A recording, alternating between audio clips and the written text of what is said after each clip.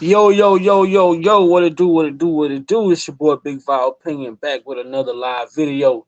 And tonight we're going to be talking about the state of the culture. Make sure you hit that like button. Make sure you hit that share button.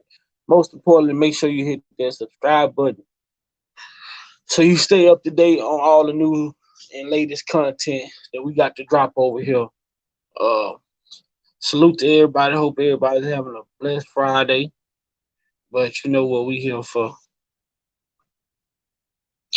We here to drop that content.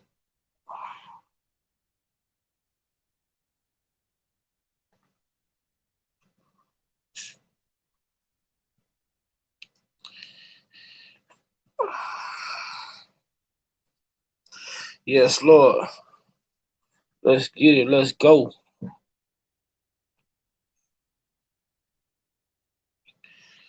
Come on in. Get a fellas a few minutes to get in here. You know,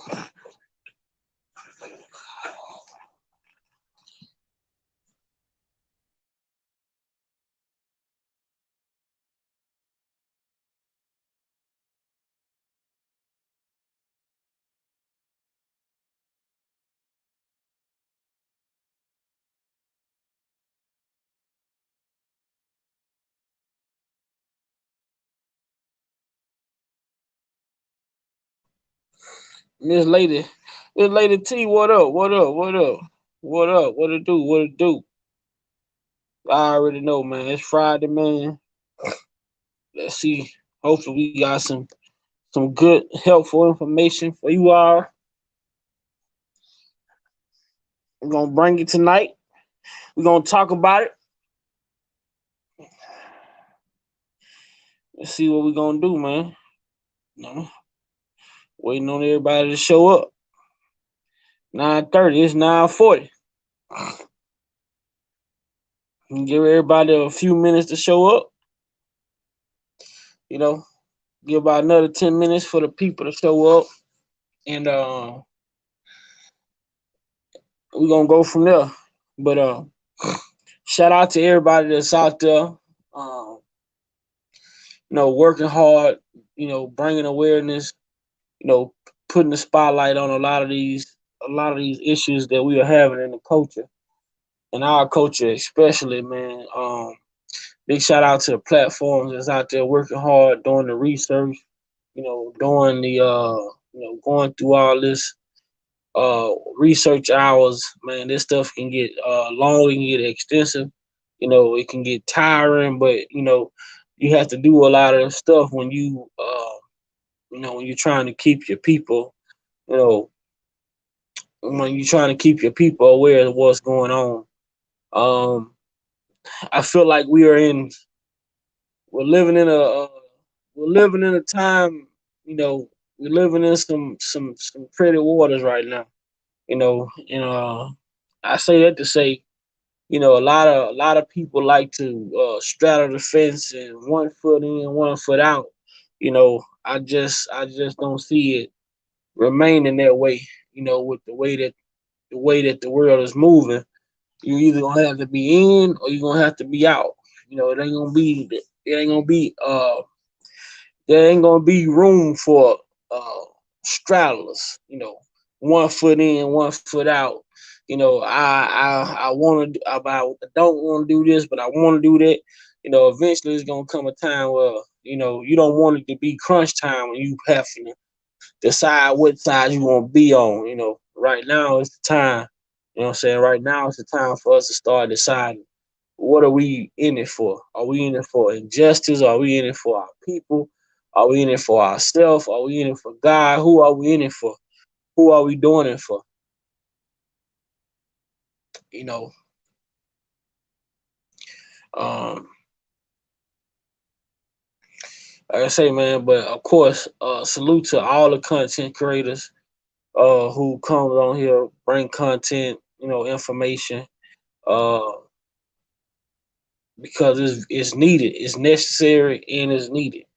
Because a lot of things that they're not gonna bring to our attention. A lot of things they're not gonna show us. A lot of things they're not gonna uh addressed to us because they don't want us to understand these things. But hey, at the end of the day, if you seek information, you most definitely can find it. So you just got to be willing to seek the information. You know what I'm saying? Earlier today, we had a live. We talked about accountability. That's one of the biggest things that we have to do as well as a group of people, man. We have to take accountability. We have to be accountable for ourselves first, then take accountability and then, go about change from there. We can't keep pointing the finger and say, oh, it's this person, it's that person, or it's these people, it's these people, these group of people are suppressing us. At the end of the day, we have a choice at this point to say, we're gonna either allow these people to continue oppressing us or we're gonna, step up and speak out. It's all about us, the individual people coming together as a collective. That's the biggest thing that society has been able to accomplish when it comes to our culture. They have been able to divide us, and they have been able to consistently keep us against each other. No matter on what level it is, rich, poor, middle class, whatever you want to name it.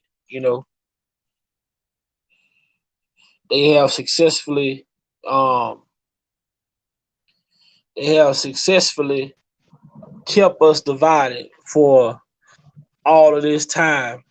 And at this point, in life, like I keep saying, man, you know, we can't keep warning people that the time is near.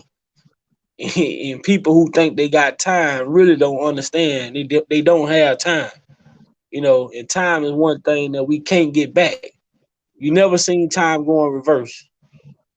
Until they call this such and such daylight savings time. But all of a sudden now they come out with some, oh, we gonna go away with the daylight saving time. So who the hell is human? Who is a man? Who is human to control time? There's only one time clock we should be worried about. What's going on, brother David? Yo, yo, yo. What up, Big Five? What up, chat? I mean, what up, Miss Lady D? Miss We Queen? here, we here, man. I don't know where everybody else at, man. We here waiting, man, locked and loaded. Everybody know we had a state of the coaches on Fridays at 9:30, man. I don't know if they still frying chicken wings or fries or what. Right, it's Fish Fry Friday. Fish fry Friday. Yeah, yeah, They gonna come in a minute. They gonna be here in a minute. yeah. So I was just sitting around, just sitting, just talking over a few things, just chatting about a few things, uh, you know, um, pretty much from what we talked about earlier today. Yeah, People yeah. understand. I had got knocked off, Big Five. I was working and everything, but I had got knocked off though. Yeah.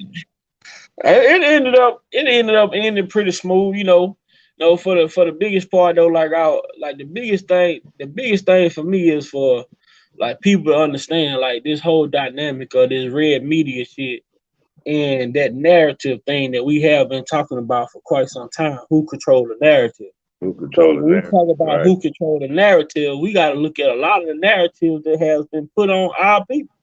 You know what I'm Yeah. saying? Are these people really fucking criminals, or are these people being fucking ambushed and made to look like a criminal?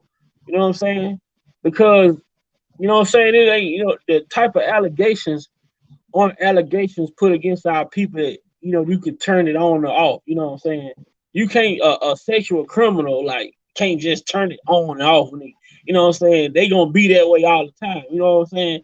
So you Yeah. talk about drug addicts, drug addicts, only time drug addict ain't on drugs is when they ain't got no money. But when they ain't got no money, they doing whatever they can do to get the drugs. So it's hard to now that you think now when you sit and you think of everything in its totality, and why is it the guys who are attacked by these media outlets are the guys who have, I'm not going to say where they don't have they are worth more gone than they are alive. You know what I'm saying? You know what I'm saying? And a big statement right there. You know what I'm saying? A lot of these guys who's been ambushed with these narratives, even now like sit back and think about Whitney Houston. You know what I'm saying? Everybody like a We gonna lot of the talk great together. I had need somebody calling me, man. He about to blow my go out and come back in. yeah, so a lot of our greats, have been, have been diminished in the media and made to look like, what I'm saying, less than a person. And that's the crazy part about it. What up, Lex? Man, I've been in here, man, about 15 minutes, man, waiting on everybody to see where everybody at, man. But it's Friday, man. You already know what's going on. Nothing but some information, a little bit of straightening. Ain't nothing but a little bit of straightening, like the Migos say. Ain't nothing but a little bit of straightening going on tonight. You hear me? That's it. That's all. Ain't nothing but a little bit of straightening. J Rock, what's happening? What's happening, man? What's happening? I'm here. I'm here. I'm waiting on the crew. I'm here just waiting on the crew.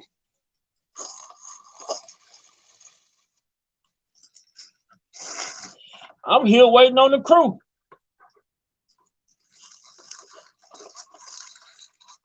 May I take a little something for the G's? And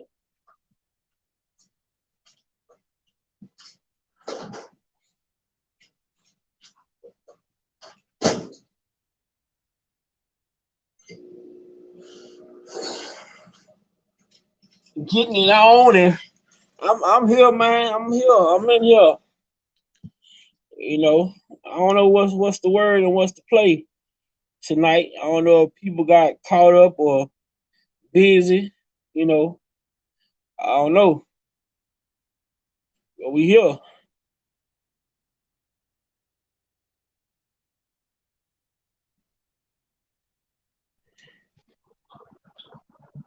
The link pinned to the chat. So, you know. I was just looking at a video that Kwame said something about Kanye naming names or something like that. Yeah, I got a little bit of it. He just dropped some names. Kanye said a lot of the shit. J Rock said he got something to do. All right. A lot of this shit is shit that we've been talking about over here, but it's almost like confirmation. You know what I'm saying? It's almost like confirmation, huh? To us, it ain't nothing but confirmation because we've been talking about this shit for quite some time. You know what I'm saying? We've been on it. It's safe to say that we ain't missed the mark. We've been talking about a lot of this shit that go on in that industry, and I was listening to a video early today. This guy named D DC something DD or something Max something. But he was like, man, I don't know how to feel about this Kanye situation. You know what I'm saying? I don't know. He going too far. I'm on the fence. Then he say the reason why he's on the fence is because Kanye West wore a white lives matter t-shirt. I'm like, man, dude, Nick, that's the problem right there. Right there.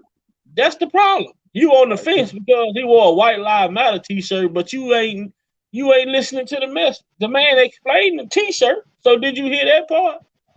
No, we don't listen to that part. We not living in a time where you can be straddling the fence, man. It's either you gonna be on this side or you gonna be on that side by your damn self. Right, you got damn to be by your damn self, because I'm telling you, be by yourself.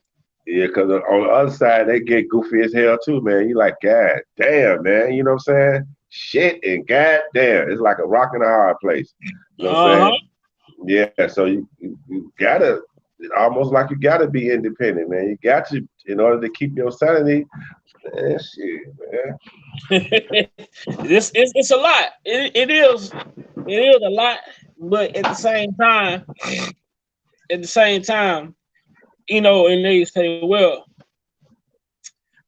uh, it's different, and it is. I told people it is a difference. It's a big difference. It's a big difference what Kanye West came out and did versus what Kyrie reposted. The thing is, Kyrie never spoke against these people. Right. Kanye West did. Right. So that's a big difference. Very But big difference. for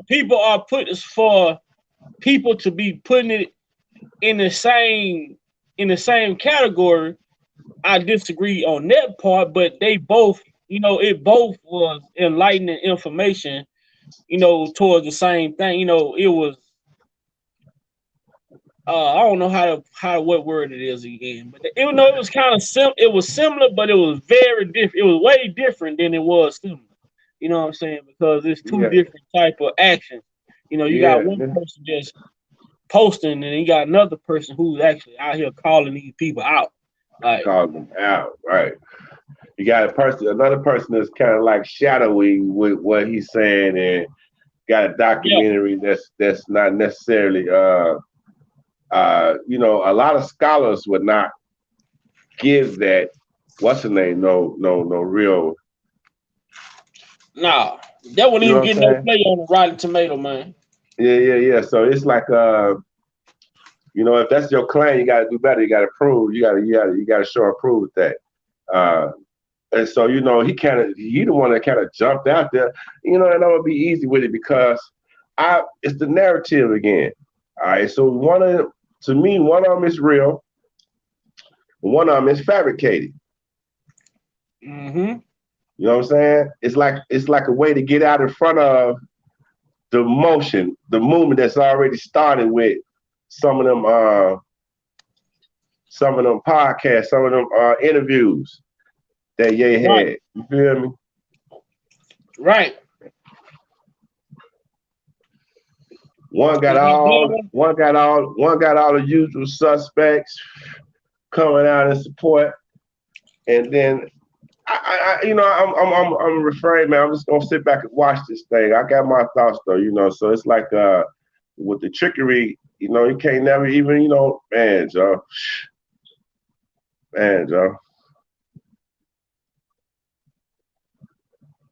One thing's for sure, the red media is definitely controlling what people seeing and hearing.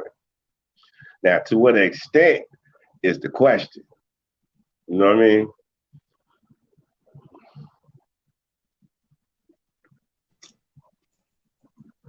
I feel like Kanye feeling like his movement is being hijacked right now. Right. And I believe they are doing it purposely. Mm-hmm. That's the move.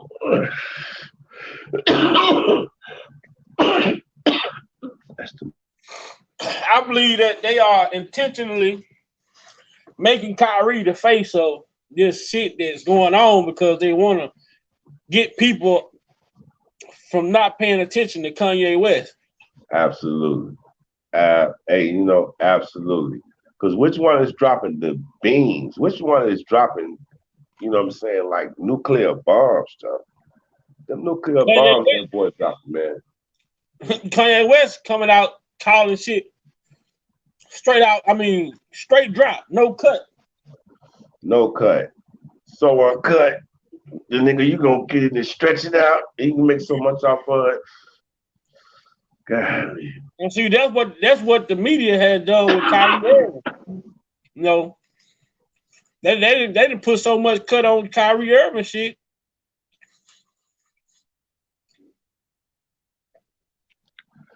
Man, I want to see how they're gonna top. I want to see how they're gonna top the fact that the man said they sacrificed his mama. I mean, I haven't even seen the video. I'm just saying I seen, like I said. I'm gonna just play a little bit of it. Yeah. And how you top that? I mean, man, that's deep, man. You know, that's He taught out more than just his mom. Michael Jordan, his daddy, Bill Cosby, son. his What we already son. been Yeah, talking about. man. Yeah. You go through. They try to suppress you, but that's how they try to categorize. They can't control me. You get what I'm saying? They can control Shaq. They can control Charles Barkley. They can control LeBron James. They can control Jay-Z and Beyonce. But not you, man. But they can't control me. You Not see, it you. ain't no name I won't name. Exactly. It's up. Not you. You know what I'm saying? And just for Minister Farrakhan, I love you, but the way you read that, I took that as a slight. You know what I'm saying? I'm taking no disrespect from nobody. So let's get on the phone and let's talk that out. I don't care who you are. I ain't taking no slice from nobody, right? I ain't taking no slice from nobody. It's God. That's the only person that I serve. My mom ain't here. My mama was sacrificed. Me too. You understand? Yeah. I'm Christian. Michael Jordan, what about him? His daddy, right? Bill Cosby, his son, right? Dr. Dre, his son. You know, out in Hollywood, a lot of people come up missing. Feels like it might be a lot of that in order to control, traumatize. They want to monetize and traumatize. And God loved me. You understand? They hit me. Gap, Adidas, all that away. Still, Forbes, who hate me, right, had to write net worth 400 million. Jesus is king. God loved me. That's more important thing in life. Mm-hmm. That's what it comes down to, dog. I'm telling you. This is why they want. This is why they want to push the Kyrie narrative. Because they don't Mhm. want nobody listening to this shit. Yeah, we can all be Jews and Hebrews with the Kyrie narrative. You know what I'm saying? You know, we'll be y'all new Jewish pests. Yeah. Y'all call yourself Jews and yeah, sucking dick and all that shit. Fuck that, man. Mm-hmm. This is what they don't want people listening to. They don't want people listening to Kanye.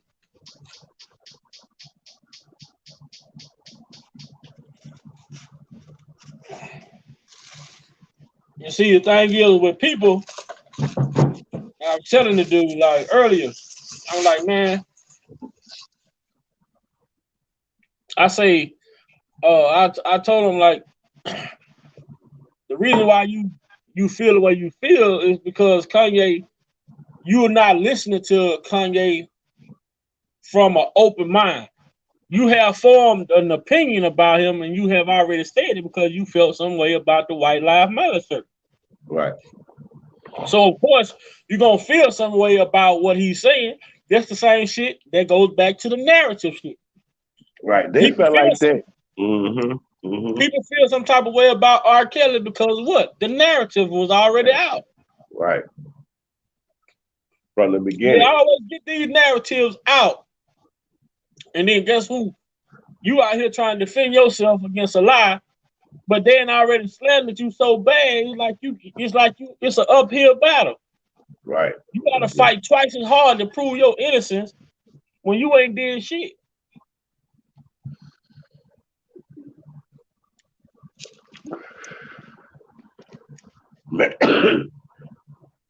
Make you question yourself sometimes. It'll make you question your own sanity. Like, God damn it, did this? Am I right? You know what I mean? When you have so many people, you know what I'm saying? And Joe, all you gotta do is this. All you gotta do is say, man, just man.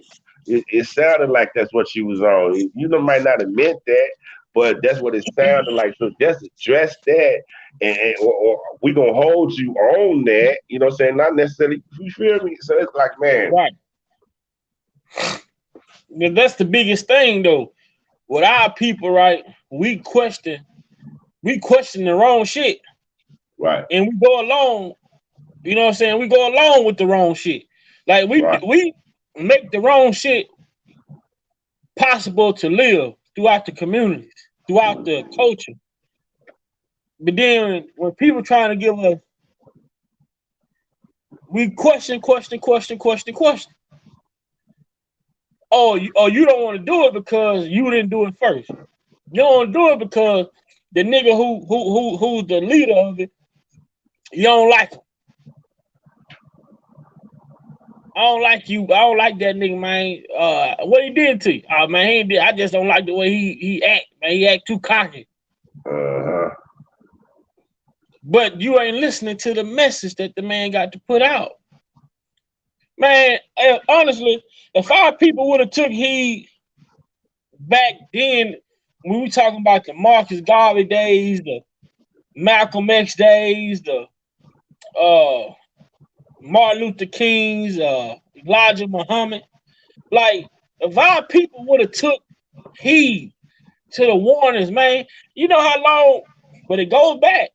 It goes back. Like for me, David, like I say, for me, the way I look at this whole ordeal is like, I look at in this world, I look at all of our great people to be, we done had so many Noahs of our culture telling us, warning us about unity, coming together. How important it is for us to come together. If we gonna rise up, the only way we're gonna rise up is if we rise up as a whole, not a select group of people. That's the whole thing. Our people been chasing money because right now you'll give a person like Oprah Winfrey the billionaire, but you know how many billionaires Oprah is trying to make? How many billionaires have Oprah made?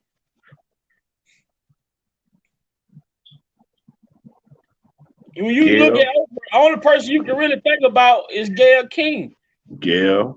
But Gayle is in bed with those red media people. Well, you know, she made Barack Obama a billionaire too, because she's the reason why he got elected. Yeah, so, but you know, but we all know the real reason why he got put in there, though. Right. I don't want to stretch the step out. I feel what you're saying. I hear you. Yeah, you know what I'm saying? We know. You know what I'm saying? Come on, man. Now you go like they front us. They gave us a quote unquote black president. So next thing they gonna do all the impossible shit that we thought would never happen in this country is gonna come to fruition. There's gonna be a woman running this fucking country eventually. Everything is lining up to go that way. See, it almost seems like they're running in from behind the scenes anyway. Yeah. Something like a woman, something like a woman, I could say. Definitely a woman is always new. Like they say, when there's smoke, there's fire.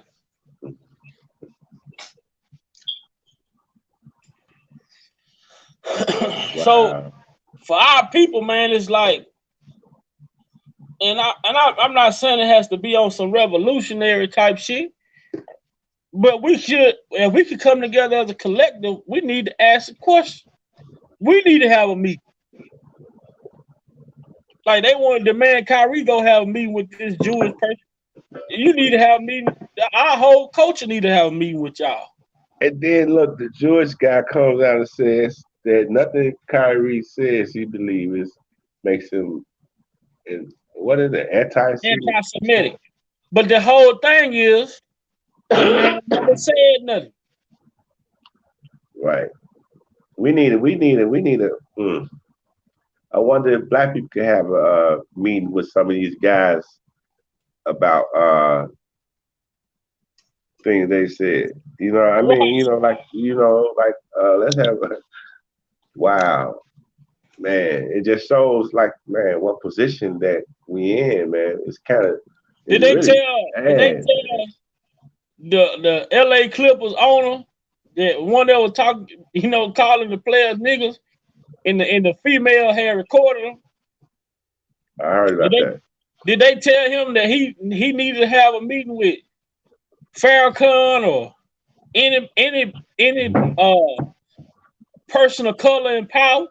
Because the NAACP ain't for us. No, man, the NAACP ain't for us, man. Man, if the only person, man, only leader of black people in America, who can't even their name? Ain't none. Seemed like Farrakhan, but Farrakhan earlier, if you heard, he said he met with the rabbi, and the rabbi Yeah. gave him an envelope at the end of the dinner, and wanted him to stop, wanted him to go away pretty much. Mm, mm. So it's something about this shit. Like even I came across this shit right here with they got the NAACP, then they got this shit called a Boule. And I looked this shit. Can you make it bigger? Hold on right quick. That's the wrong one. I'm finna go to it. Yeah, my eyes, spraying on my eyes. Man. So Cold world, boy. now it's like, what's up with all these secret fucking societies, man? Mm-hmm. That's the Boule. W.E. Du Bois. That's him. That's who that is in the middle, right? W.E. Du Bois. Yeah. Yep. W.E.B. Du Bois, Jay-Z, Oprah, Jesse. Jesse. Hey, did you see how they had Jesse out that last campaign, man? Like down south somewhere, stomping for what's big girl name? Brianna. Not Brianna. No. For the lady that was running for the governor down there, and I think in Georgia. Stacey Abrams. Stacey Abrams. Yeah. You ain't see I seen Jesse. Damn, it was some event. That I seen them at. They had spotted him on camera, showed him on camera. Man. I can't remember, but this Boule is a society though. So you look at. So I was looking at this shit, trying to figure out what is this shit about, man. So finding that now you see this tattoo right here. I mean, now you see this symbol in the middle, right? Right. Now look at this shit. That's on LeBron James' chest. Yeah. That same little whatever it is with wings. Wingy thing, yeah, with the purse or something. Yeah. Wow.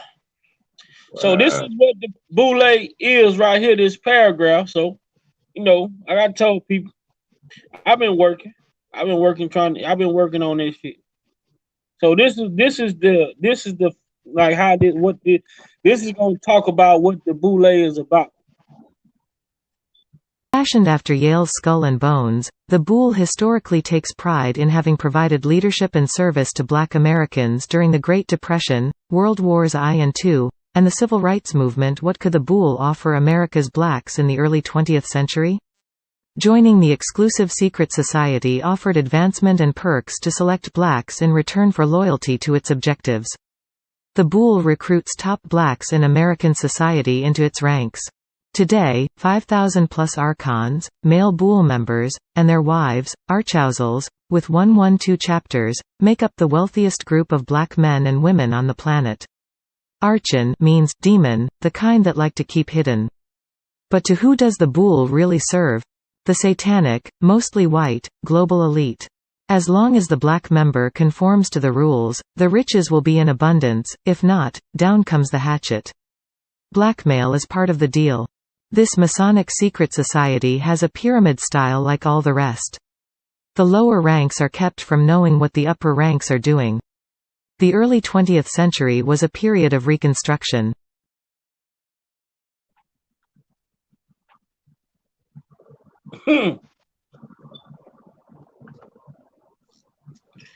Shit that'll make you go, what the fuck? Wow. But I thought, I mean, I see people with the Mason signs all the time. They don't be seeming like they. But the Mason sign, the pyramid, that shit is on the back of the dollar. So I don't know. I mean, is it what is it bad and good? Like like a church, or like religion or something? Like, I mean, because I know people that say they Masons, and do like, is it the same thing? I know people that say they. I know the people that say they. I know Masons as well, but I mean that's just like Moors, right? That's a whole different. That's a whole different type of lifestyle. You know what I'm saying? Right. And if you ain't a part of it, yeah, you can I can socialize with them. But if those people they're just like goddamn a Muslim, right? You can socialize among the Muslims, but guess what? When they go to the mosque, you can't go in there. What if you not a Muslim, what you doing in there? Right. If you going to Juma, you can't go to Juma. What the hell? You a Christian? You can't go to Juma. Right.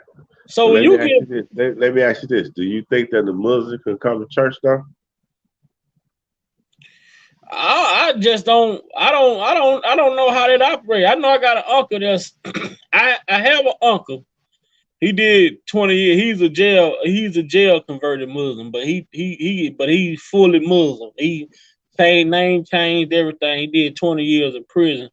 But Okay. I actually saw him, like he read his Quran. Like that's the first time in my life I ever saw somebody read the Quran who showed me the Quran. He read the Quran, and at the same time he took the Bible itself as well. And like he kind of like, he could go to, well, this is what he reading in the Quran. Then he can go to the Bible and say, well, this is the same thing, but in the Quran, it's just broken down in a simpler form for you to like really understand what it's saying. And I'm like, boom! So he was versed in both of them. Yeah, he was reading, because he was showing me, because I'm like, I only knew what the Bible was. I didn't know what the Quran was. So he was like, go to this in the Bible. Then he like, boom, he said, then he'll go to his Quran and go like, now this, look at this and look at that.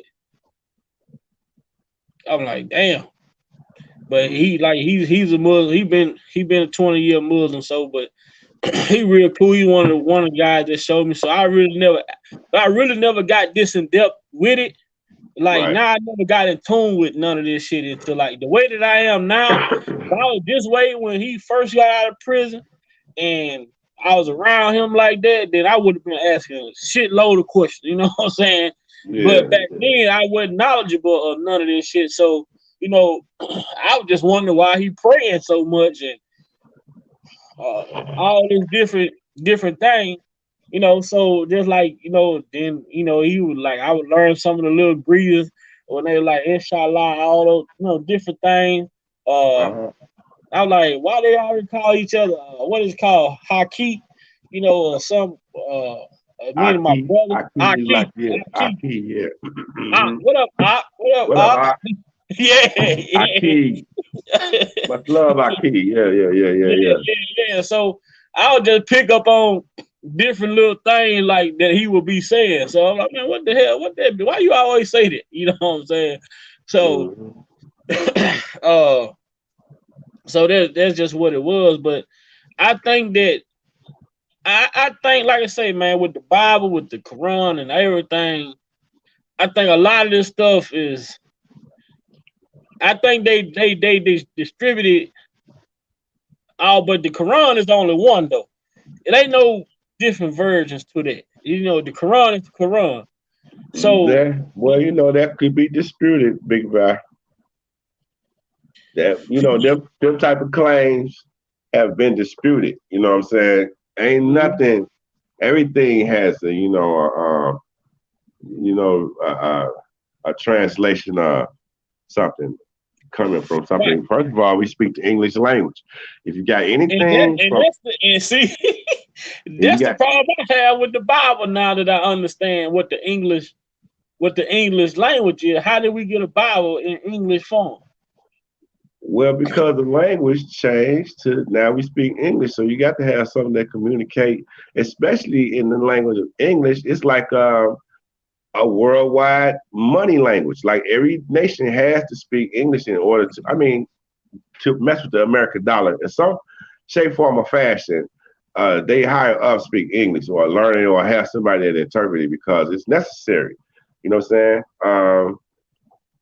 So that's the language. And when it changed from now to whatever it's going to be, especially with them switching out words and stopping this and stopping that, ain't no telling.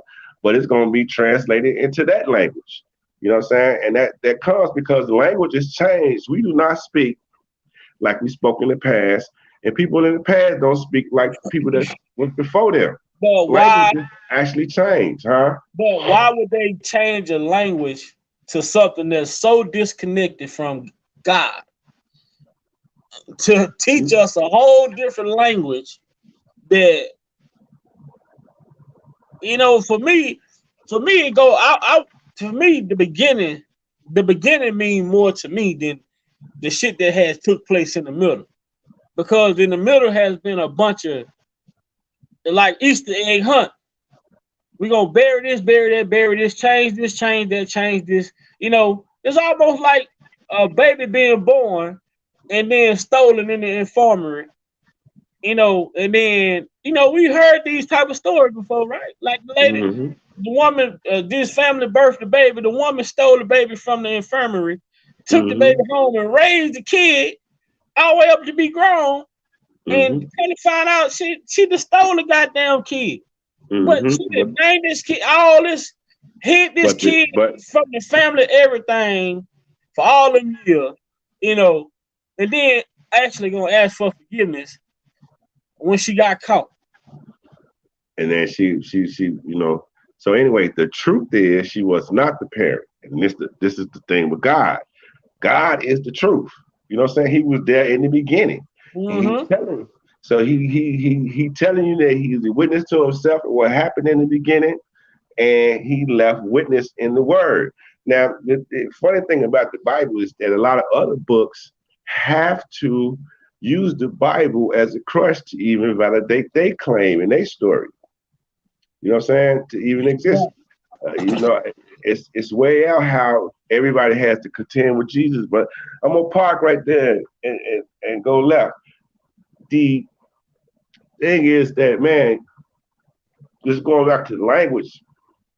In the English language, I know what love means. I know what right means. I know what wrong means, even though I say it in this language. Somebody in Spain understands those same emotions, those same feelings, those same things, and they say it in the language. But we live in a time where I can speak into a computer, my feelings and my words, it'll go through that computer and translate it to somebody else's words.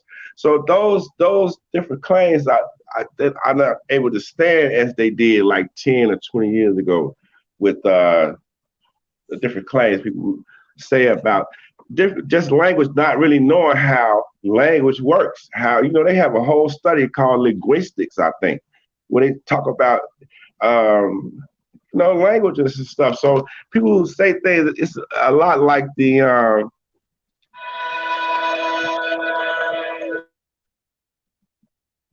what happened? It's a lot like the Jews, the Hebrews thing, you know what I'm saying? It's just a claim, but with no real what's the name though. That's why I was asking people to really go and look up and look into the term English and see what it really means. English is just an acronym for, it has a meaning behind it. Like this whole language barrier, it has a meaning behind it when you look into the word English. And that's why I tell people we really have to go. But these people ain't gonna they're not gonna just tell us this shit. They're not gonna sit here and say, well, this English shit, English, this is where it comes, this is what it's derived from. You know what I'm saying? But even it's so crazy, but you can say the language thing, right? But we got people that foreigners that come to this country that look at us like we ain't shit. So if they somehow understand our language all over the world, why the fuck we looked at as the scum of the earth when it comes to all these people? Because of the red media. Because the red media broadcast us as vicious, sexually moral, crazy people all over the world. It's probably Love and Hip Hop. Probably the shootings in Chicago, always broadcasting. Probably some type of dysfunction, always showing us, broadcasting us like dirt and filth. So, and then a lot of us had a nerve to walk in pride in that because we don't really know that we being broadcasted like that. We thinking that people is like really feeling us, you know what I'm saying? So we walking around and in our pride, and man, it's really, man, disgusting. Actually, for somebody who don't have self-awareness of what is going on and to be walking in that prideful image of I'm doing it. When we ain't doing it. When if we don't have the mindset to understand that if all of us ain't doing it, then ain't nobody doing it. Right. But you know what I'm saying? So it's like, man, it's crazy, man. But you're gonna always have the ones that's gonna question, like we were just saying earlier. You're gonna have the ones that's gonna question it. You know what? It's just so. I'm gonna tell you how crazy it is. You probably would agree. Even during the return, you're gonna have people questioning: is it really going on? Is it really happening? In the last days, it's gonna be turmoil all over this world, and people still you're gonna have some people questioning what the hell going on. Yeah. Yeah, and man, that's one of the reasons to try to stay focused. It's hard, boy. It's hard to stay focused, but man, we're gonna listen to see. We're gonna look at. We finna listen to a little bit about this English language vernacular, and we just gonna listen to a little bit of this shit because it's just like stuff that I just been sitting around just trying to understand it, man. That's all. I'm just a young man with curiosity, and you just go and you just look and try to find some stuff, or look into some things. But we just gonna see what they speak about when they talk about this. I wish I had my laptop to actually pull these, be able to pull these up. Caribbean English, Indian English for speakers of English in the East Indies, China English, and the list goes on. But the particular type of English which is spoken by many so-called African Americans in the United States is called African American Vernacular English, formerly Black English Vernacular. According to Britannica, African American English is a language variety that has also been defined at different times in dialectology and literary studies as Black English, Black dialect, and Negro non-standard English.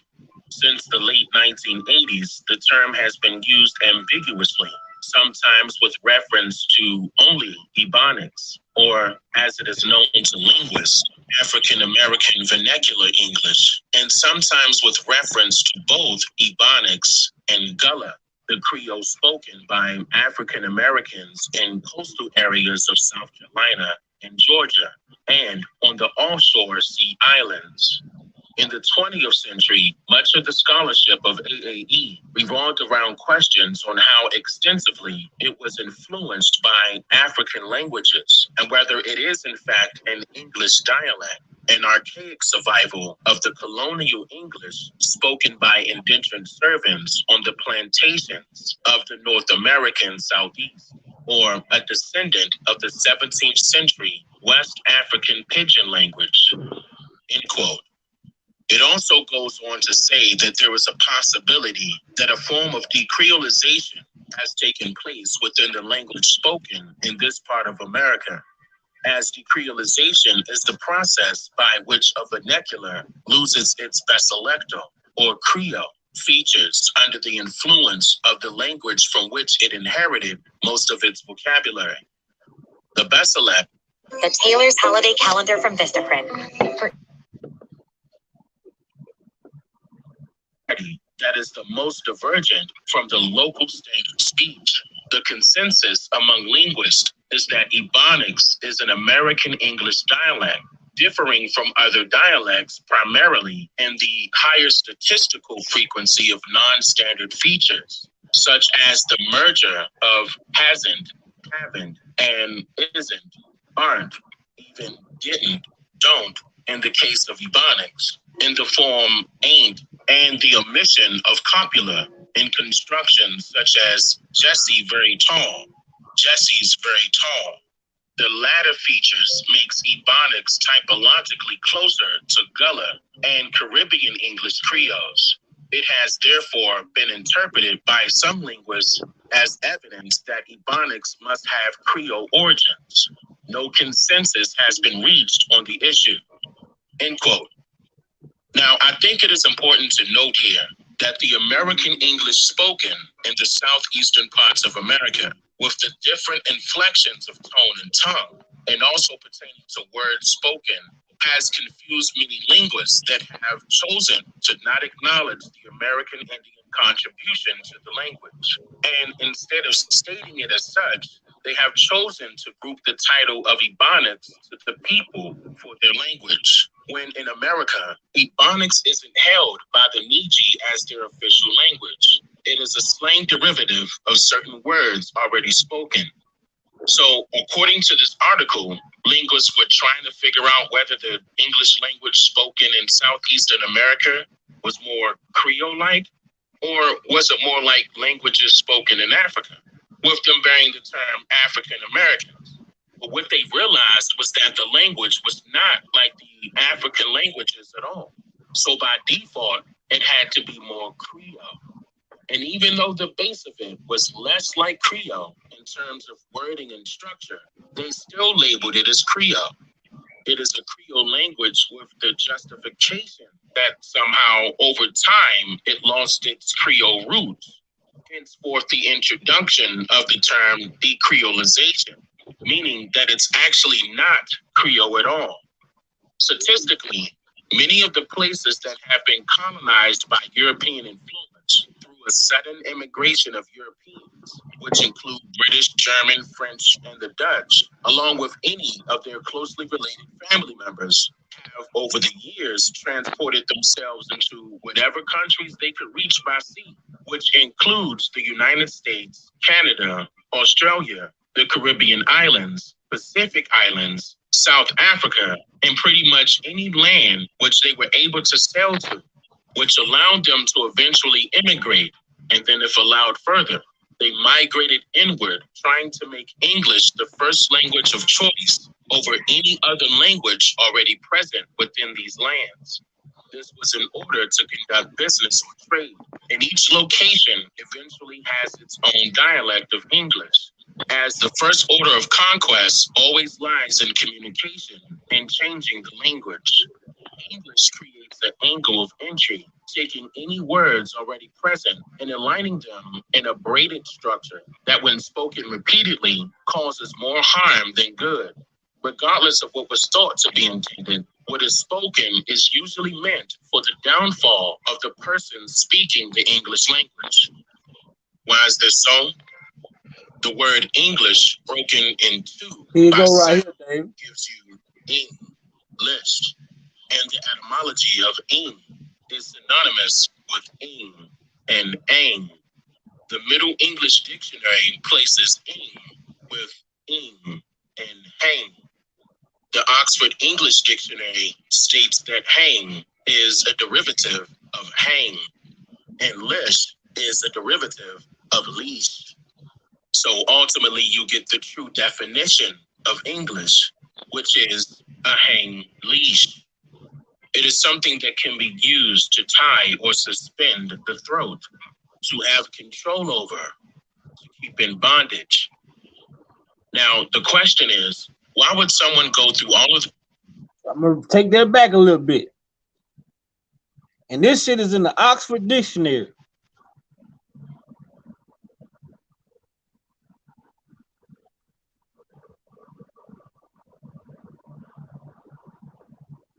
Is this so? The word English broken in two by sound gives you English, and the etymology of ing is synonymous with ing and ang. The Middle English Dictionary places ing with ing and hang. The Oxford English Dictionary states that hang is a derivative of hang, and lish is a derivative of leash. So ultimately, you get the true definition of English, which is a hang leash. It is something that can be used to tie or suspend the throat, to have control over, to keep in bondage. Now, the question is, why would someone go through all of this trouble to hide the true definitions and change the spelling of words? And where does this even come from?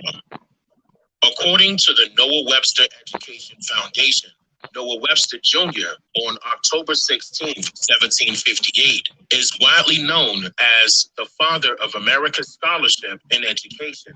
He came of age during the time of the American Revolution. He was a strong supporter of the Constitutional Convention and dedicated his life to causes he believed would make a stronger nation.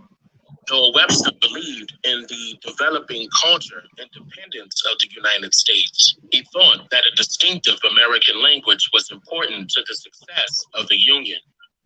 His first effort to help with the unifying language was a compendious dictionary of the English language, the first truly American dictionary, which he published in 1806. He then expanded that effort by learning 26 different languages, reflecting the languages of ethnic communities found in the United States. And in 1828, he published an American dictionary of the English language. Did you hear that?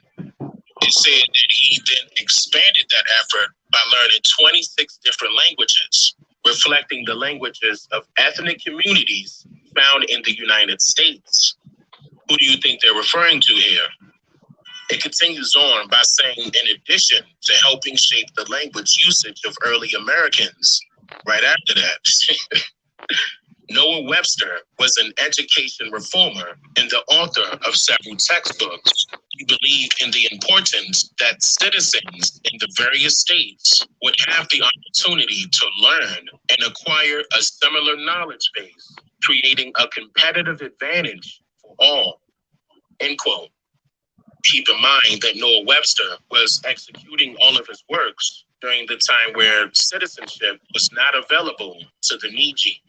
So it is critical to grasp exactly what is meant here in regard to Noah Webster wanting the citizens in various states to have a competitive advantage. The Noah Webster Education Foundation goes on to say, while Webster published several successful textbooks, one of the most used was a Grammatical Institute of the English Language, otherwise known as the Blueback Speller, in 1783.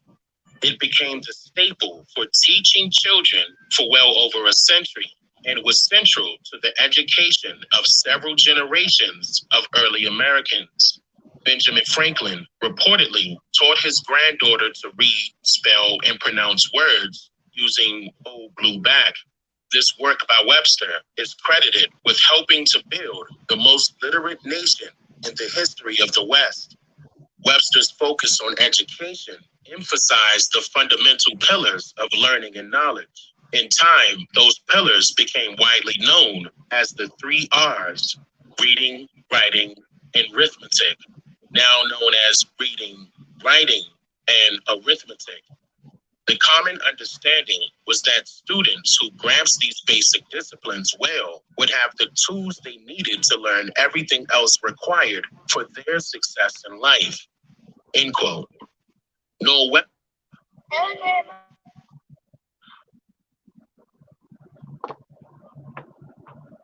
Decisions detailing which words should be used in everyday language, all the way down to pinpointing exactly how they should be spelled.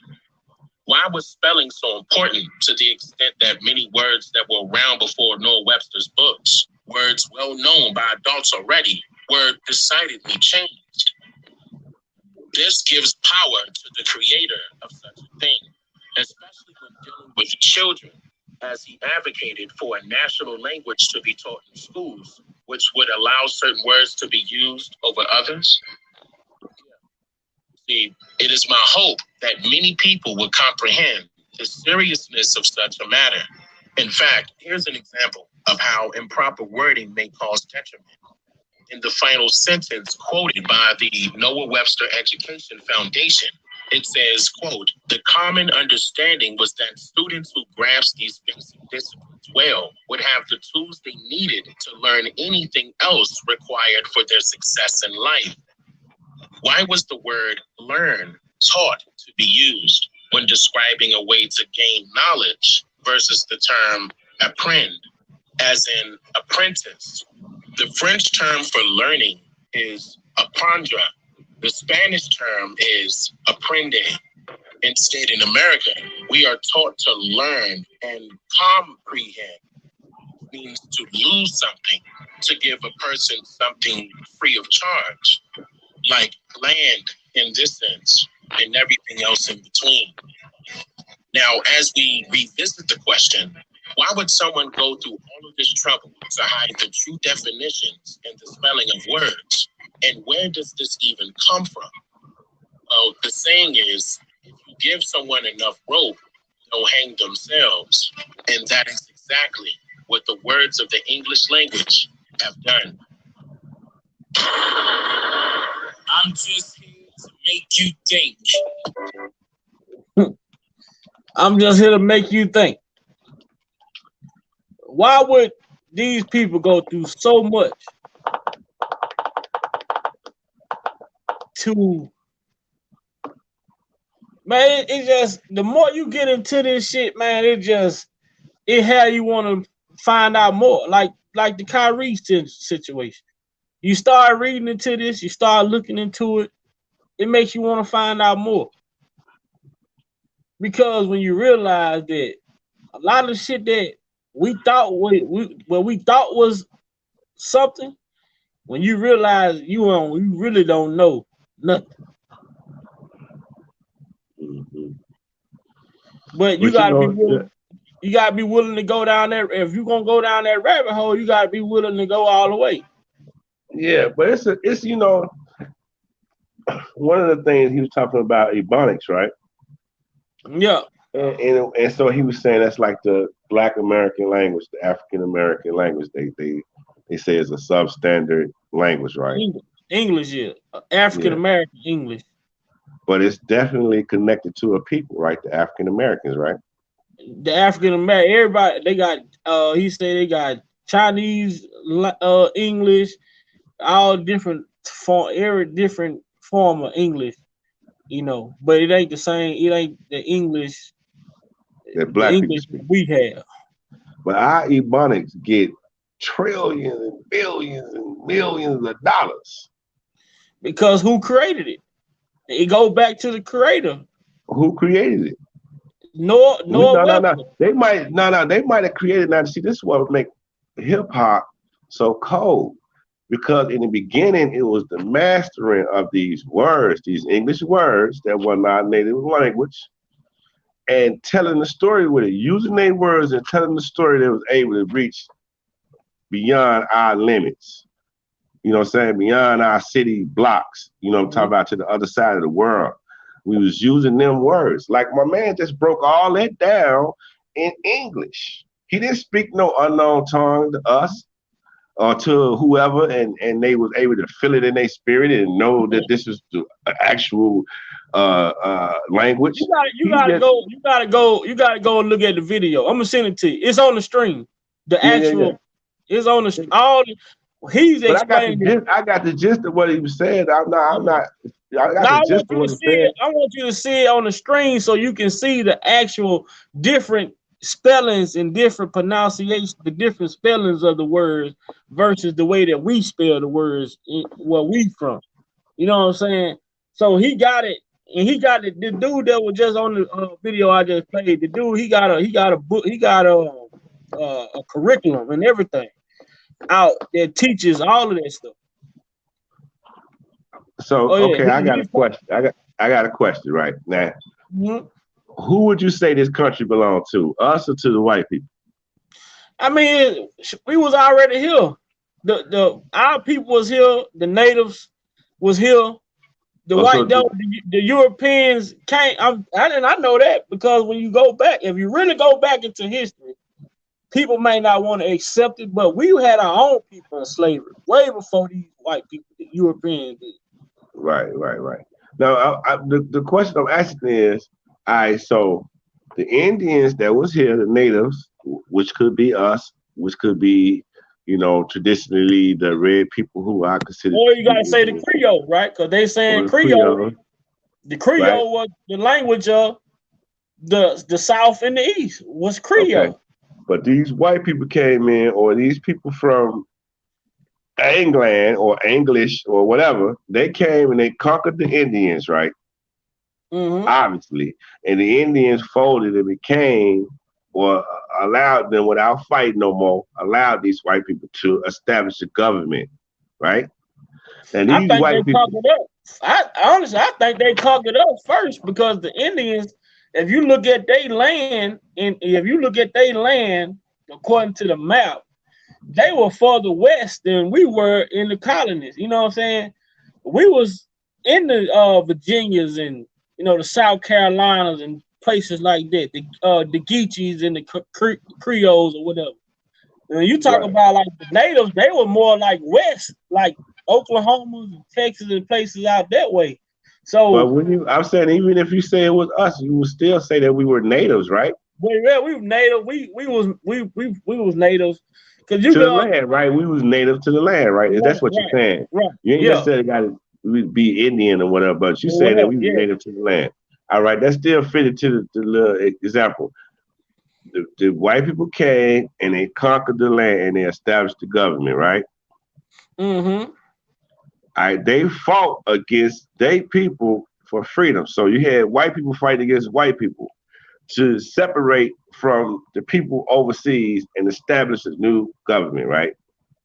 Yeah. That's according to they say when they first got here, when they first arrived here, like they couldn't do business with us. If you go when you look at it, they couldn't do business with us because of the language barrier. You know what I'm saying? So they end up going back. They went back. According to the story, when they first arrived here, they came and when they discovered this land, they discovered that people was here already.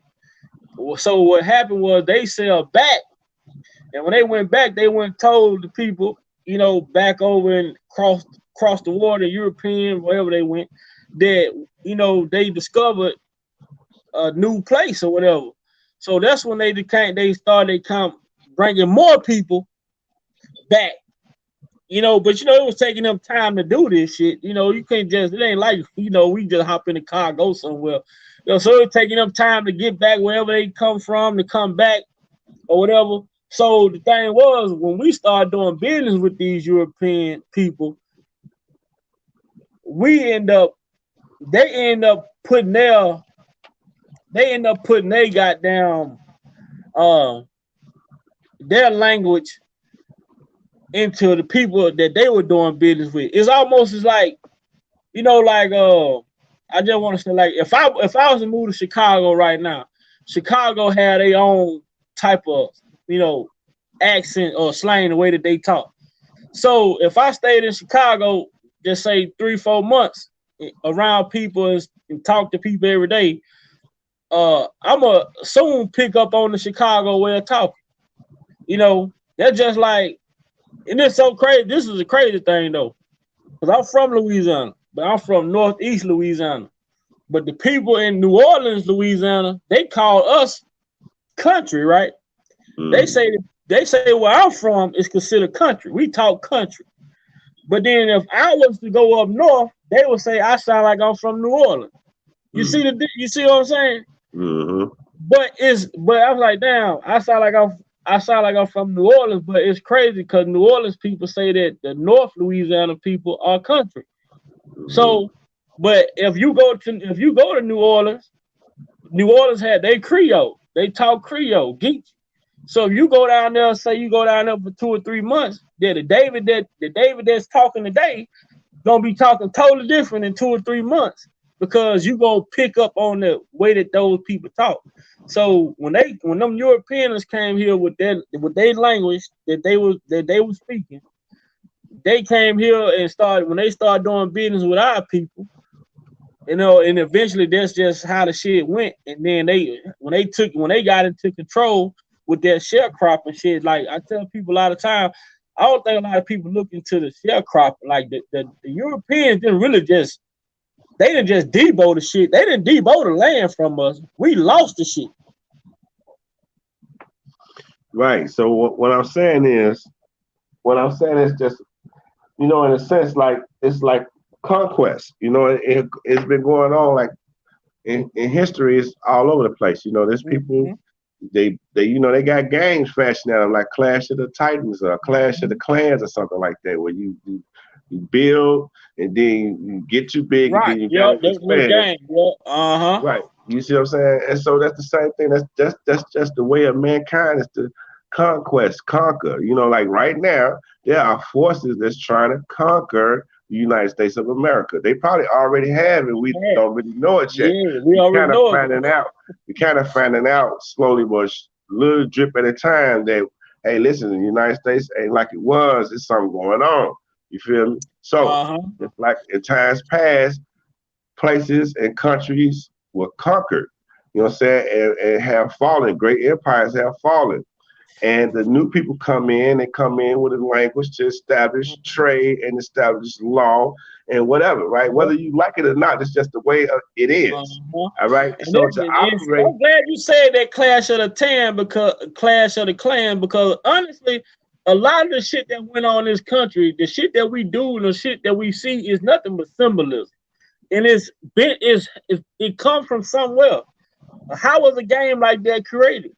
Well, I mean, if we're gonna be honest, Big Value, you have to say that if you follow a lot of the prevailing thought with black people, if black people was in the beginning, we know that, you know, they have conquered. You know what I'm saying? They have went to foreign lands and established you know, kingdoms there, you know what I'm saying? Service there. So that's just how it goes.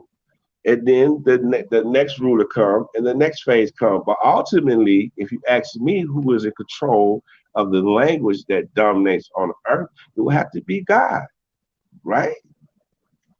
I don't know, because like you said, we got forces, you know, people went against God.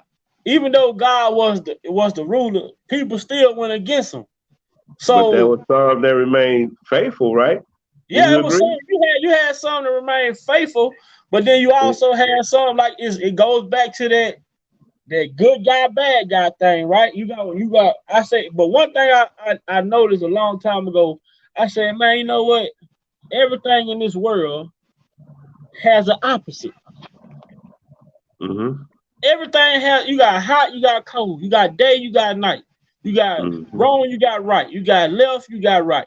You know what I'm saying? You got up, you got down. You know, it's everything has an opposite to it. So when we talk about like the creator of the languages of the language, rather, or the vernacular, whatever they want to call it, you know, I guess it's almost like, you know, people just adapting. You know what I'm saying? It's like a survival type shit. You know what I'm saying? You put somebody in you put people in the unfamiliar. You know, that's just like, okay, now we see that these humans, they say humans should never be able to communicate with lions and shit. But then we turn around, we look at motherfuckers call themselves the lion whisperer, who is raising these goddamn lions, you know, living with them, playing with them like dogs, you know what I'm saying? But they can do that, but let another motherfucker come try to do that. Like, that shit right there to me, like, man, I don't understand. Like, that's a whole, what type of understanding that you gotta have, or connection that you gotta have when they saying that these lions and shit are dangerous species, but you got a man sitting there walking with these motherfuckers. And he must be fearless. That's what type of man that is. A fearless one. You know, for him to do that, I admire that type of shit. People who be doing on sleds down the mountains, I can't believe they do that stuff, man. Scott, man, I be like, damn, I be thinking the same thing, man. I'm like, damn, man, those people is very adventurous. I would never do nothing like that. Never do no shit like that. No, I ain't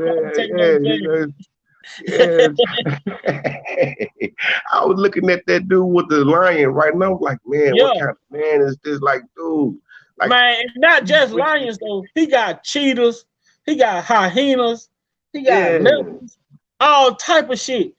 And he live with these motherfuckers. I'm like, man, then they say, then it's so crazy now. I'm gonna tell you now, the shit about when I watched that dude, I think his name was Kevin the Lion Whisperer or whatever.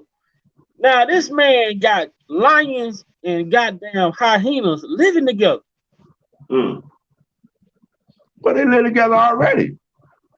Well, they live on the same land, but they don't get along. That's because they fight for the same food and shit. But if you living on a farm where they feeding you, you know, that's how you got 50 Cent and Jay-Z. You feel me? God damn it, you know. There's old people here like that, but but this shit just you like damn, because if you watch Animal Planet, you ain't never seen Animal Planet when a goddamn lion just sitting there.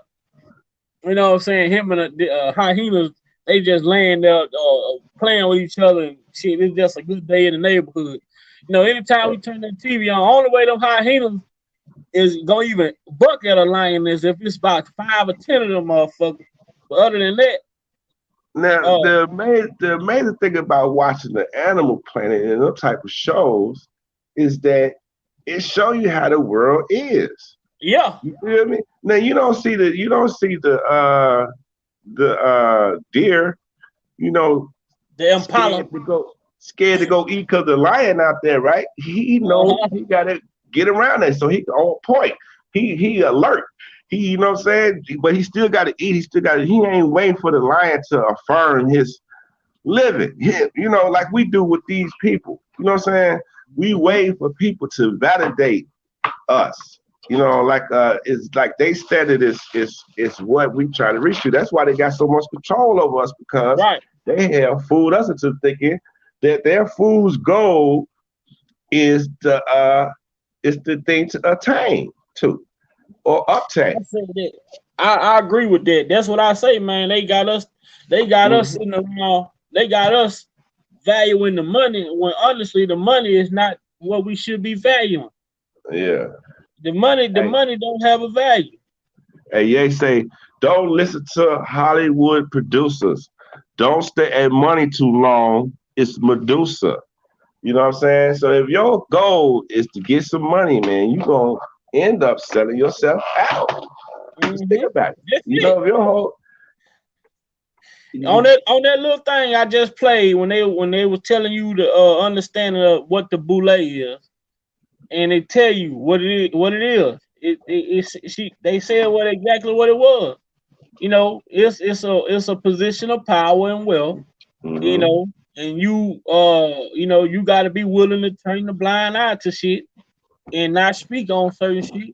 You know, and if you do understand, you gonna lose it. You know what I'm saying? That's what we seeing with Kanye. What up, J Rock? J Rock say, what in the jacked up jungle fever is this bullshit? Yeah, man, that shit, man, you gotta watch the dude. His name is Kevin the Lion Whisperer. They call him the Lion Whisperer. Man, did you see the dude? He breed these motherfucking. The dude got an all black leopard, man. These motherfuckers are so pretty. He breed them all black leopard. I'm like, damn, man, he got so much shit. White lions.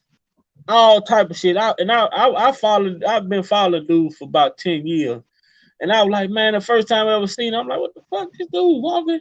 He riding on the back of the guy. I didn't realize how big a fucking lion was. I ain't never seen one in life. Just on the TV. Man, he riding on the back of this motherfucker. Like, I'm like, what the fuck? I'm like, the dude sitting there like, I mean, he communicating with these, talking to these motherfuckers. Yeah, but he get too far the line, they gonna bite his head off. You know what I'm saying? Like that dude, it was one dude out there washing up with bears and shit. He was a bear whisperer. Man, I'm telling you. Is killing that bear, end up killing that man out there. Man, just like shit. Just like Crocodile Dundee. How did he die? He died doing what he loved doing. You know, the shit just I just think that's just like that's the power of God to take a human and be able to for him to communicate with wild animals like that. You know what I'm saying? Like that shit. We've seen Dr. Dolittle. This is a whole different type of shit. This is real life Dr. Dolittle shit. But the biggest thing about this shit is like it's like that language, man. When it comes to what the people do, or when it comes to some of the things that we've had to go through so many different things, and it's like we've had to suppress to so many different things. So that's why I say that's why I say hip hop is like, those pioneers to hip hop was taking the English language, man, and they was doing wonders with it. I mean, they like mastered the language.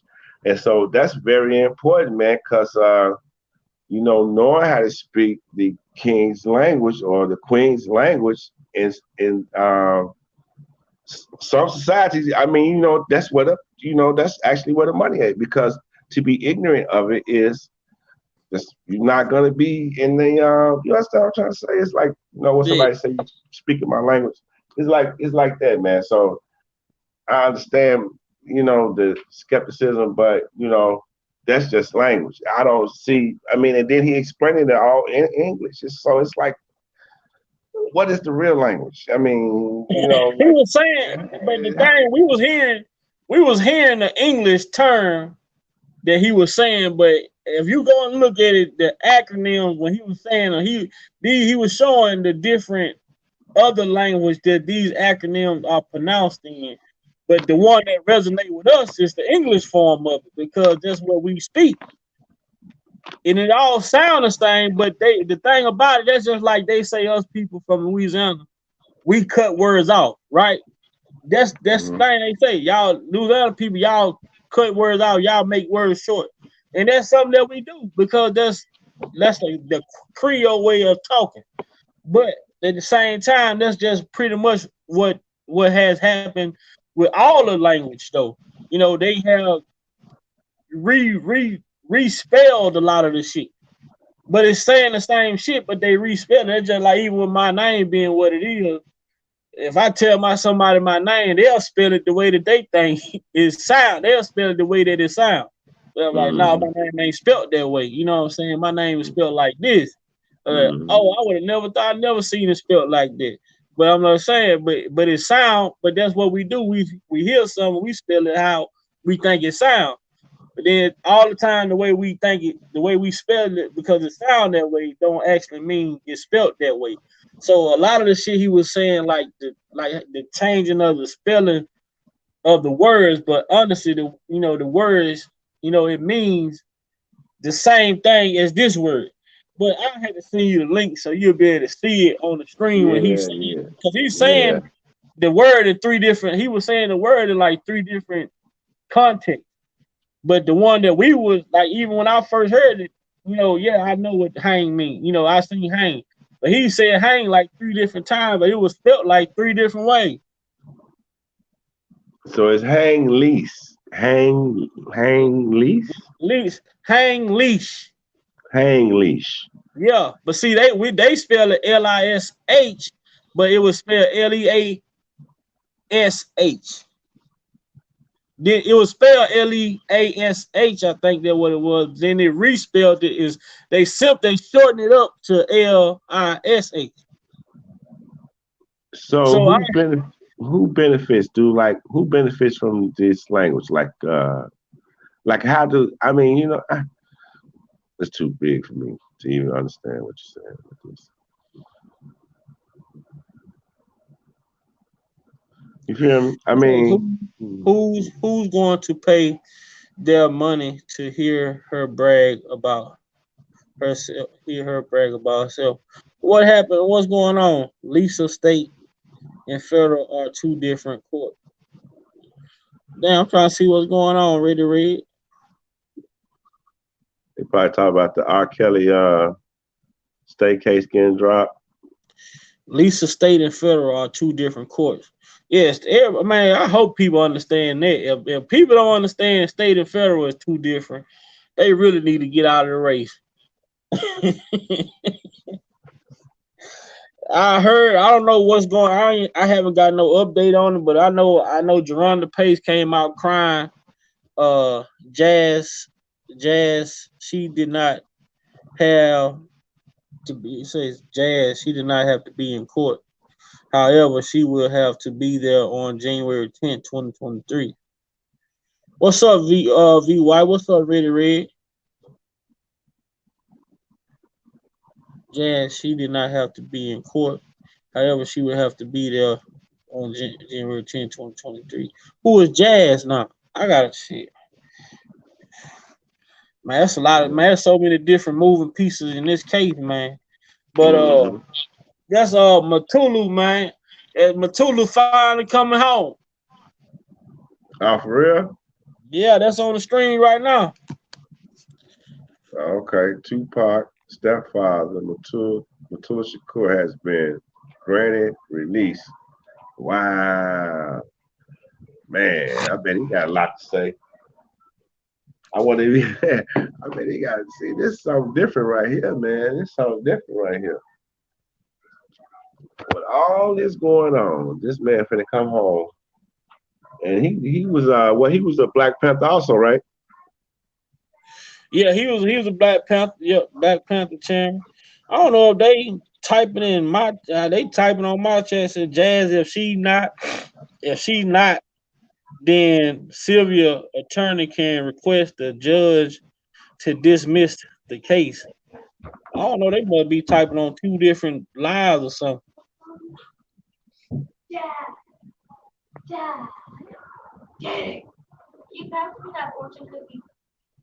Yeah, so we got Matulu. He coming home. He been granted. I guess they trying to do favors now. The rabbi they made a call. Oh man, not the rabbi. Let me see. I would say who killed our alleged rapist back in custody after escaping from probation. Now, how they gonna say alleged when the motherfucking man had a whole sex cult going on, and other women were also in the cult with this woman, with this young lady, and she ended up killing the guy, and they charged her with the murder. Then want her to pay the family restitution when he had the girl in a goddamn sex trafficking ring.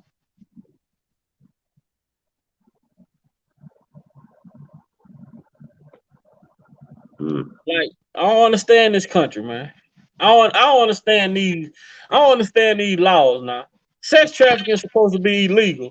You forcefully took this girl and got her into sex trafficking. She kills you and get away, freeing herself and other females, and then y'all charge her with the death and then want her to pay restitution as well.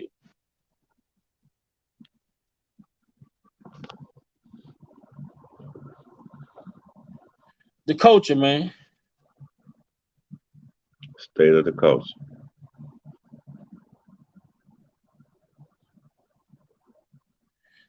Okay, let's go. Let's keep on moving along.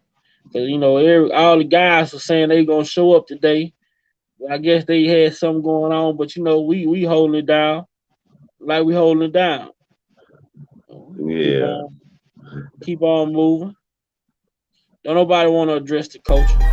They want to let everything be what it is.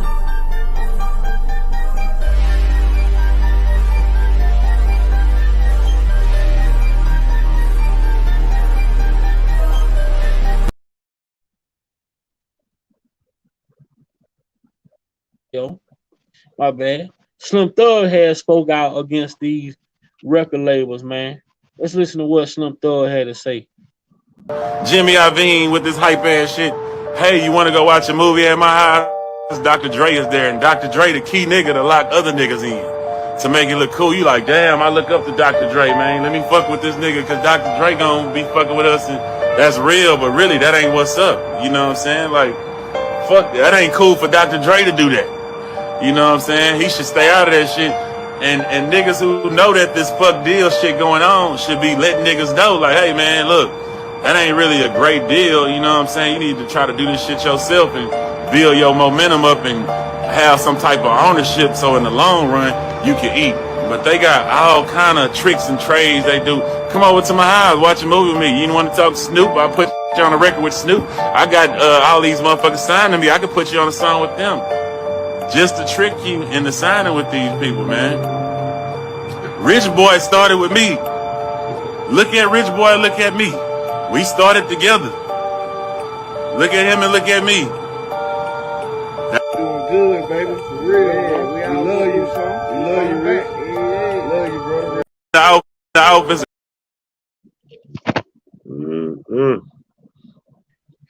Rich Boy jail. He went to jail for beating his mom and dad up.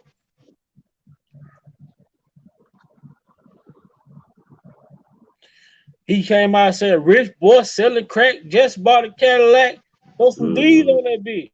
Now he's talking about Rich Boy smoking crack. Yeah, just sold my Cadillac. The industry hell, boy. Man, build you up to tear you down. Huh? I say they build you up to tear you down. Build you up and tear you down, man.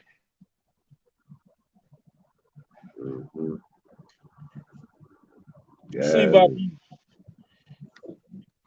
these old LeBron James and these old. Oh, here's the rabbi right here, though. You know they got shit everywhere, man.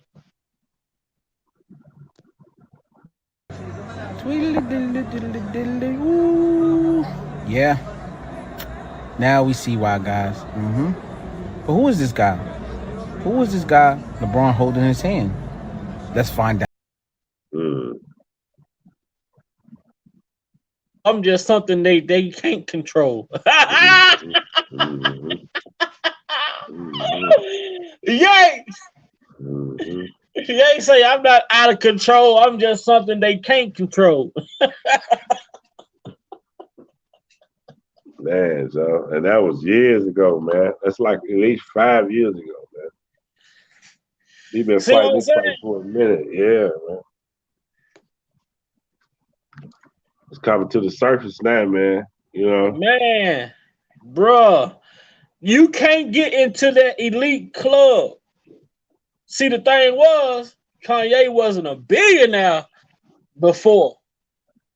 When he hit that billionaire status, he, you know, they introduced him, they opened another door for him, and he got into that room and realized this ain't no motherfucking place I want to be. You know, people can say what they want, you know, about Kanye West. They can look at him how they want, but that man sacrificed a lot to come out and do what he did, knowing that he was going to lose a lot. You know what I'm saying? Most people that understand that are not, you got people who won't even lose a goddamn job as a fucking sports commentator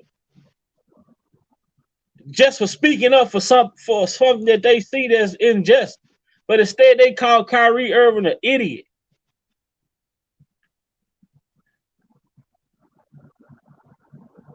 That was an idiot shit.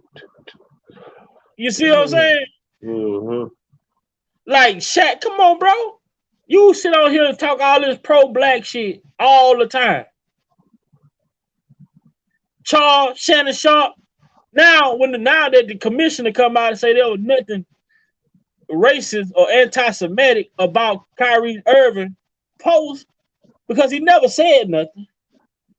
Now all of a sudden Shannon, Stephen A, Shaq, all these people, oh well, what Brooklyn they're trying to do Kyrie is extensive. They ain't got to do all that. That's overkill.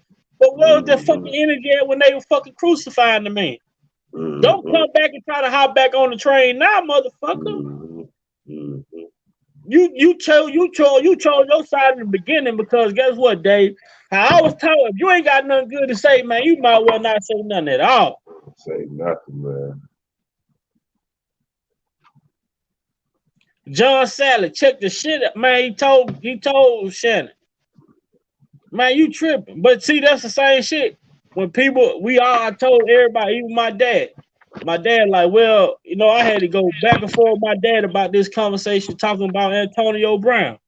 Man, that motherfucker crazy. That motherfucker stupid, man. I say, now you believe that? I say, so you mean to tell me that you finna go work a job? You go work a job. You go work a job at a plant somewhere, and the supervisor come up to you and tell you, "Hey, you fired." You know what I'm saying? You just gonna, you know, you fired. You need to turn in your uniform and get off the property. So you mean to tell me that you gonna take your time and go take your uniform off, hand it to them, whatever situation. No, what they wanted Antonio Brown to do was to sit on the sideline until the game was over. Antonio Brown said, "Shit, you fired me. I might well get the fuck up out of here." Right. Right. I don't got to stick around and wait for the whole humiliation ritual, do I? Right. Well, you know, they want me to wait on you to fire me halfway through the goddamn shift and want me to finish. Hey, you fired, but I need you to finish running this machine until your shift over with. Just don't come back out. You got me fucked up. Yeah, all the way. I'm gone, man. You better call in some help, goddamn it. Yeah, ease up off me. You know what I'm saying? See, we can't do that. We gotta stop labeling our people that help because every time we label our people, it only helps the people that's against us, you know, stay in control. Mm-hmm. And we start questioning, well, y'all say R. Kelly like these young girls like we've been doing. Prove us he like these young girls. Show us what he hog tied a motherfucker. Show us what he had a motherfucking house. You know what I'm saying? All this shit. Once we start questioning these people and making them show us proof other than just taking their word for it, then we'll see a big difference in a lot of shit. That's what Johnny Cocker did. When they say OJ did it, Johnny Cocker say, well, you gotta prove to us he did it. Mm-hmm. If the glove don't fit, you must have quit. They say that's still to this day one of the bravest moves made in a courtroom during a trial, high profile trial like this. Mm-hmm. Because even if OJ would have been innocent, right? If that glove would have fitted, then guess what? He would have been found guilty. Mm-hmm. Simply because the glove fitted. Yeah. But him telling OJ to try that glove on. But the best movie he could ever do. Was the best movie he could have ever made. That's probably why he dead. Johnny Cochran got famous off of one line. If it don't fit, you must have quit. Mm-hmm. You heard what I said? That's probably why he did. Man, I'm telling you, man. Man, because that shit with OJ transcend the country, man. Man, the verdict watch, man, people all that you see people running out of their jobs, all type of shit when they got OJ not guilty. Mm-hmm. Man, I looked at videos from that shit back in the day. Man, you had people all outside the courthouse, like when they said that shit, OJ not, man, the whole the culture party and celebrated, man. Hey, big man, I was locked up. And, and we watched it on our lunch break when the verdict was like in the midday. I was going to school. I was in building trades in the joint. And we went on lunch and went to and the verdict came, man, and the penitentiary erupted. Because you know it wasn't nothing but niggas in the penitentiary. Now, yeah. when I go out to school, It ain't nothing but white people. That's the teachers at school. Man, they mad in the motherfucker, man. man, Joe, that was crazy, Joe. A crazy reaction how all of the prisoners, we felt like, man, you know, some of us felt like OJ did it. I personally didn't think he did it. But it was just the fact that they had railroaded so many of us that we just wanted somebody to get off. You know what I'm saying? That's how we felt.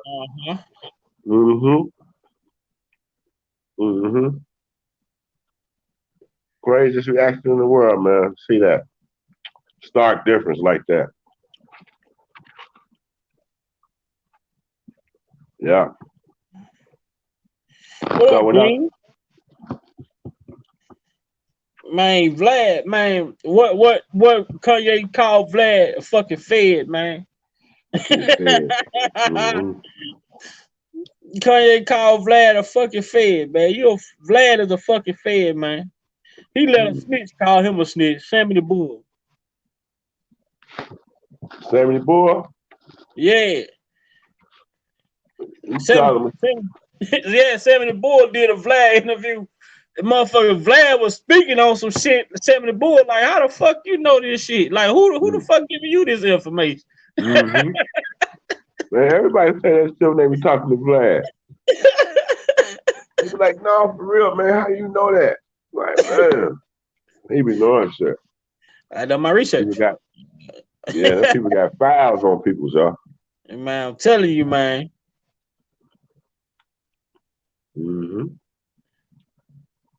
Man, people got files. They be knowing.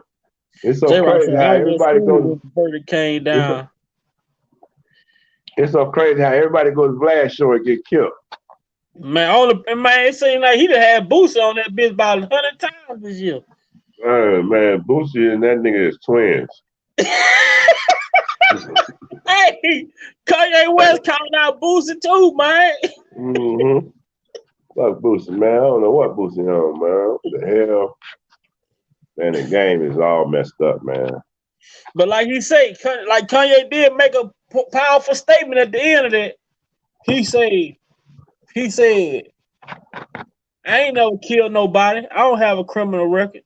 They can't lock me up for freedom of speech. They ain't got nothing to hold over me.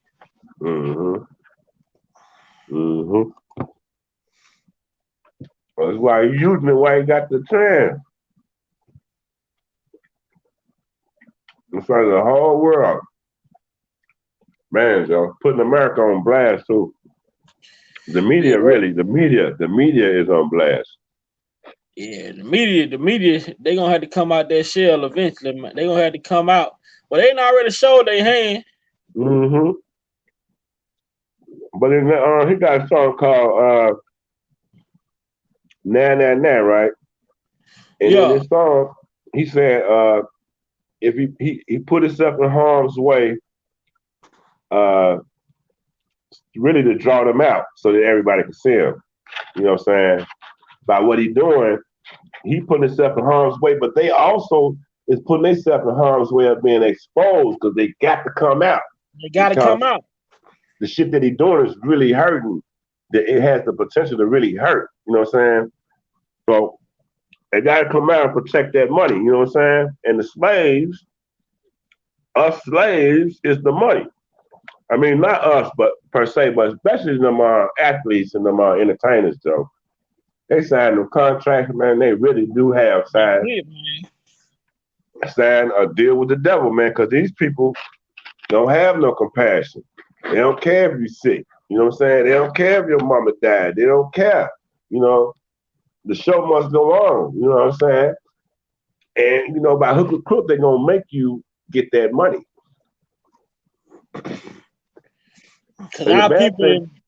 Go ahead. You got it. Go ahead, Dave. And the bad thing is, you know, when you get used to having and living a certain way, it's hard for you to come back down to the earth. You know what I'm saying? That's a fact, man. Hey, one of the things about having money, like being ghetto rich, right, is that when you fall off, man, It'd be so crazy, Joe. You be still living in yesteryear. You know, when you was able to hop everybody in the line at the club and shit and get in, tipping people, you know what I'm saying? But when you fall off, you don't get that celebrity treatment no more. That drive a lot of them people crazy, man. You know what I mean? They do anything for clout, as the Migos say. Oh, who was that? The Migos? Anything for clout? Oh, anything for clout? I think so. Yeah. Yeah. And so you got people willing to sell their soul to get on. I mean, knowing full well that they really they up with it. You got some people who don't know. They just innocent, la la la la la la. Get caught up, you know, in the trap. But you got those people who know. They're just so thirsty to get on, they'll do anything. Yeah. And these are the ones that's dangerous. These like the sycophants. They don't have no conscience, you know what I'm saying? They ain't got no conscience. You out, kid, you help them get kidnapped, man. I'm talking about, man, going really like on demon time. You know what I'm saying? Oh, it's all That's crazy, man. Mm-hmm. Yes, sir. Too crazy.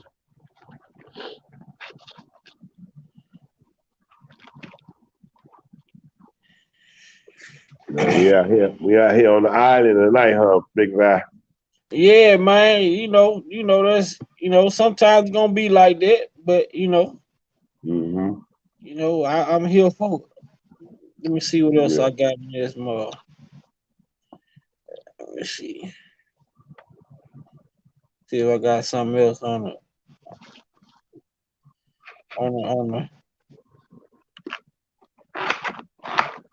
Oh, it's the John Sally joint right here. Right. Stephen A., my man 50 grand, went in on Kyrie and had COVID twice and barely could walk and thought he was on his deathbed with the vaccine. Right. And the boosters. Right. Kyrie had none of that. Right. So, but like the vaccine and booster doesn't guarantee, just like taking the mumps or the chicken pox or all those vaccines doesn't guarantee taking a flu shot. I'm a vegan. I started studying veganism in 1991 and became a complete vegan in 2007. Like I lived this lifestyle. So I understood. Yeah, but you had another 16 years of eating meat. You had done got it all out your system. Right. So if you get things out of your system, which your system is only right here. So if you get things out of your lower intestines in 60 days, 30 days, shoot, in I don't know, 11 months, you can have a totally clear system. So knowing that the stronger immune system and the stronger your system is, the better it is against viruses. What about Kyrie retweeting Alex Jones, a known conspiracist, about Sandy Hook didn't happen? The parents are actors. People lost their kids. Yeah. Once again, I don't know if I said it on this show, but social media has destroyed everything. Because stop talking to the peanut gallery. Not that against the black folks are in there, and what you call it. Stop, listen. The audience is there to listen to you, right? And to sit around and to talk, just doing things on Twitter, you can get caught up. Right. But let me, and it's, soon as I see it, I'm the biggest Kanye fan. Soon as I see anything with Kanye that is huge and talked about everywhere, I step back and I look to my right and left. I look around. I go, something's about to happen. Because every time they've used Kanye as an excuse or a distraction, something went down that we were not paying attention to. In this present time, they're talking about White Lives Matter t-shirt, Black Lives Matters, what he's doing, people going back and forth. Yeah. And what's up? What's next? What are we missing? I think Africa is upset. There's a war about to happen. There's a straight up war about to happen. Not a war like in Afghanistan where we only see it on the news for 7 seconds and we go back. This one's a real one. These are white folks against white folks. This is a real war. This is World War I and World War II. This is going to be land changers, but they're going to talk about Kanye.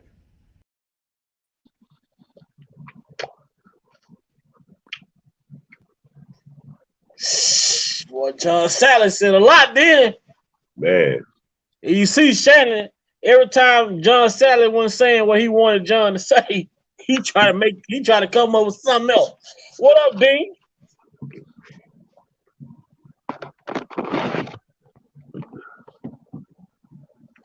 Got Dean Kelly in here, man. Okay. Dean Kelly is what? A family member? Nah, that Dean Baller that be up here. Yo, you hear me, bro? My fault. My shit. Yeah, I hear you now. Yeah. Nah, what's up, y'all? What's up? What up, kid? What's up? I just been chilling. I was listening to y'all. Listening to the brothers speak. Yeah. My fault. What you call it? Yo, Vi, I seen what you call it. I seen I was listening to your thing earlier. You mentioned everybody else's name but my name. I'm like, damn, Vi be forgetting about me like that.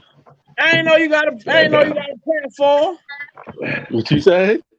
I ain't know you had no platform. Oh, it's for the coming on. Yeah, man. That's gonna be on the there. That's my bad, man. I'm just fucking with you. I'm just playing. Nah, Dean gonna be on here, man. Most definitely need to be on here, man. You know, I miss Sir Miguel. Sir Miguel told me he would be here tonight. J Rock said he busy. So Lex was in the chat for a little bit, but you know, and I'd have dropped some heat tonight. See, but David got it. Everybody else gonna have to go back and watch it probably, but shit. You know, we didn't expose some shit. We didn't talk about some good shit tonight. Mm-hmm. Nah, I've been listening. I've been listening. What you think about this? Did you see that Morris picture that I put up earlier, David, this morning when we was on there? The Morris picture? Yeah. No, I ain't see it. I missed it. Hold on, let me put it up there. You gotta read what it say on the banner. But you should already know because they got them moles up there, right? Up here, you got what? The moles? We call them moles, man. I don't know if it's the same thing. Yeah. Oh yeah. I seen that. I remember now. Wait, this what is a Jewish cat? Jewish man. The Moors is Jewish also. They say they claim they are the Zionists, man. The Zionists, Jews. Where they took? It says where that picture is at. I'm not sure. I had to go back and look into it. I don't know. That looked like that could be Harlem back in the day. Zionists. The Moorish Zionist temple of the Moorish Jews. Oh, okay. That makes sense. The Moroccans should have Jews. Like the Moors is like they go along with the Eastern Stars and different things like that. Like they up there.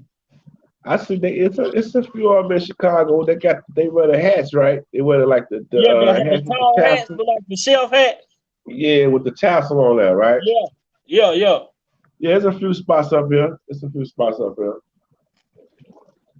Mm-hmm. Not a lot though. See where I'm at in New York, the black Israelites, like they sort of heavy out here. Like you could go like on certain spots and see them. Yeah. Like a lot of people be forgetting, or I don't know if people be knowing. And Zab Judah is Jewish. Jewish? Yeah, Zab Judah, he black Jew. Okay. Yeah. Like don't get me wrong. Like it's certain like you know what I'm saying, in New York, it's a good amount of people out here that's black and they Jewish. It's black and they Jewish. Well, that's what they say they are. They say they Jewish. Oh, okay. I mean, I could believe that. My thing is that I believe that Jews are all colors. Yeah, I'm not saying. I'm just saying people try to make it seem like being Jewish is a race. Right, because the word ish means to act. Like, yeah. Right. Act like something. Yep. So Jew, you don't see ish behind that. You just see Jews. Mm-hmm. Yeah, I heard somebody allude to like black-ish, like acting like black people earlier. Yeah. Mm-hmm. That's a TV show. Yeah. Mm-hmm. Yeah. So when they put the word ish behind certain terms, it's to act that way. Child, you acting childish. Right. You know what I'm saying? Like they tell a grown person, "Oh, you acting childish." You know, there's a difference between Jew and Jewish. Jewish, yeah, it's a difference. That's what Kanye West was trying to say in that first interview. Wow. And then if honestly, to be truthful, because I've seen the Hebrews, the Negro, that's what it's talking about.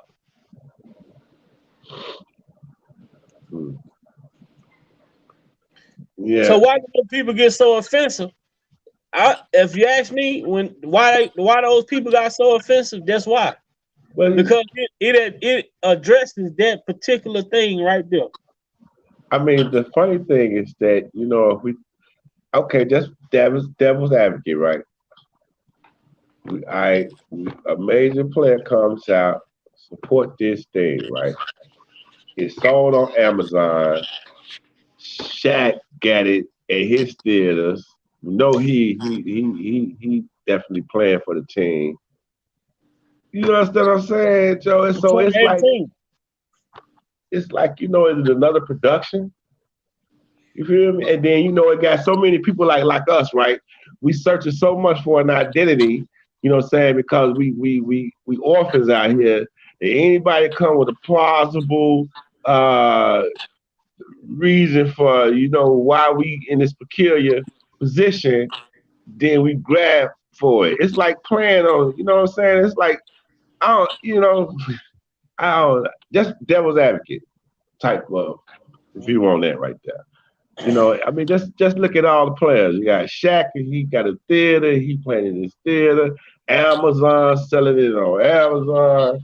Of course, Kyrie get the beef. That's gonna bring all us into it, and then we're gonna watch the documentary, and then all the lights gonna go off. And honestly, they brung the awareness.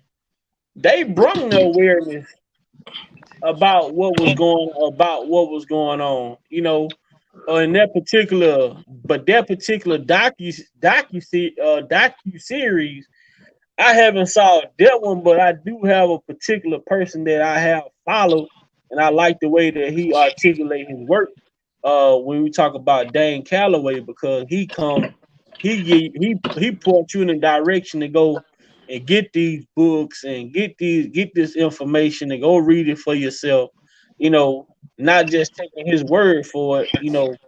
Right. So, and I'm saying plausible. Like, you know, like what Dane Calloway saying is very possible. Like even in my family, my great grandma Bull, you know, they said she was Indian. She had hair all the way down her to, you know, down her back. You know what I'm saying?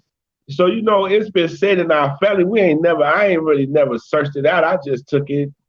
Why would they lie? You gotta know what y'all. I'm quite sure your family derived from Mississippi, somewhere in the South, before they migrated. Absolutely, Mississippi, yeah. Chicago, and see that's the whole different. That's the whole thing. A lot of our families, they spread it throughout the world, but they come from these colonies that was, you know, from the beginning. Right. You know, this country, I think they say this country started off with 13 colonies, something like that. according to the history books. According to the books that they created for us. Yeah. So it's just a lot of shit that just have you raising questions, and the more you start to look into it, the more you start to question shit. You know what I'm saying? But God didn't tell us that we shouldn't have questions, because we're not questioning God. We questioning history. Well, you know, some you know, a lot of people question God. I don't think God got a problem with questions. He said, "Come, let us reason together." He gave you intellect. He gave you a mind. He gave you, ability to gain understanding. So he wants you to use that. You know what I'm saying? If you see with Abraham and God, you know, he was like, man, should not the God of the whole world do right? You know what I'm saying? Like challenging him, you know, like, man, hold on. You know, so that's the type of relationship he really won't. You know, it's a way to be inquisitive without being disrespectful. You know what I'm saying? Trying to understand, you know, why the leader moving this way. You know what I'm saying? But you can't know all the time, because you know you have to trust a lot of the times when you following somebody, you have to trust their vision. So there is times when you have questions, not that he don't give you the answer to everything, but you know enough to he has enough in his word that you could able to trust his mood, trust that he is an honest, you know, for lack of a better word, person. You know what I'm saying? That he got your best interest at heart. You know what I'm saying? If you follow his advice, it's going to lead you to the best possible outcome. You know what I'm saying? Because he's God. You know, so but he do want us to think. He gave us a brain to think. You know what I'm saying? And that's what Jesus was doing, basically thinking outside the box and speaking outside the box. And the people the people loved it. The people loved it. The regular people loved it. They was receiving and getting healed and everything. It was the politicians, you could say, the powers that be of that time who came against him. You know, plus his own that was benefiting from being hooked up to that system the same way, like it is right now. You feel me? Right. And you had Barabbas, and then you had Jesus, right? And Barabbas is who the people selected. That's who they said, let us have. And they crucified Jesus, you know. And that's the same thing going on today. They'll select all the drill rappers, you know, and kill Kanye. And like he said, he ain't never killed nobody in his music. But you got death, you know what I'm saying? And so that's the same thing is happening again. We choose the robber, the thief, and the murderer, and then we reject the truth. And then we wonder why we find ourselves in messed up situations. It's not really God doing nothing. The thing that we choose to do has inherent consequences to it. Bad choices lead to bad outcomes. Mm-hmm. You know what I'm saying? You lay down with somebody and you know, man, you know what I'm saying? You know the person ain't 100, you know what I'm saying? Suspect living. And you come up, you know what I'm saying? So, yo, I'm going to land. What up, J-Rock? Man, what's good, Vi? Man, how the homecoming go down there, man? Man, let me tell you. Packed.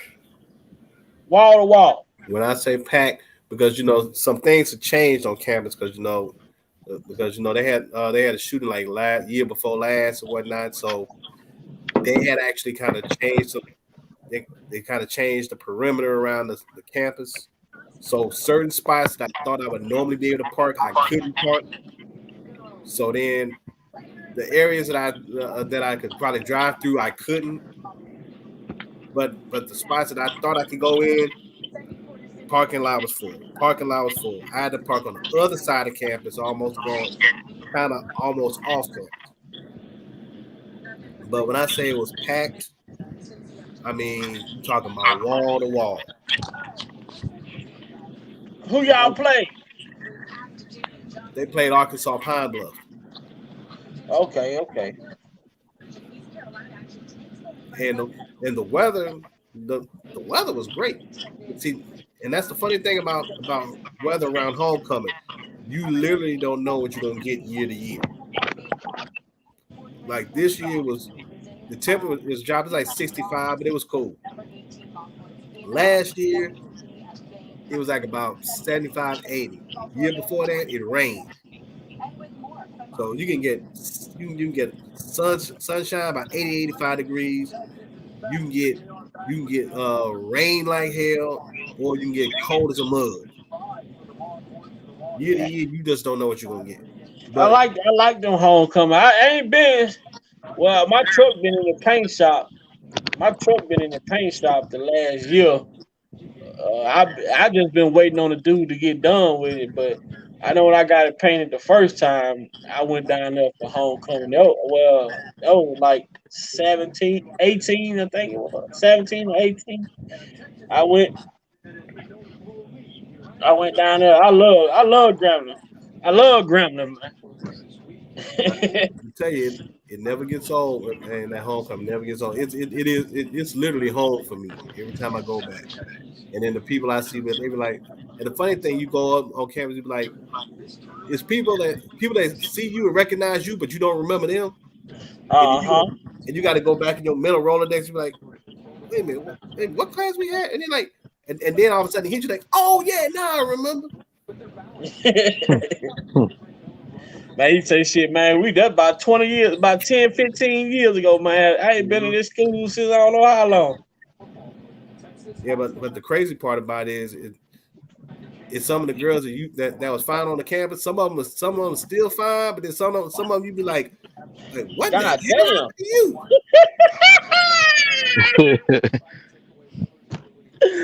Oh, don't tell me.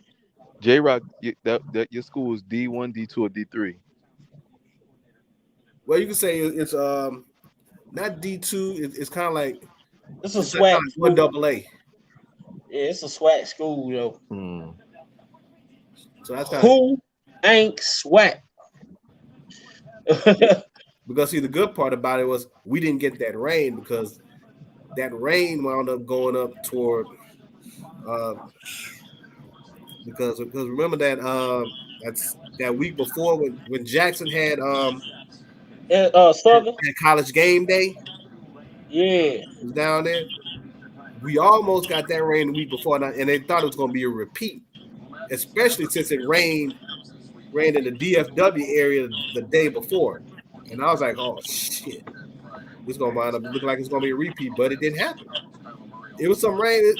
Campus, some spots on campus was wet, but it wasn't nothing to really slow anything down. I seen the dude at Monroe was having a fucking protest down there. Had all them dude. It was he pulled over. He said, "What the hell going on at the courthouse?" It just had signs all over the courthouse ground saying "nigga this" and "nigga that." Like, but then come to find out it was a protest.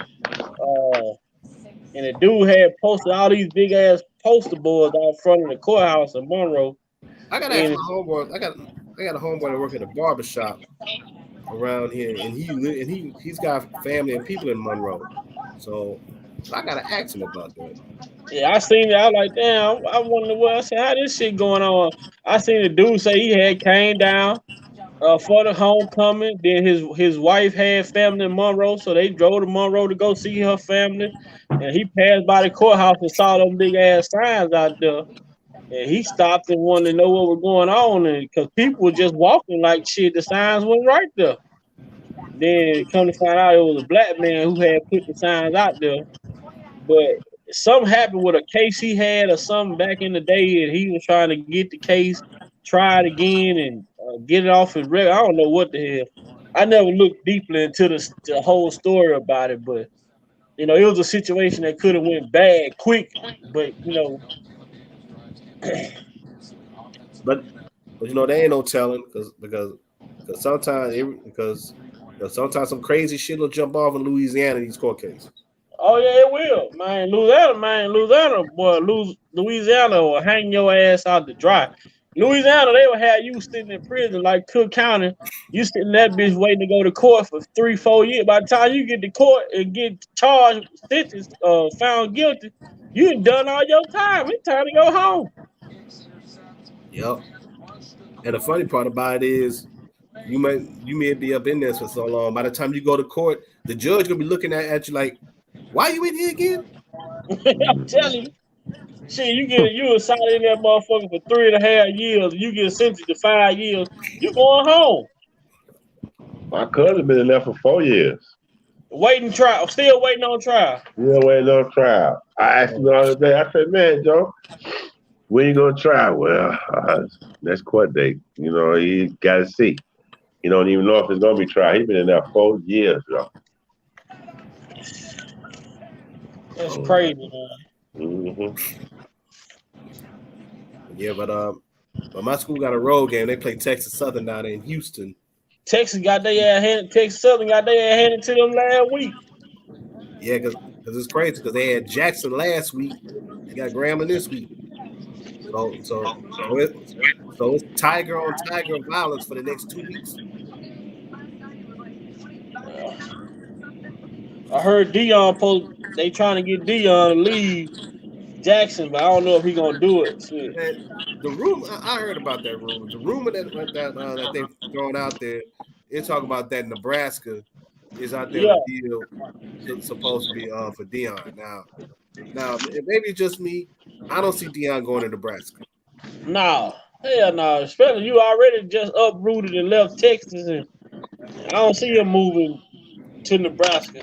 I don't think Dion chasing no money, man. Yeah, they tried to link Dion to Auburn. Auburn, yep. But see, Auburn wasn't gonna, because Dion was gonna take that Auburn job because Dion was not gonna be the final say on anything at Auburn. So no, if Dion leaves Jackson State, if he goes to any school, the one school I can see him going to is Georgia Tech, because he's still revered in Atlanta. He'll be in the ATL. He'll be in a Power 5 school, and he'll get a chance to go against his old school, Florida State, every year. Plus, he'll be in a recruiting hotbed, and some of those kids that probably was going to try to go to Georgia may de facto just decommit and go to Georgia Tech because of Dion. Yeah, that's what they're afraid of right there. So if he leaves Jackson State, and who knows, the possibility if he goes to Georgia Tech, he could possibly create a pipeline between Georgia Tech and Jackson State. So some of the kids that might graduate from Jackson State that may have eligibility left could probably and maybe want to go to Georgia Tech to pursue their graduate degree. They may be able to play for Dion at Georgia Tech. So then you create a pipeline there too.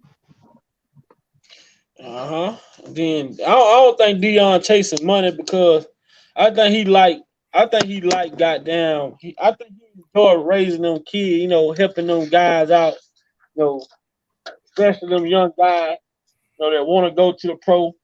Like, he be on their ass all the time and telling them about the importance of how to conduct themselves, how to carry themselves, and that's what Dion, even when he was out here in Texas, man, with Trinity Prep and all that shit, he was more than just a coach, man. You know what I'm saying? Now I did hear about the fact that I don't think it's really not about the money for Dion per se, but the staff that he puts together, if it's to help compensate his staff for a better career, for a better position, then he would probably do it. Cause he got that goddamn head coach from the offensive coordinator from the they got NFL coaches in Jackson State. Oh boy, from Mike Zimmer.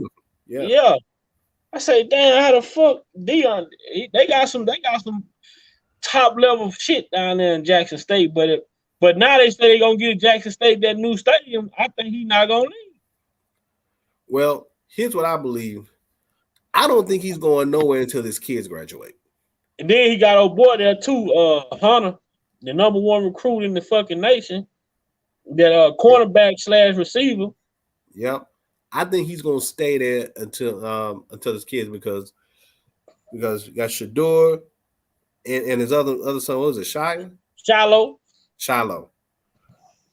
and his daughter is playing basketball at Jackson. At Jackson State. Yep. So he's definitely not going anywhere. I don't believe until his sons graduate. That's just my belief. And by that time, Travis Hunter, he'll probably be a junior, and he can decide whether or not he wants to go in the draft or not. Plus, you got The Rock, who visited Jackson State, and The Rock is actually high up in the XFL since he became part of the XFL. So that's a fact.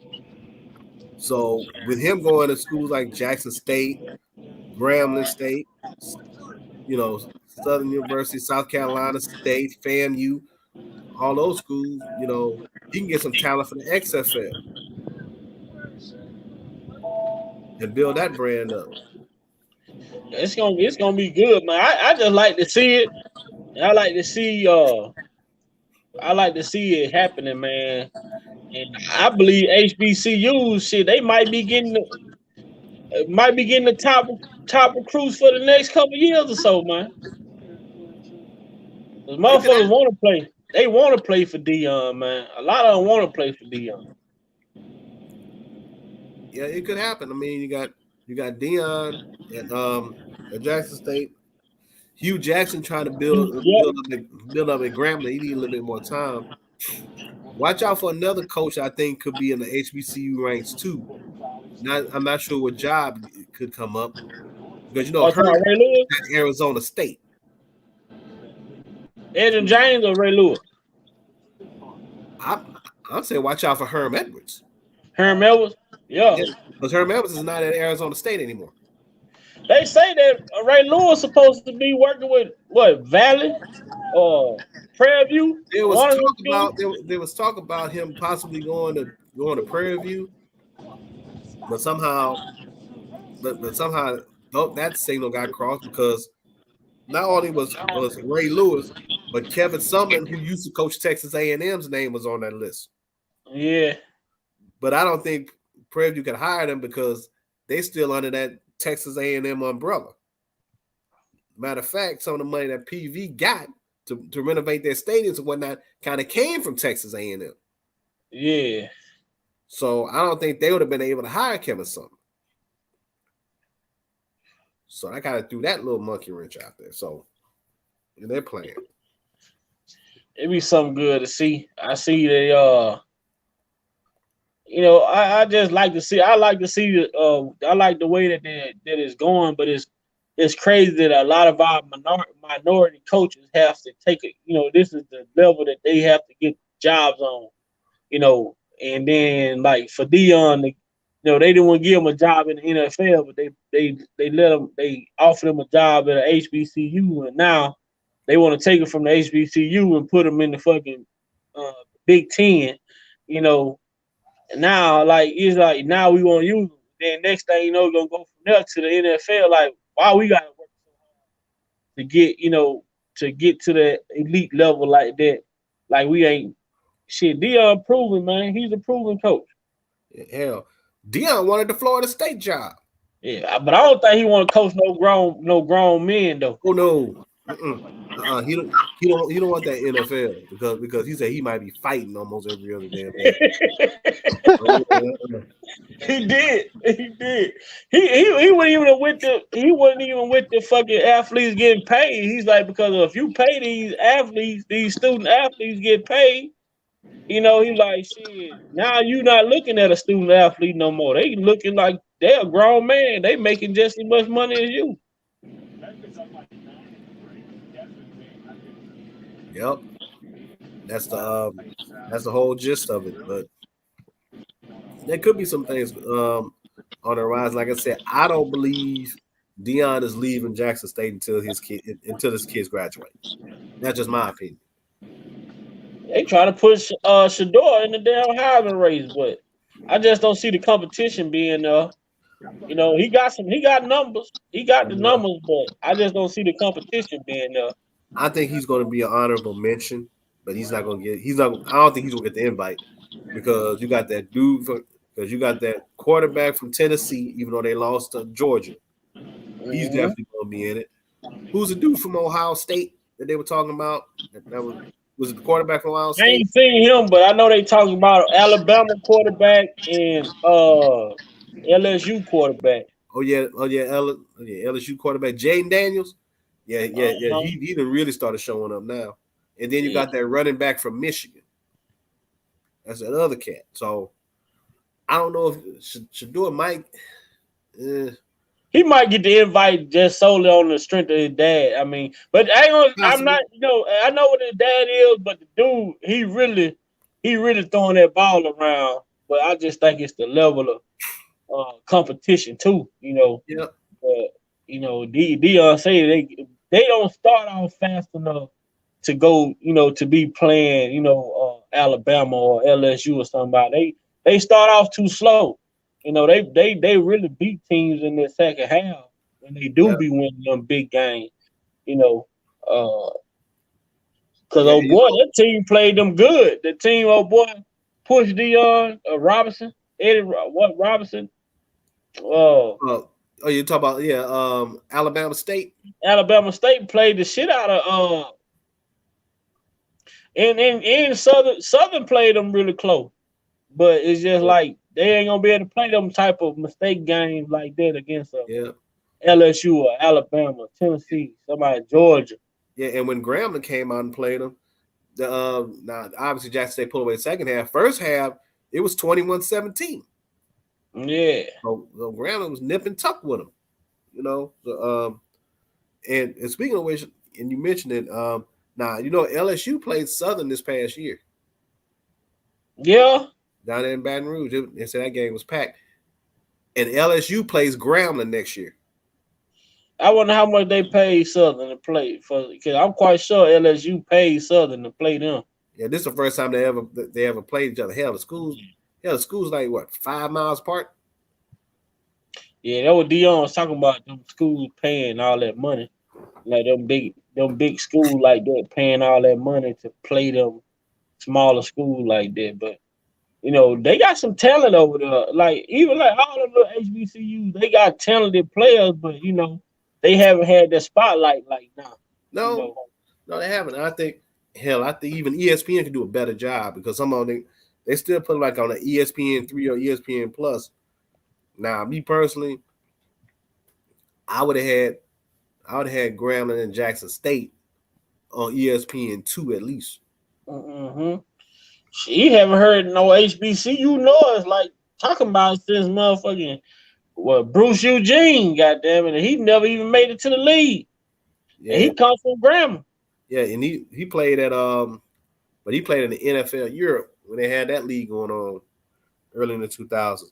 Mm-hmm. I remember Bruce Eugene. I've been to a few of them Bayou classes that he played. Dude was a hell of a fucking quarterback, man. Dude was almost big as an offensive lineman, but he had a damn all out this damn world. Yeah, he did. I mean, hell, he broke damn near all of Doug Williams records. Mm-hmm. Goddamn, boy, y'all got Sir Miguel in here tonight, man. What's up, gentlemen? Sir Miguel, what's good? What's up, Sir Miguel? What's up? What's up, Dan? What's going on? J-Rod, did you see it when I posted? They granted Matulu Shakur from jail. It said breaking news on it. It said that he was what happened? He's being released. You talking about what's the name out of Philadelphia? Tupac's stepbrother? His stepdad. Oh, no shit. Yep. That's dope. Yeah, that's some monumental shit right there. For real. Hold on, there you go right there. Oh, that's what's up. Granted release from prison. Oh, my son looked like the actor. About goddamn time. The guy that played he looked like son that played Chris Darden. Damn, I forgot that thing. Malik was talking about it earlier today. He looked like son that played Chris Darden on that OJ series with Cuba Gooding. Yep. Hey, shit, Yeah. jail. How long he been locked up, yo? Shit, over 20 years. Hey, Oh yeah, it was. for what? Hell, it was longer than that because he was locked up when Tupac was alive. Right. That's what I'm saying. I said I know it's been over 20 years. Yeah, Yeah, they've been.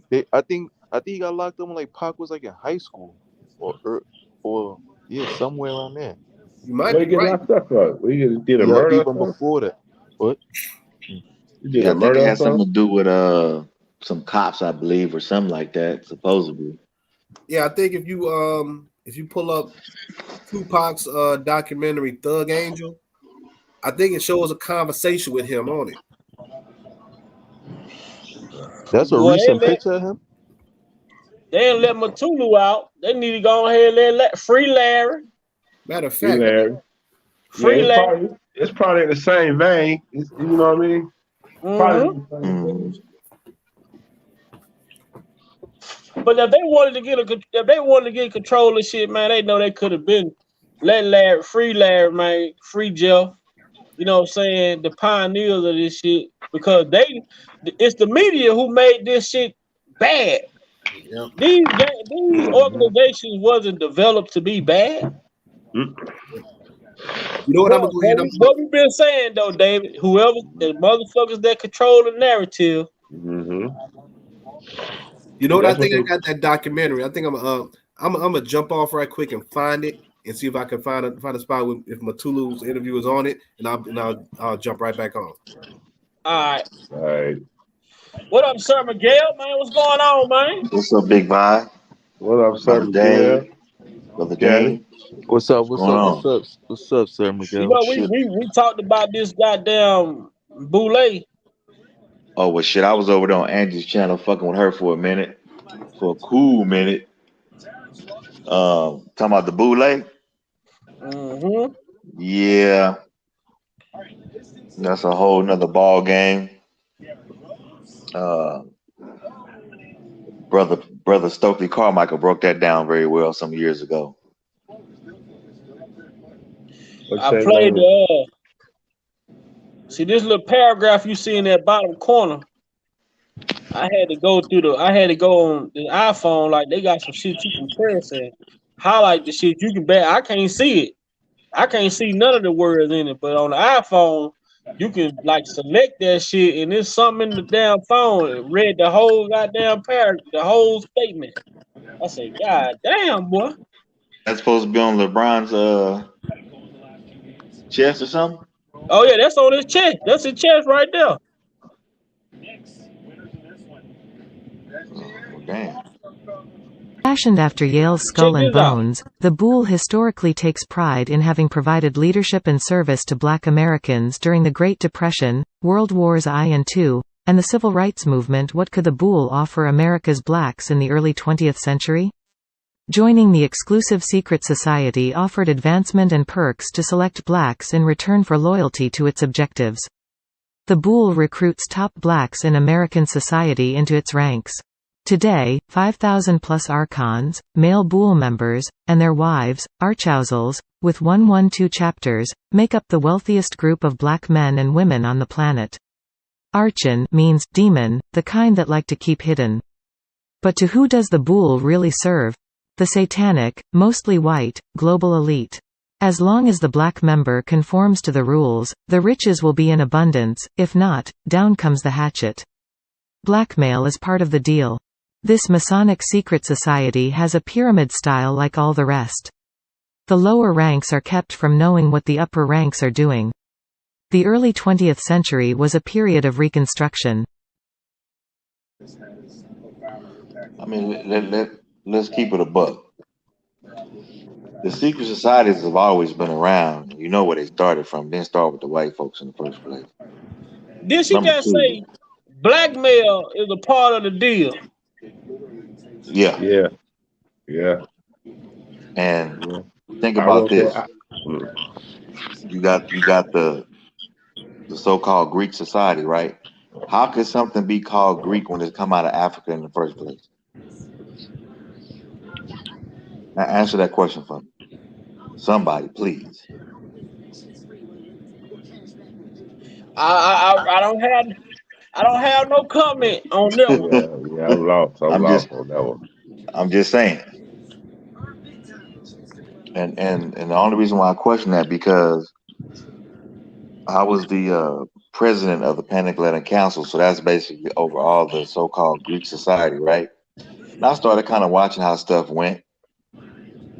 Started questioning a whole lot of stuff, and they was always either trying to get me to become an alpha or either what's the other one? Don't say Q dog, man. Don't say a Q. No, it's alpha and then kappas. Them two. Alpha and Kappa. And I was like, nah, I'm cool. I'm cool. And I just had an uneasy feeling about the whole thing. Literally. So just to see that and to see how shit is, it's like when you think about all these organizations, they could be doing so much more, but it seems like they're doing a disservice at the same time. Mm-hmm. They are really separating you from the people. They are classing the people. When it should be organization, they are classing it. Like with the Masons, they have their own way of life. You get pulled over, you just do a symbol, or they see a Mason sign on your back of your car in your window. If there's a Mason, he got to pull over and assist you. It's just different. It's just totally different with these organizations they put in place, man. And I feel like, and it's still like everything that took place in the beginning, it has been taking place throughout, through in and throughout.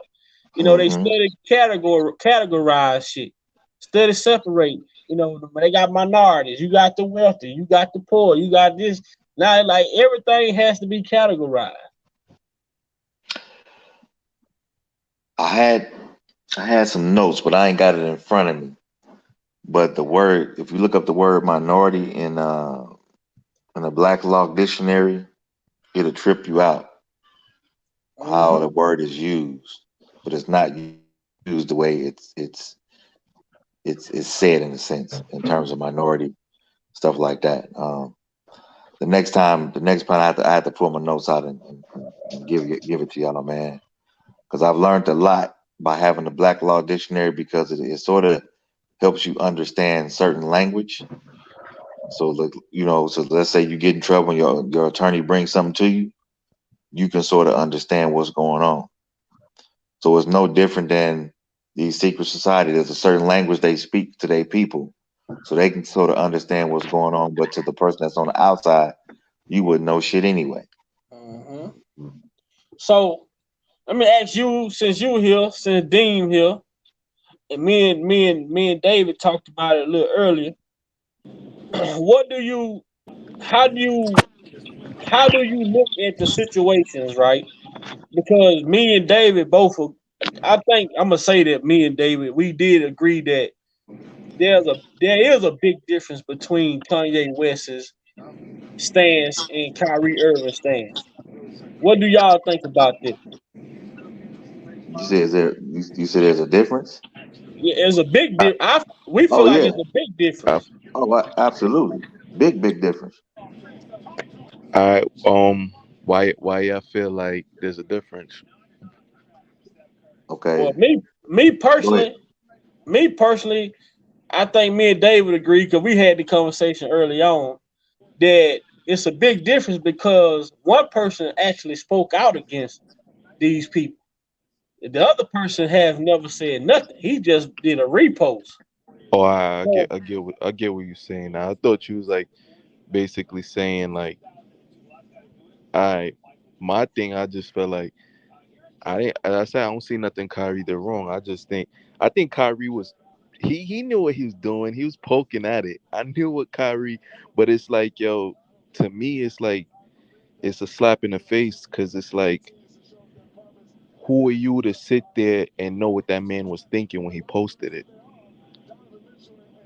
Like my opinion, I feel like Kyrie was trying to enlighten and be funny at the same time.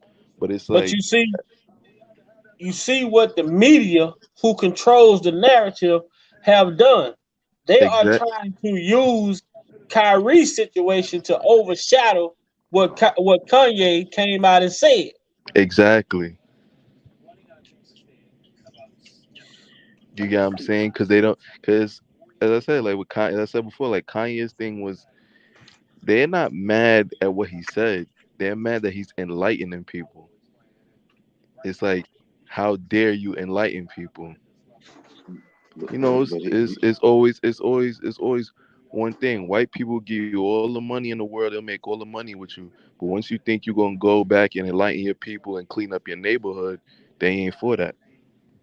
Well, look at it this way: you don't have to have no money to enlighten somebody, and they'll still come after your ass. Exactly. Facts. You know what I'm saying? But Facts. if you think about Kyrie has always been evolving and understanding where he comes from and who he is, right? Facts. So if you go back and think about the whole vaccination thing, he didn't do that. They didn't like that. He's giving a message, but he's giving it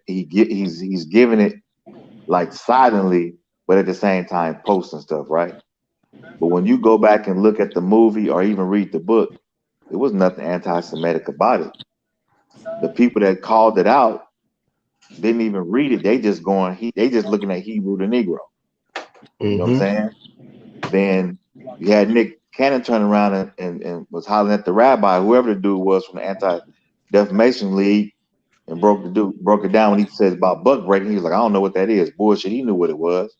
You know what I'm saying? And then the man that actually wrote the book, the film, came out with a press release and broke everything down. You know what I'm saying? Then here come Farrakhan saying, nah, I'm standing with him. Here's this, here's that. So if you think about it, the message that Kanye brought is really nothing new. Farrakhan been speaking the same language. The only difference is nobody wants to really sit down at the table, whether it's the rabbis, whoever, and say, hey, maybe we got this wrong. You know what I'm saying? They're afraid to do that because they want to be right. Facts. And just like Big Vi said a couple of days ago, the influence.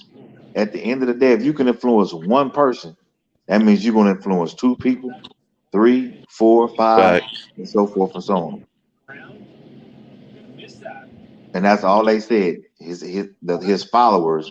But at the end of the day, he influencing people, not just the people that's on fucking Twitter or whatever the case may be. He's basically saying, look, don't get caught up in the bullshit. Understand and know who you are at the end of the day. They don't like that shit. Facts. You think about this. Think about the brothers that's on this channel right now. On the panel. The ones that's been on the panel.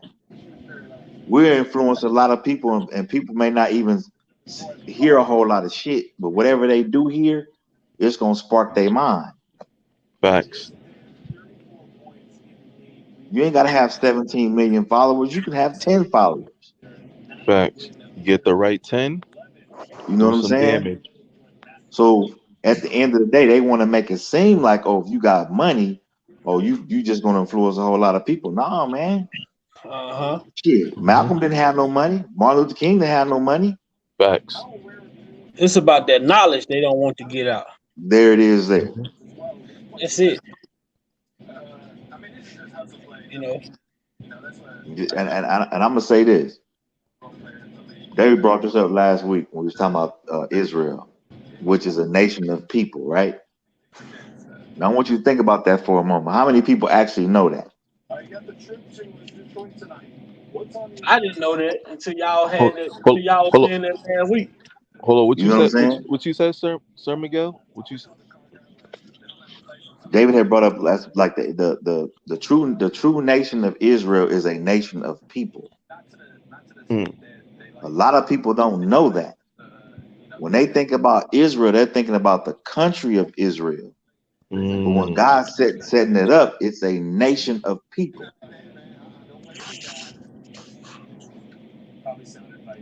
Those are his chosen people, is the nation of people that come together, that know him, that abides in what he says in terms of his word and who he is and who his son is and so forth and so on. The people get the whole thing all mixed up and want to, like I tell people, go look up the doctrine of Christianity. Then you'll understand that you're actually a follower of the true Jesus Christ and not the follower of under the Pope's direction of religion. Because in the doctrine of discovery, the Pope basically said, if the nation is not a Christian nation, then you go in and take it over. That's what they did. They didn't come in under the guise of saying, we want you to understand who God or Jesus is.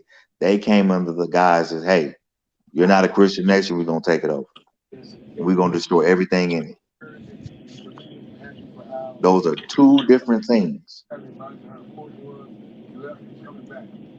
That's why when I brought up the whole thing about the White Lives Matter thing on Kanye's shirt, they didn't show you they showed you the back part, but they didn't show you the front part till a couple of days later with the Pope on the front.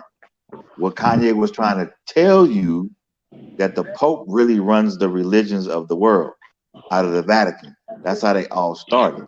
So if you go back to 1492, that was under the guise of Christianity. That's how it all started.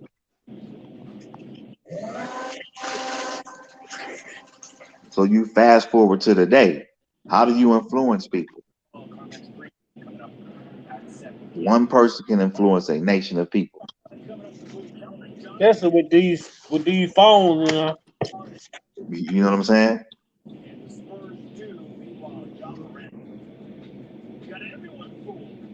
And to your credit, Big Vi, the way you handle your channel and the way you run your channel, that's why you have the love and the affection from people, because they can come over to your channel, get some knowledge and some understanding without bullshit and controversy.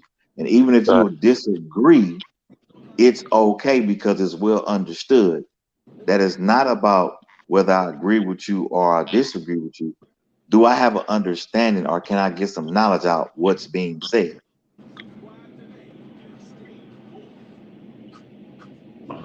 That's what it's all. At the end of the day, that's the main thing. To push is understanding, man. Understanding, accountability, exactly, respect, honor. You know, whatever it is. Because guess what? Even in a disagreement, we still all learn something. Exactly. And I'm gonna give a shout out to Black CEO because his channel does the same thing.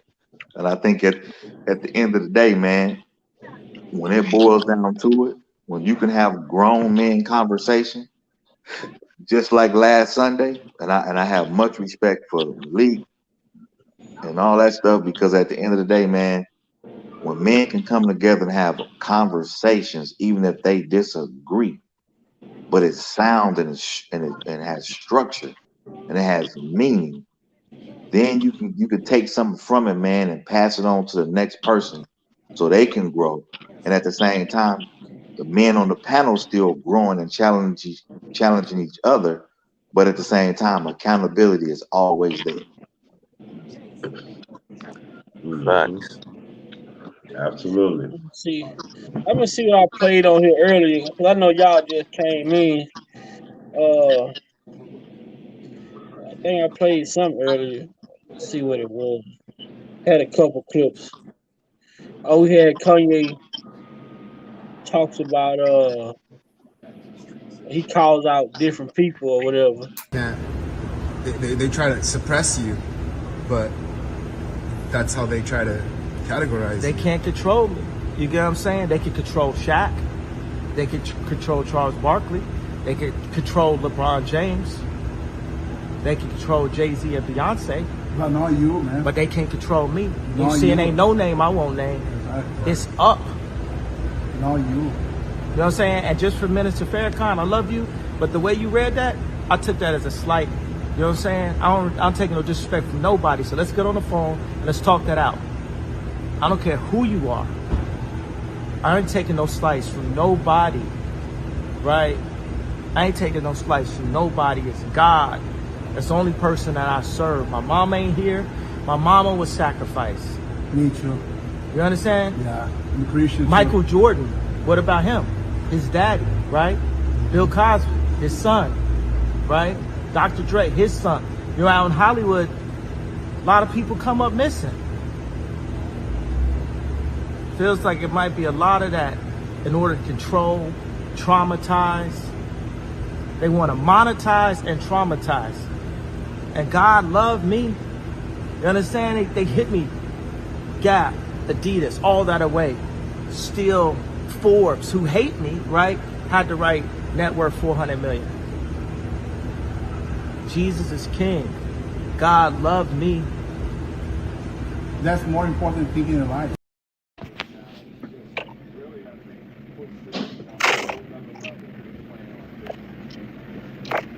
Now that was so. Can you hear that? Got an echo. Man, I sound like a chipmunk. Yeah, you gotta go out and come back in. You too. You sound like that too. All right.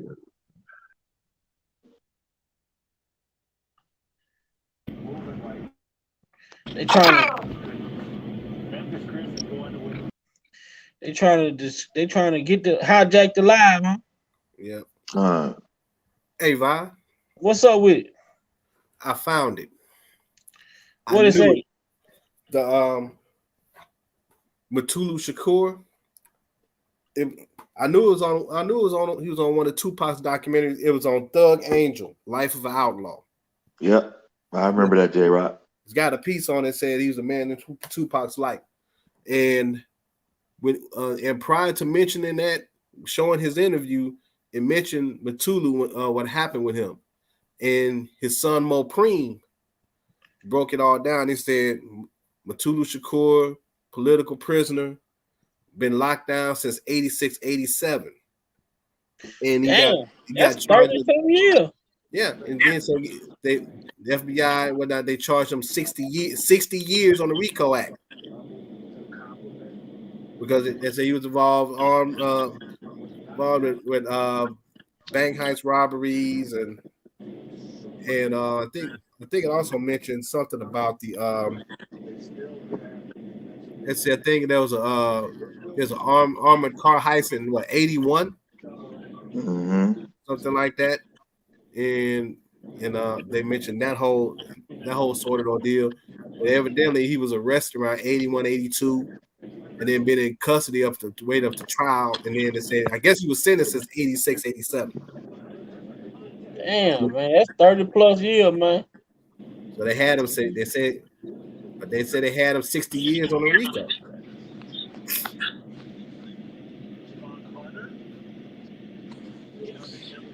That RICO, man. That RICO. Hey, I was just thinking about Kanye said, man, a lot of people been snatched up. Yeah. You know?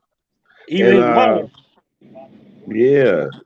And so they call me minister, right? Because I be staying in the book. I'm in the book all the time, and so I was just reading this part in John chapter 11 and verse 48. All right, y'all gotta say amen. No, I'm just playing. you might pass your collection plate around when you say amen. Hey, now I really want to read the whole thing, but it's too much, so I'm just gonna go to the what's the name, and it say verse 47 says, "Then gathered the chief priests and the Pharisees a council and said, what do we? For this man doeth many miracles. If we let him thus alone, all men will believe on him, and the Romans shall come and take away both our place and nation. So, and these, okay, and so these are the Jews talking. This starts out by saying, then many of the Jews which came to Mary and had seen the things which Jesus did believed on him. But some of them went their ways to the Pharisees and told them what things Jesus had done. And then it's when they came together and began to plot. Amen. And they said, the high priest said unto them, ye know nothing at all, nor consider that it is expedient for us that one man should die for the people, and that the whole nation should perish not. So these people, like Sir, You got somebody's phone breaking up. like Israel is a nation of people, right? Mm-hmm. And okay, so people have been saying this. I'm thinking that there's another nation of people that have.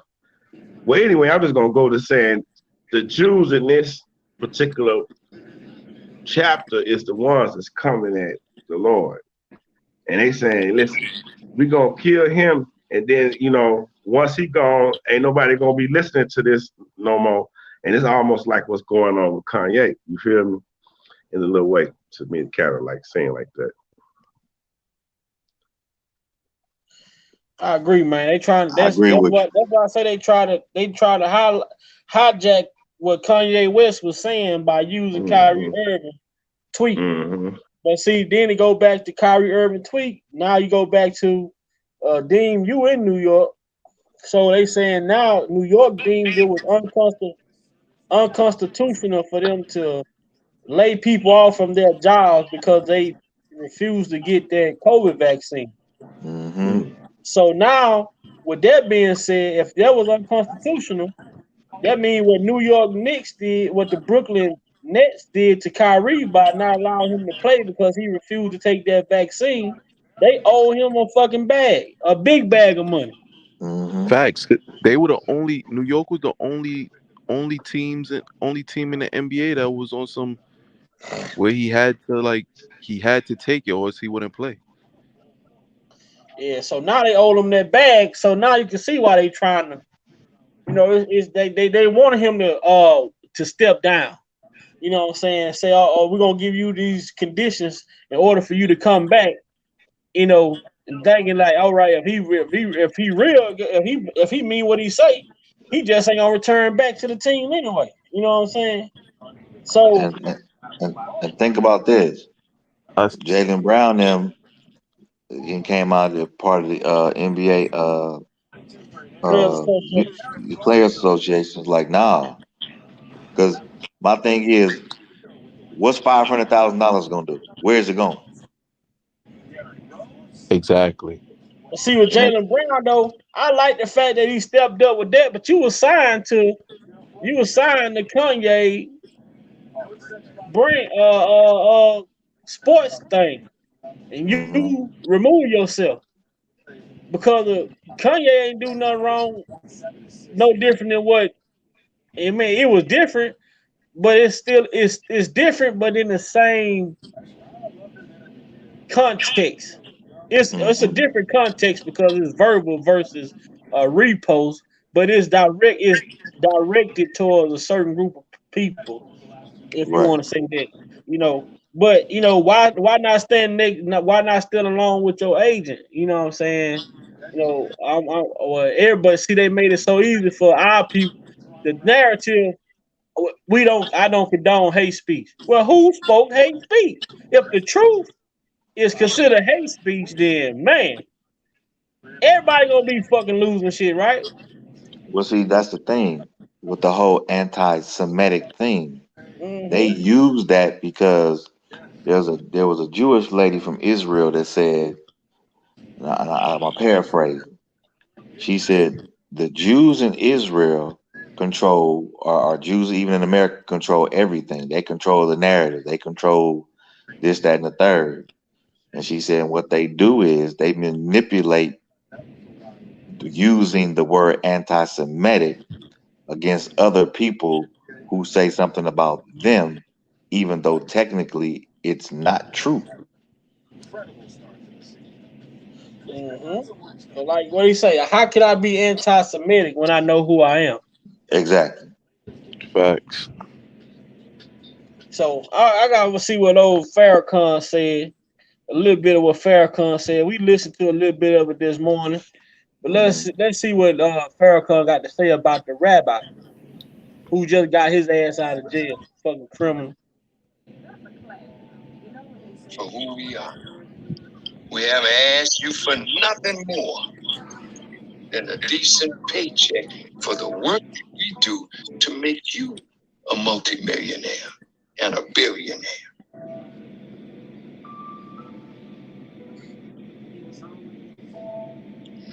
Leave our brothers alone. Don't try to use what you're doing to Ye and Kanye. Ye and Kyrie, pardon me. So you can keep a muzzle on our great basketball players that have a big contract with you.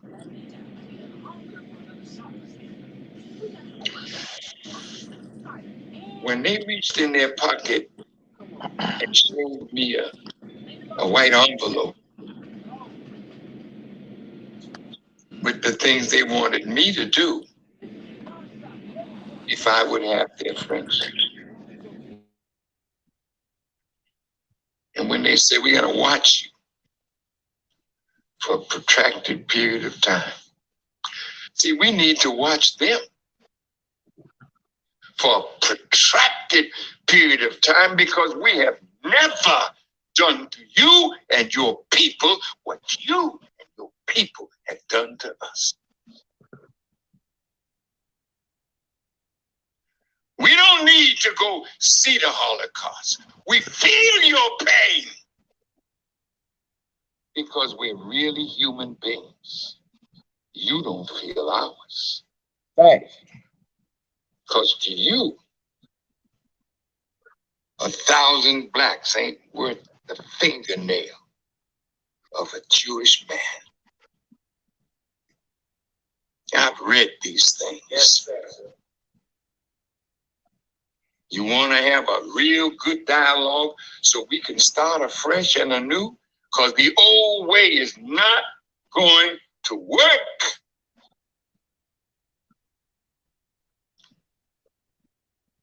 I told the rabbi and Irv Kupcinet, 2 or 3 rabbis, Irv Kupcinet,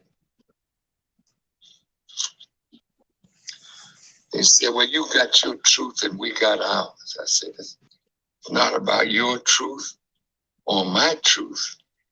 It's about what is the truth. Right. If we can agree on the truth, we can build a better relationship. Now, I think we should watch you for a protracted period of time before we admit you into our heart as a friend. What about that one? You want my brother to go out and denounce a movie that is teaching knowledge of self? Why don't you call the producer of that, the writer of that, and make them say that what they did is a lie? It's still in the movie. Don't pick on my brother.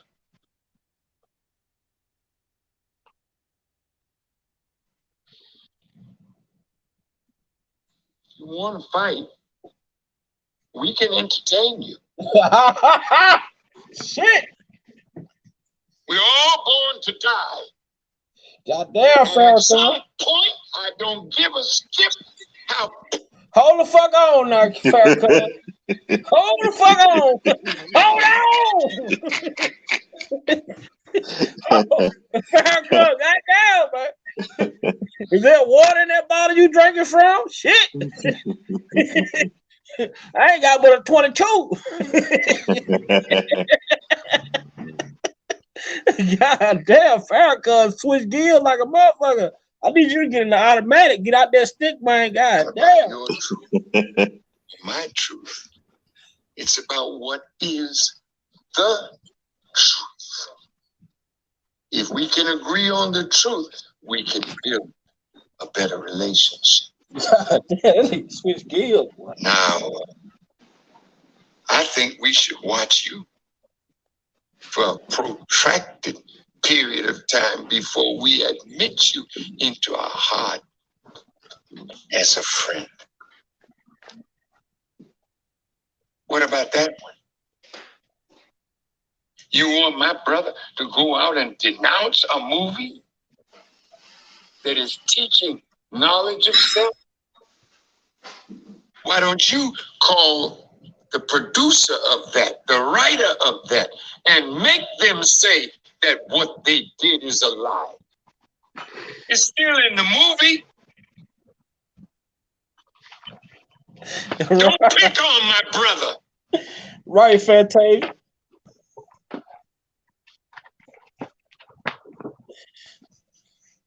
If you want to fight, we can entertain you.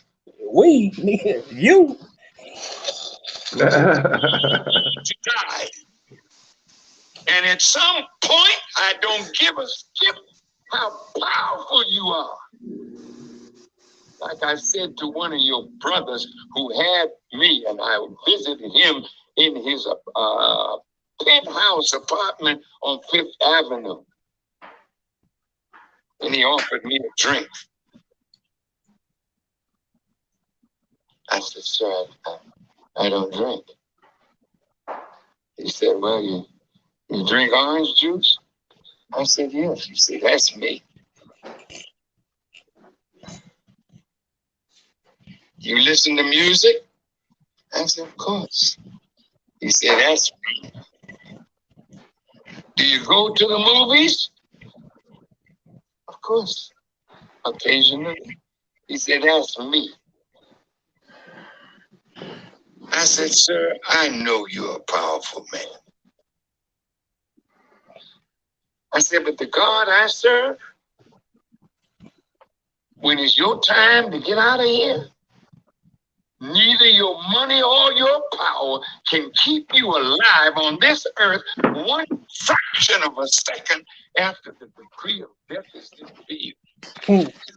Goddamn so right. Who's really powerful? I'm not bowing to you. I bow to God. And I think we're going to get to that point where our people are not going to bow anymore. We'll soon get to that point where your money don't mean to us what it means to you. When life don't mean more to us than the principles of truth upon which we stand. You're going to meet that kind of black person. You're meeting them now. And more, you're making them by what you're trying to do to Ye, what you've done to Ye, and what you're trying to make Kyrie do to get back friendship with you that you'll never give him. Ain't no forgiveness in you. It's never enough. He said, I apologize for the hurt that my going to that movie and advising others to check it out may hurt.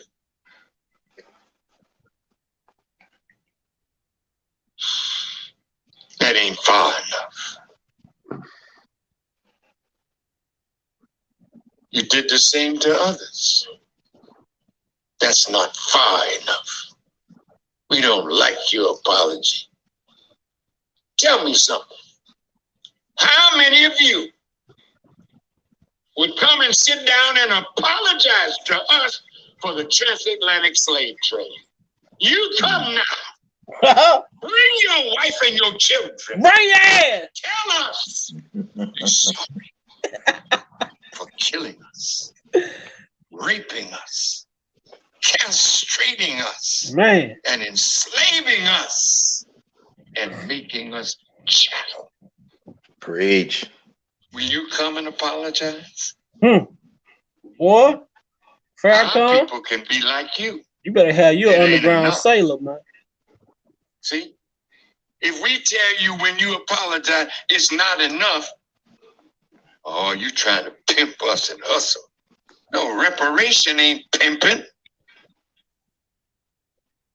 Reparation is what we deserve for the pain and anguish that you have caused us to suffer. No. But you won't do that. You won't do justice by us. That's why judgment is on you now.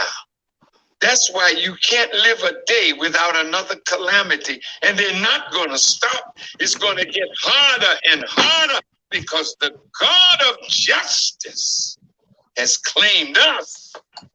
Kyrie and Ye and Durant and Barkley and Shaq. We belong to God, not you.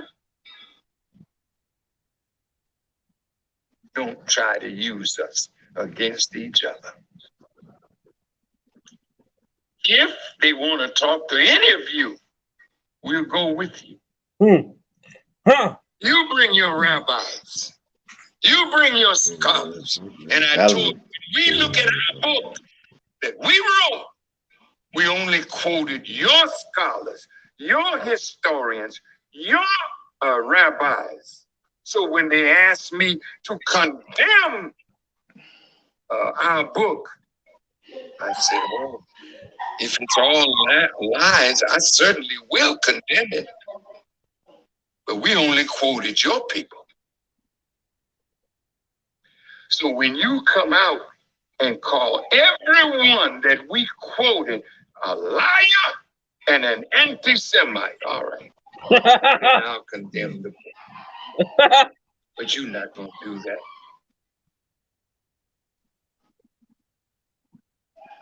When I told you, and I want to be your friend, that's why I'm sitting in your house, eating your food, and inviting you to my house, and we prepared food for you.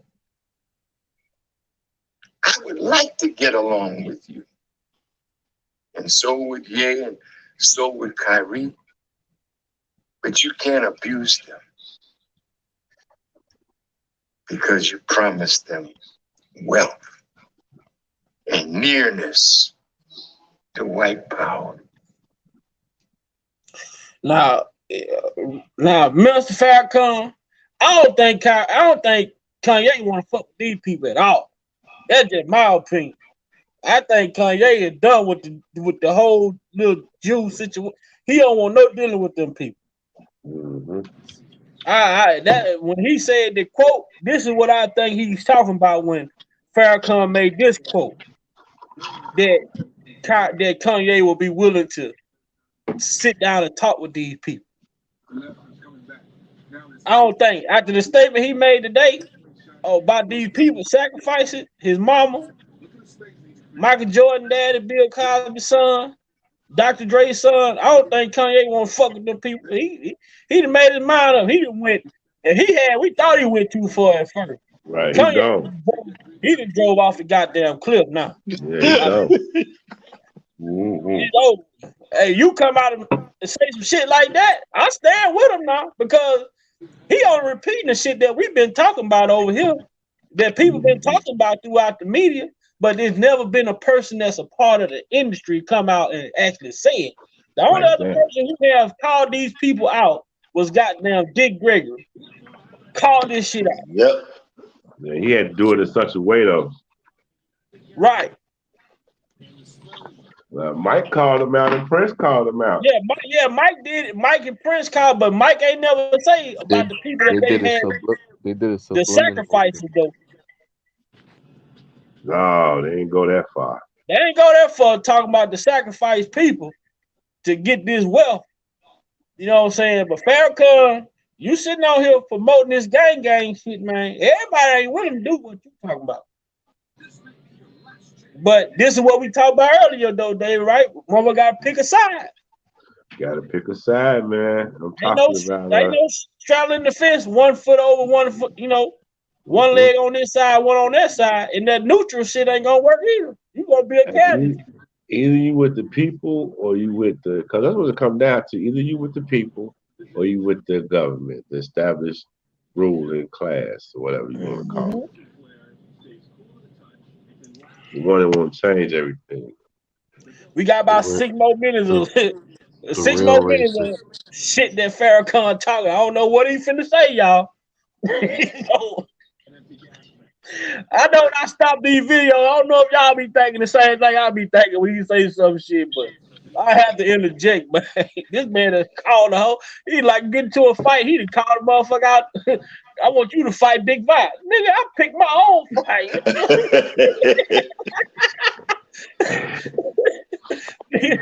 I want that little nigga on there. I'll give me an easy win. You know what I'm saying? Don't pick nobody out the crowd for me to fight, motherfucker. That's because he got that. Hey, that's because he got the FOI, man, and they strong, boy. Man, he got a coalition behind him, man. They don't realize it. Them motherfuckers are strong. They don't realize it, man. They do the whole military shit and all that stuff, man. People don't realize it. They do that on us. They ain't gonna do that with the white people. You think they gonna do it with the white people? Hey, I told people though. I said that was a Muslim store. That store where George Floyd killed it. I say, now if there was a Muslim on the ground like that, do you think them goddamn people would have stayed in that mosque and just let that shit happen like that? They would have came up out of there. They were coming up out of there by the bunches. Mm-hmm. You know what I'm saying? But we got to get our people. We got to get our people on that train of thought, man, because they didn't materialize our mind to where we thinking that this material shit, money, cars, houses, and shit is the way. Well, honestly, that's the blind right there. Mm-hmm. That's the shit that that's the distraction. The money, the cars, the house, the clothes, the shoes, that's the distraction. Right. The book say, the Bible say, what does it profit a man to gain the whole world, to lose his soul? Who you heard say that? What did Kel say to his mama? What did Kel's mama say to him when she came from the clouds in the I Wish video? Mm-hmm. That's exactly what she said at the end when you looked up at the clouds. Mm-hmm. And Kel said, "I want out." He said, he been talking to the industry, man. Mm-hmm. He said, "I need answers, mama." The man been talking to the industry.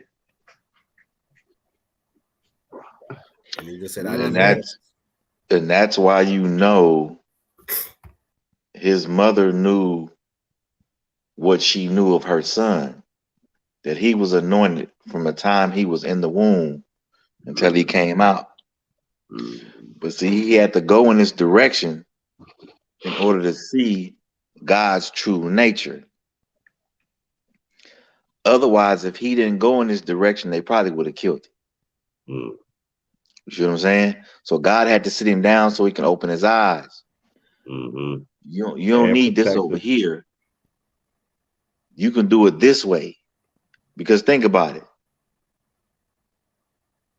If R. Kelly go have a goddamn concert the day he get out of jail, he ain't even got to promote it. People gonna show up anyway because it's R. Kelly. Facts. Yep. And I'll tell you what. And you know what's so crazy? It probably won't even be his fans at his concert. It's gonna be the people that was slandering the shit out of his name. Tell you, man. People crazy, man. You know what? There was there was a live last night. You know, shout out to the Angry Man. He did a live last night. J-Rock, I'm about to talk to you about him. Yeah, because I had I seen you in it, J-Rock. You talking about and he brought up the Jap guy. Yup. And he kept calling his wife. Oh, yeah, I seen you in it, J-Rock.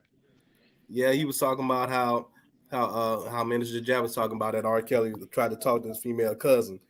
I didn't get a chance to go into it like I wanted to, because I think it was about to go down once again, because it was getting kind of late anyway. But here's what I can tell you. I posted a super chat on there, and I mentioned this, and I said all this bullshit didn't start happening to R. Kelly until his albums, his CDs and albums started hitting their 25th anniversary. You did say that. Facts. I seen when you said that, Jay. And also, I brought up the fact he also petitioned for his masters in 2015, and that's when all hell broke loose. And David, you did say that. David, what we talked about that number 30 this morning, yesterday morning.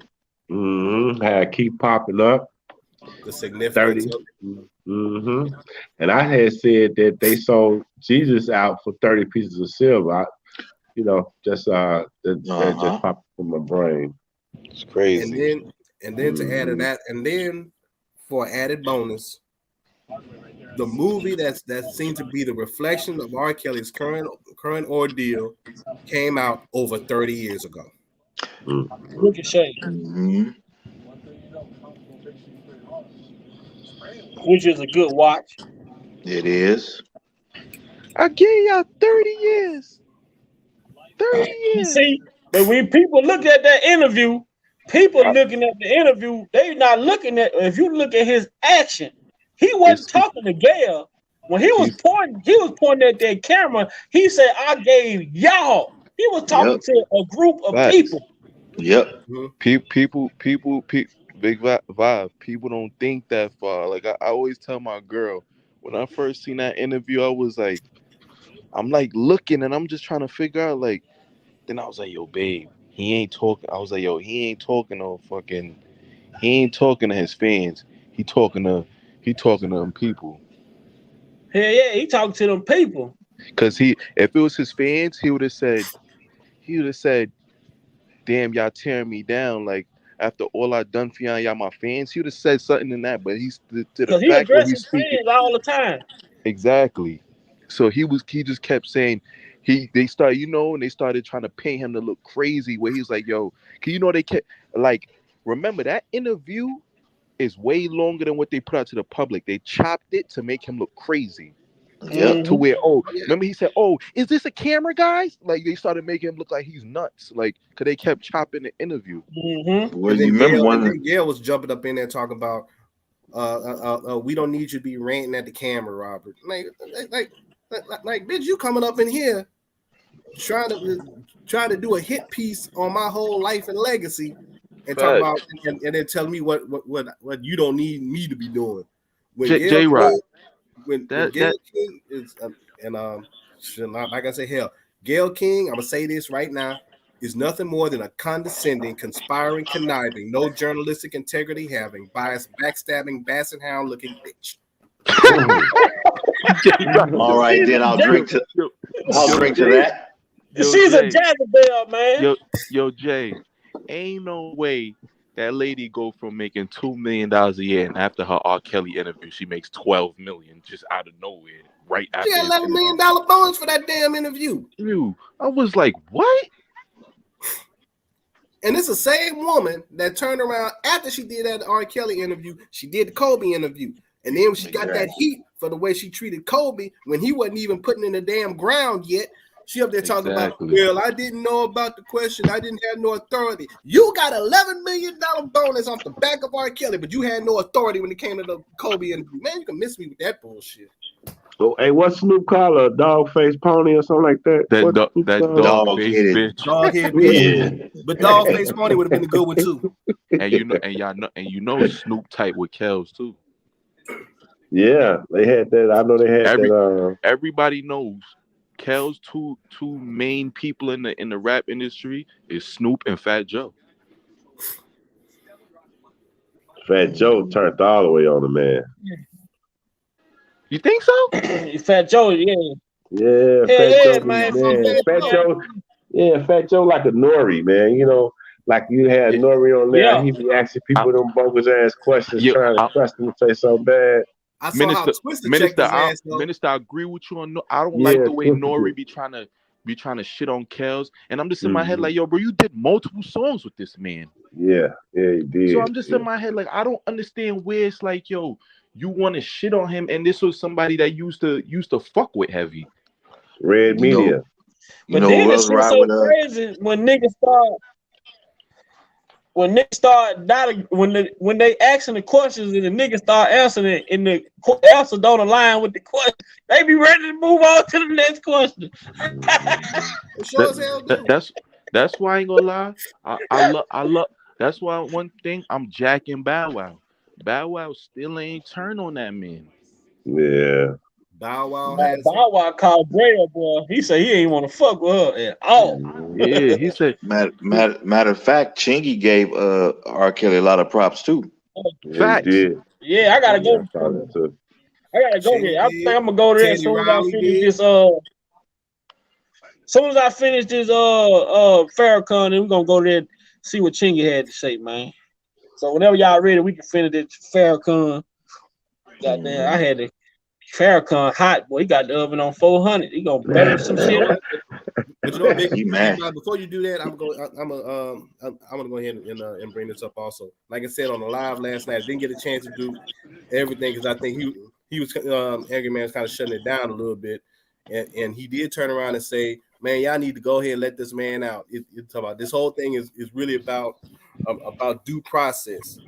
And the fact of the way, man, and the fact that you guys actually got charges on him that don't even apply to his situation. Rico. Flat out wrong. They're talking about how the hell R. Kelly gonna be doing the man can barely read. How you gonna be the head of a criminal? Thank you, J-Rod. When he said that, I'm like, yo, don't get it wrong though. A lot of people do say, yo, just because Kells don't read, don't think he a dummy now. Like a lot of people saying that, like, don't think because son can't read, he a dummy. But it's just simple things like, yo, like a Rico? You serious? Right. But see, the thing is, and here's another question to ask yourself: how can he be the head of a Rico? How can he be the head of a Rico if he can't even manage his own finances in his organization? Like I thought a Rico, like, you have to gain some type of like beneficial, like, you gotta be a rabbi, man. I thought you gotta oh shit. I thought you gotta like gain some type of monetary gain out of it. Like, so when it's like, yo, he ran a Rico just to, you have to be the orchestrator, man. This is what they say. He ran a Rico just to bust nuts. That's what y'all telling me. But then the women that they got, shit, I don't even think the man was really fucking most of these women. Thank you, cause you not telling me. You still not convinced me to this day. I don't think Kells slept with Geronda Pace. I really don't. Or Lanita Carter. Thank you. He said he didn't even know who she was. Thank you. And the scandalous part about it, after Michael Avenatti got his charges mentioned on CBS this morning, and then right after they got done with that interview, and it looked like Michael Avenatti was shining a real bad light, even though they gave him softball questions. They brought up they did the Lanita Carter interview right after that. Yep. You know, she did the good knees challenge, good spit challenge. Two hands up, keep them up. You better. Michael Avenatti, he's the biggest clown. Like, he's a clown. Like Bozo. No, he got shit on Baby Powder Johnson, man. Oh my god. Baby Powder Johnson, the worst. Yeah. I'll tell you this. I think they're both running neck and neck. Because I ain't never seen a nigga have to leave a is a straight up opportunist. Yo, J-Rock, You know what's something that clicked in my mind? I was like, yo, you know what's so crazy? I was really saying when I seen you in the chat yesterday, I'm just like, yo, it's really crazy how America was tearing this man down. But a lot of people don't know.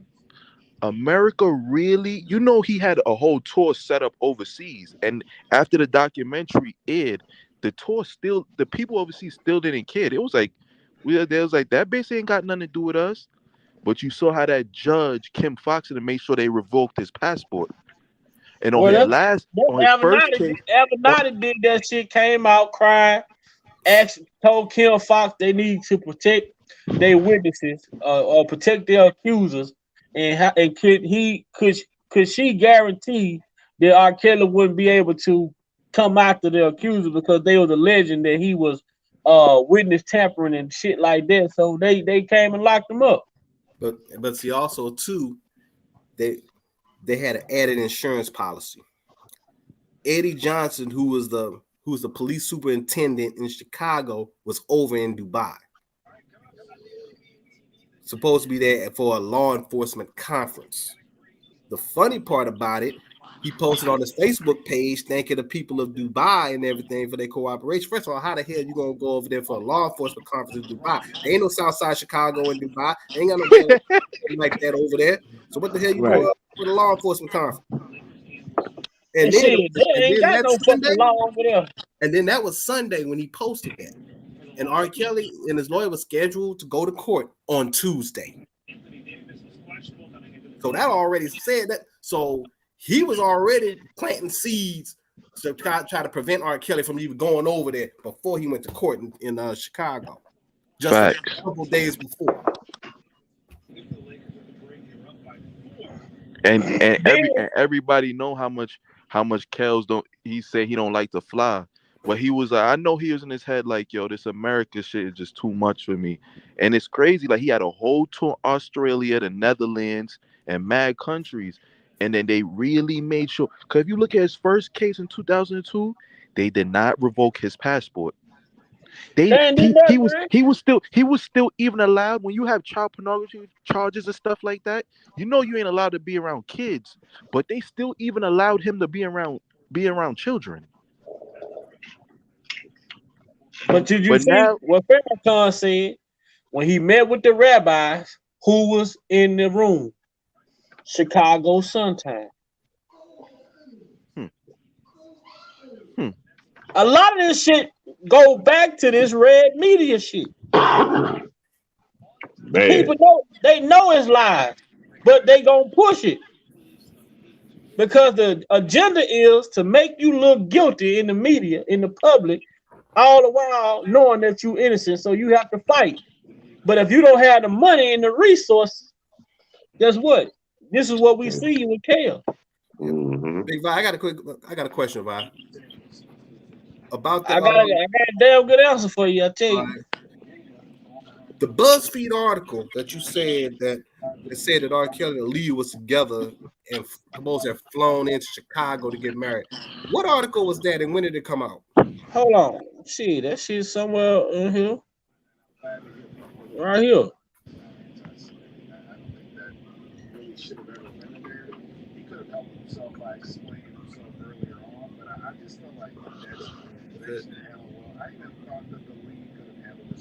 What's the date on that? Let's say September. So hold on.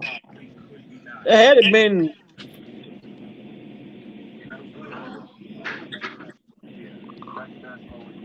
They say the marriage license is dated August the 31st of 1994. So it had to be within a week of that time, right? Because according to Demetrius, all that shit happened right away. Now, somebody in the chat on the live yesterday said that the marriage got annulled the next day. It was no way possible. Hell no. Right. It was no way possible because R. Kelly was on a plane flying down to Lafayette, Louisiana the next day because he had a concert that weekend. And I don't think the marriage between Thursday or Friday, he had to be in court. I'm telling you, if that marriage was organic, they could have kept it to where nobody had knew. But I know. I feel like they just cooked up they just not a fake, but they cooked up a Because guess marriage what license. though? What, hello? If it would have got a no, that's guilt. You admitting guilt. So which is what they doing. They want us to believe that this man is admitting guilt to this shit that's illegal. All this shit is illegal. I know. Him and Barry and Demetrius cooked up, got somebody to cook up a false marriage license. Demetrius told it. And why the marriage license didn't come into play until after R. Kelly fired him. Then he went and sold the marriage license to fucking Vibe magazine in 95. So you held on into this marriage license from 94 all the way to 95. You held on to that marriage license for a year before you sold it to Vibe magazine. So you didn't give it away, you sold it for money. But see, the whole thing is these people full of shit, man. They don't want to accept the truth, man. And when you go to debate these people, see, they ain't gonna have somebody come on their platform like the guy that came on our platform. Here go when the marriage is supposed to be happening. Right here. But this is a certificate.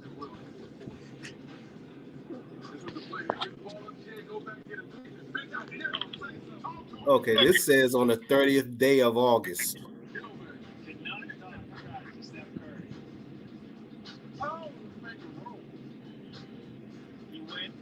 27. I'm trying to see the date. Wait a minute.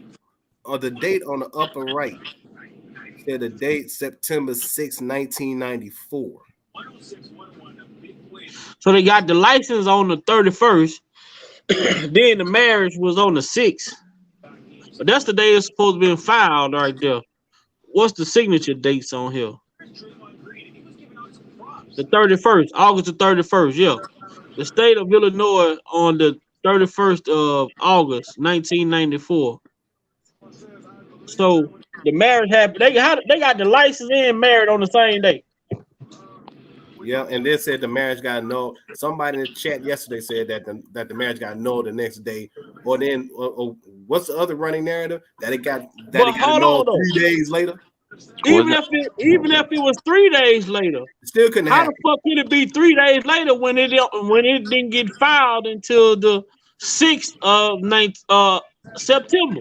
And another thing, how can it be 3 days later when August 31st was on a Wednesday, and 3 days after that would have been a Saturday, and you can't annul a marriage on the weekend? Facts. And like I say, and if they did annul a marriage, that's admitting the guilt. Man, when you go down there, you have to have what's the reason for you annulling this marriage? Oh, my daughter was under the age, and when this took place. Man, they come to get R. Kelly ass. He would have been singing in jail a long time ago. Facts. Yep. Think the people that's a federal crime, man. Because I'll tell you this much: if I had the opportunity to get on live, if Angry Man would have dropped the link yesterday, and I could have got on live, I'll tell you right now, I'd have set that whole chat on fire. I'm gonna go to Angry Man. It'd have been a whole lot of stuff that I'd have said, and people they would have lost. I already know you, J Rock. They'd have lost it when I said what I said, because everything that they thought they knew, it would have got debunked. It would have chopped. But they information. Where you get it from? You got it from the media, huh? Okay. It explains why your opinions lean the way that they lean. Because you ain't researching shit. You just talking, regurgitating what you've heard. What everybody say, and somebody and I think it was you early this morning that said when it comes to the media in regards to what they say about Kyrie and what they call Kanye, everybody getting the benefit of the doubt, but when it comes to R. Kelly, they want to believe all the bullshit in the media. Right. That's what it is. That's what it is, man. With R. Kelly, he did this, man. That nigga because the thing about the media and the thing about the narrative, what me and David was talking about a little early, who controlled the narrative control the direction of which the way should go. These people that Kanye and Kyrie spoke about, Michael Jackson, Prince spoke about, these people know what individuals that they can control and which ones that they can't control. Right. So from that point on, they know what they need to do to get ahead of the possibility of these people exposing them. So they come out with the narrative early. So when they put the narrative out, like Kanye say, they go around telling people that the doctor diagnosed me with schizophrenia and I was going crazy, this, that, and the third. He say, but that came from a Jewish doctor. You know, then they try to put me on some medication. What if I would have took the pills? You know what would have happened? I would have got addicted to these pills. Once I got addicted to the pills, then how easy it would have been for them to swap one pill out. Boom, you got Prince all over again. Yep, same thing they did to Prince. Kanye, but see, the media that controls the narrative, they get out and put this narrative out in front of you coming out speaking. That's just like you go to sleep tonight thinking you cool, you straight. Tomorrow you get up and motherfuckers accusing you of being and done something. Like, man, look, I was at home in the bed last night. But guess what? Depending on who you are, motherfucker gonna believe that you did it. Mm-hmm. You know what I'm saying? You know how many we all have probably known somebody in this life that we lived that just had a fucked up background, always getting in trouble. Then all of a sudden, if something happened, people just, yeah, man, we know who did it. We just blame the motherfucker doing it. But whole time, this man ain't had nothing to do with it. But he got a record of doing, stealing or fighting and shooting or knocking somebody out. So first thing they say, who did it? Well, the first name gonna come to your head is the motherfucker you know who been doing it. Yeah. You want to mess somebody up? Tell them, look, you can't have, when it comes to R. Kelly, do you want the truth or do you want a narrative? You can't have both. Can't have both. Facts. Or you got to be willing to listen to both. You can put out your narrative and I'm going to put out the truth. That's how we going to dialogue. You give me your accusation and I'm going to give you the proof. Yeah, you turn around and do their whole narrative, their whole narrative, their whole beliefs. I'll put it just like this: their beliefs will be crushed like a cookie in a fat kid's pocket. What up with it, EJ? But see, the whole thing is, man, people like that guy that came in here that night on here. Man, I can't believe y'all defending R. Kelly. No, hold, calm your ass down. Calm down. Now, I ain't gonna kick you out because I really want to know what you know. Then he said, I only watch the shit on the news. I said, well, I figure your energy would be like. And I'm not even gonna lie, Vi. He didn't even have his shit fully correct, even with the news be putting out. No. He would at points he was just saying anything. He was just going based off of how he felt because of what happened to him. Yeah, exactly. And see the funny part about it, when I brought up the fact about Aaliyah and R. Kelly's poster, and he was talking about Stockholm Syndrome, what I didn't get a chance to say was, how in the hell is that Stockholm Syndrome when the FBI themselves says that out of 100% of hostages, only 8% suffer from Stockholm Syndrome? So how did Aaliyah have Stockholm Syndrome? And another question, when was Aaliyah ever a hostage? Hey, you don't know what Stockholm Syndrome look like? Do y'all remember the versus battle with Young Jeezy and Gucci Mane? Yeah. It's a part in there when Jesus said, I came to you as a man. You know what I'm saying? We have been through a lot. He said, but I extended the olive branch, whatever. Then he say, I do this for Mo 3, King Von, Nipsey Hussle. And Jesus like, I know one thing for sure. Somebody said two things for certain. Then he said, I'm the realest in it. And that song dropped. That's one of already Jesus. know why track That's one of of the Jesus' year hardest 4 songs. times in a But if row. you go back in YouTube and look at that versus battle, when that song dropped, how hyped the crowd got. The crowd was going nuts with Jesus because of the way that Facts. they delivered it. But if you look at the 10-17 dudes that were with Gucci Mane, them motherfuckers like nuns in there, wouldn't even move. I mean, they just stuck. Facts. Because guess what? They know that we do something, we bob our head, Gucci Mane might fuck us up. That's Stockholm Syndrome. Facts. When you brought up versus battle, I thought you were about to bring up a Mario versus Mario. Like, oh, Man, yeah, nah, that's trash. Man, Oh man. Oh Mario Mario shouldn't murdered even him. been on there, man. Mario shouldn't even been on that versus battle. Mario got talent, bro. Mario dismantled Omarion. He sure did. Tore him a new one. I mean, Mario got real talent, man. He can really sing. Mario, man, dude, Mario could, if he was pushed more, man, he probably could have been up there with Chris Brown and Trey Songz. If he was I would have loved to see Kels work with Mario, man. Facts. That ooh wee, bruh. Man, look, he Mario could hit some shit. But he didn't ever have that good commercial song. A lot of his shit was just like high school shit. You know what I'm saying? Yeah. You had to come from that high school stage to that. You know, you got to come bring that like Trey Songz. Trey Songz came out that first shit he came out, but when he came out with Penny Dropper, niggas say Trey Songz in the ride. You know what I'm saying? You have to go. You have to transition, man. Yo, y'all seen Joe out here trying to look like Kels? Man, I heard about that clown ass dude, man. Oh, that's my guy, Joe. I fuck with Joe.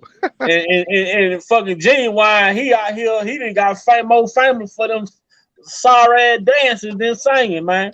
He just out here making mean. Man, I don't know what's going on with Genuine. I don't know. It seemed like he ain't been right since him and Soleil broke up, man. That song bitch that went from Genuine to Moonshine. Golly. Genuine to Moonshine. Wow.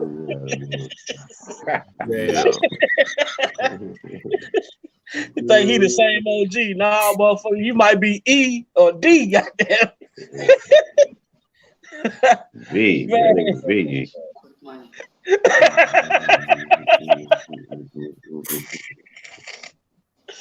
don't know what to do with the R&B is on life support, bro.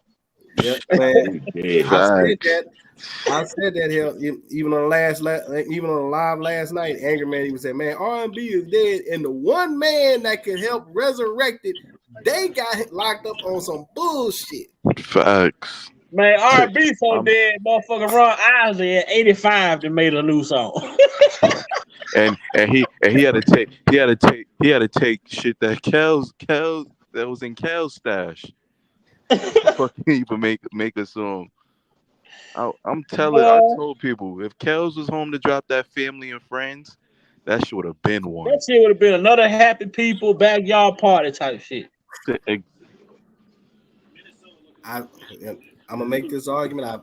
I've said this. I think I may say this on another platform, whatever. But like I said, what R. Kelly has done, and he's continued to do without his career. The man has breathed more life into more careers, and EMT's given CPR to patients.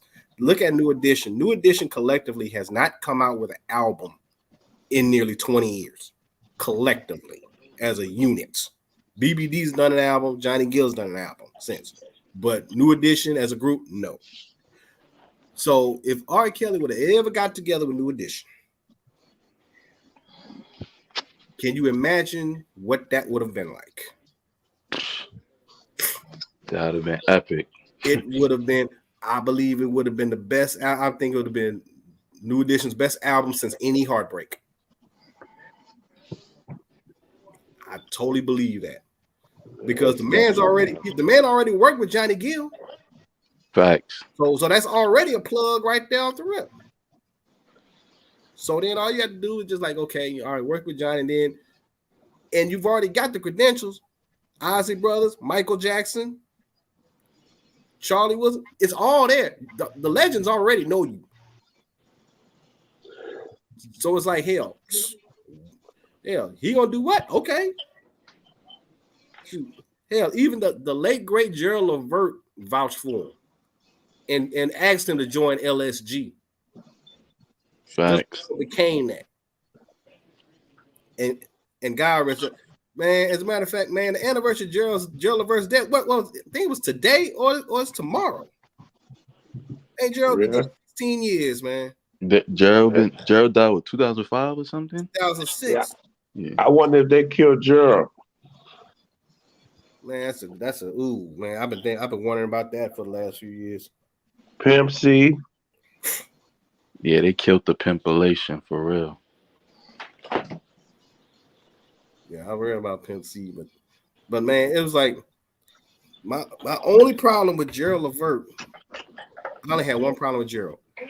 Gerald, to me, and I love Gerald. Gerald, to me, Gerald Levert is a cornerstone R&B in my generation. Gerald Levert, if R. Kelly's sitting at the head of the table, Gerald Levert is like right next to him on that corner of that table. You think so, bud? Yeah, I mean, you think so, J-Rock? Yeah. Gerald Levert was an R&B royalty. The man was also an underrated producer in the 90s. Him and Edwin Tony Nicholas. It was a fly. I mean, he was. Yeah, they Gerald was just, Yeah, they probably was sitting on the love seat together.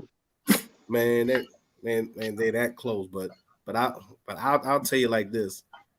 My only thing with Gerald worked himself too hard. I think he tried so hard to try to prove himself worthy of being a Grammy-winning artist, but he never won one.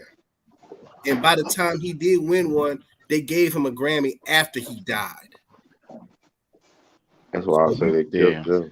So he wasn't worthy of having one when he was alive, but you're gonna give him one after he died. Mm-hmm. I was so pissed off at the Grammys after that. I was already kind of done with them, but that was the final nail in the coffin. But say what you saying, J-Rock. My bad. Well, what I was about to say was I was so pissed off. I said, fuck the Grammys to this day. Even if they did, I hate the Grammy so much. Even if R. Kelly were to get a Lifetime Achievement Award through the Grammy, I would never watch it because I hate him that much. Huh? See what the Grammys is? Like me and my girl were just talking last night about it. We were saying, the Grammys is basically, it's like basically who's in that inner circle. Cause it's like when you sit there and look at it, like when you look at some of the people that got the most Grammys in history, like it's like, Ye, I could see why Ye won the amount of Grammys he won. Hove, more say you could tell he rubbed the shoulders with who he need to know. Beyonce, like you could probably see that. Quincy Jones, yeah. Like you could tell it's all in relationships. And then when you look at somebody like R. Kelly, who only has 3 Grammys, you look at somebody like Drake, who got 1 or 2 Grammys. Like you got what I'm saying? When you look at certain people, you be like, how they didn't win more than what they got. And then it's like even when you look at Kells, how Kells only got 1 BET award. Mm-hmm. But him and Prince are like the only select people ever in BET history to ever get to do their own little, they got their little BET. They rolled out the red carpet for them to perform. They had a catalog so big where they performed their songs for minutes and minutes straight. Yep. And see that's the thing about it. When you're iconic like that, when you're iconic like a Prince or iconic like an R. Kelly, your talent is undeniable. Mm-hmm.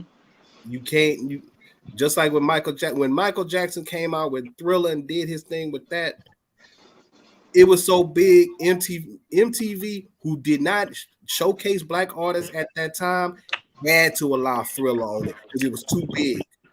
Facts. Big not to. But you know what's so crazy, J-Rock? Everybody say, me and my girl, we was arguing, not really arguing, we debating.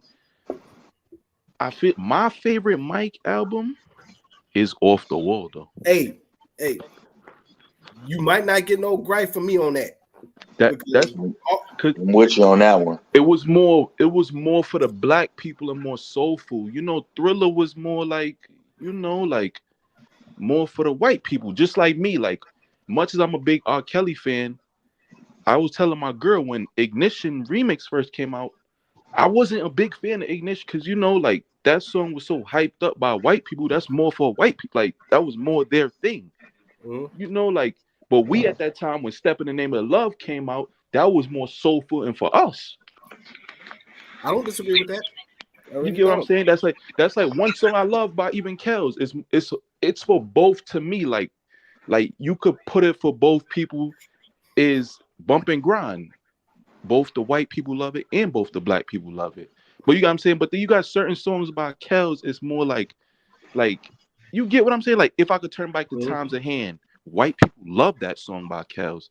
Like, don't get me wrong, I love that song by Kells. I'm not taking, but you know, that's more for white people. Then when you look at like I Believe I Could Fly, that's more the white. You get what I'm saying? Like, you know, like it got it. Well, I Believe I Could Fly, you could tell that was more mixed because you could hear that song at graduations, at black churches. J-Rock, I performed that at my I performed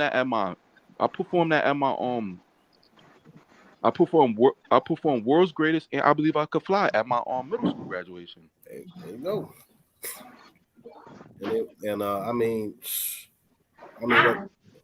what he has done. I mean, throughout his career, like I said, when you're iconic like that, and going back, but what you guys go back to with Off the Wall, I'm gonna tell you, Off the Wall was so cold. Mike actually could have retired after making Off the Wall. He really didn't need to make any more albums if he didn't want to, because Off the Wall was just oof. Man, come on, you want to be starting something? Just you want to be starting something and Rock With You? Oh my son, when I hear Rock With You, you just feel that in your soul, like that, like especially when Mike hit his little runs on that too. Man, you can. Because Rock With You is one of those songs, no matter what you doing, you hear that song, you gonna bob a little bit. You could be eating, getting a plate, getting something to eat. You're gonna be moving your shoulders with that fork in your hand, and you're just gonna be moving. Or you could be cleaning the house and vacuuming. You're gonna do a little two-step on that. Man, Rock With You, boy, Rock With You will mess your head up for 4.5, 5 minutes. And you know it's another thing, I feel like people don't give Mike and Kells their credit for. It's like they wanted to select two people. Like Kells could go from a baritone to a soprano. Mike could go from an alto to a soprano. Like people, like it's like they voices like could change so like drastically, and it's like, you know, Mike, he do that beatboxing shit. Like he wanted like the only people that could like fake beatbox while he's singing. I'm just like, yo, that's just amazing to me. Man, Mike, man, because like I said, Mike is a king of pop. I'll say Mike is the greatest entertainer who ever lived. I mean, God, hands down. The man who only person touching that man is that boy Breezy. Man, but that ain't. Hey, but see, Kells is the coldest entertainer ever because them guys gotta dance. Exactly. They gotta dance. Kells fell out of the show and don't even bust a move, man. I agree with you. I agree with you. But it ain't no knock on none of them. But motherfuckers coming to see Usher because he can dance, not sing. Facts. You heard what Keke Palmer said.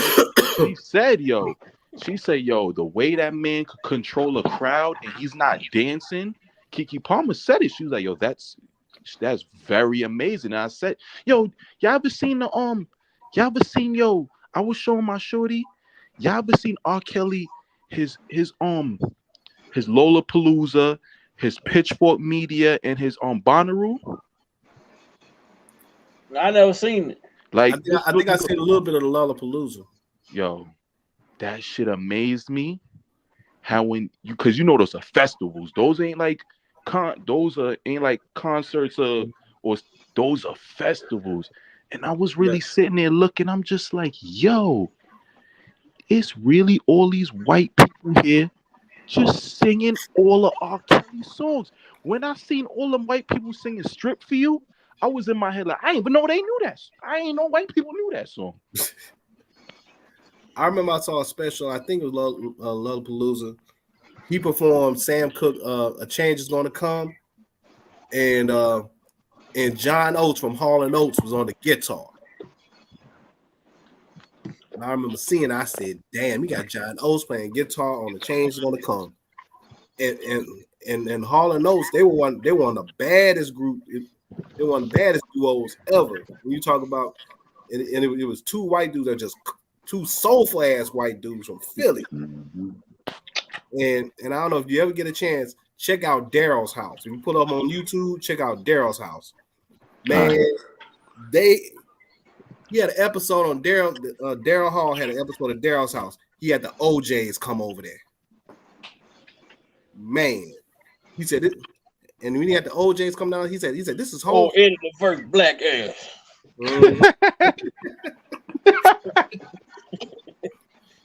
Man, they did all the OJ's hits, and then they did a couple Hall & Oates hits. Man, I mean that whole set was like, I wish I could have just been up in there to check that shit out. Man, when they did Backstabbers, I was through.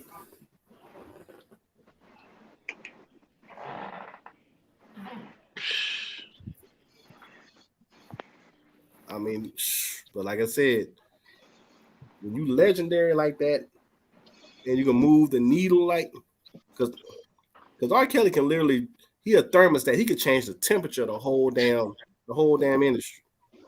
Yo, J-Rock, just imagine if Kells could just imagine if Kells knew how to dance.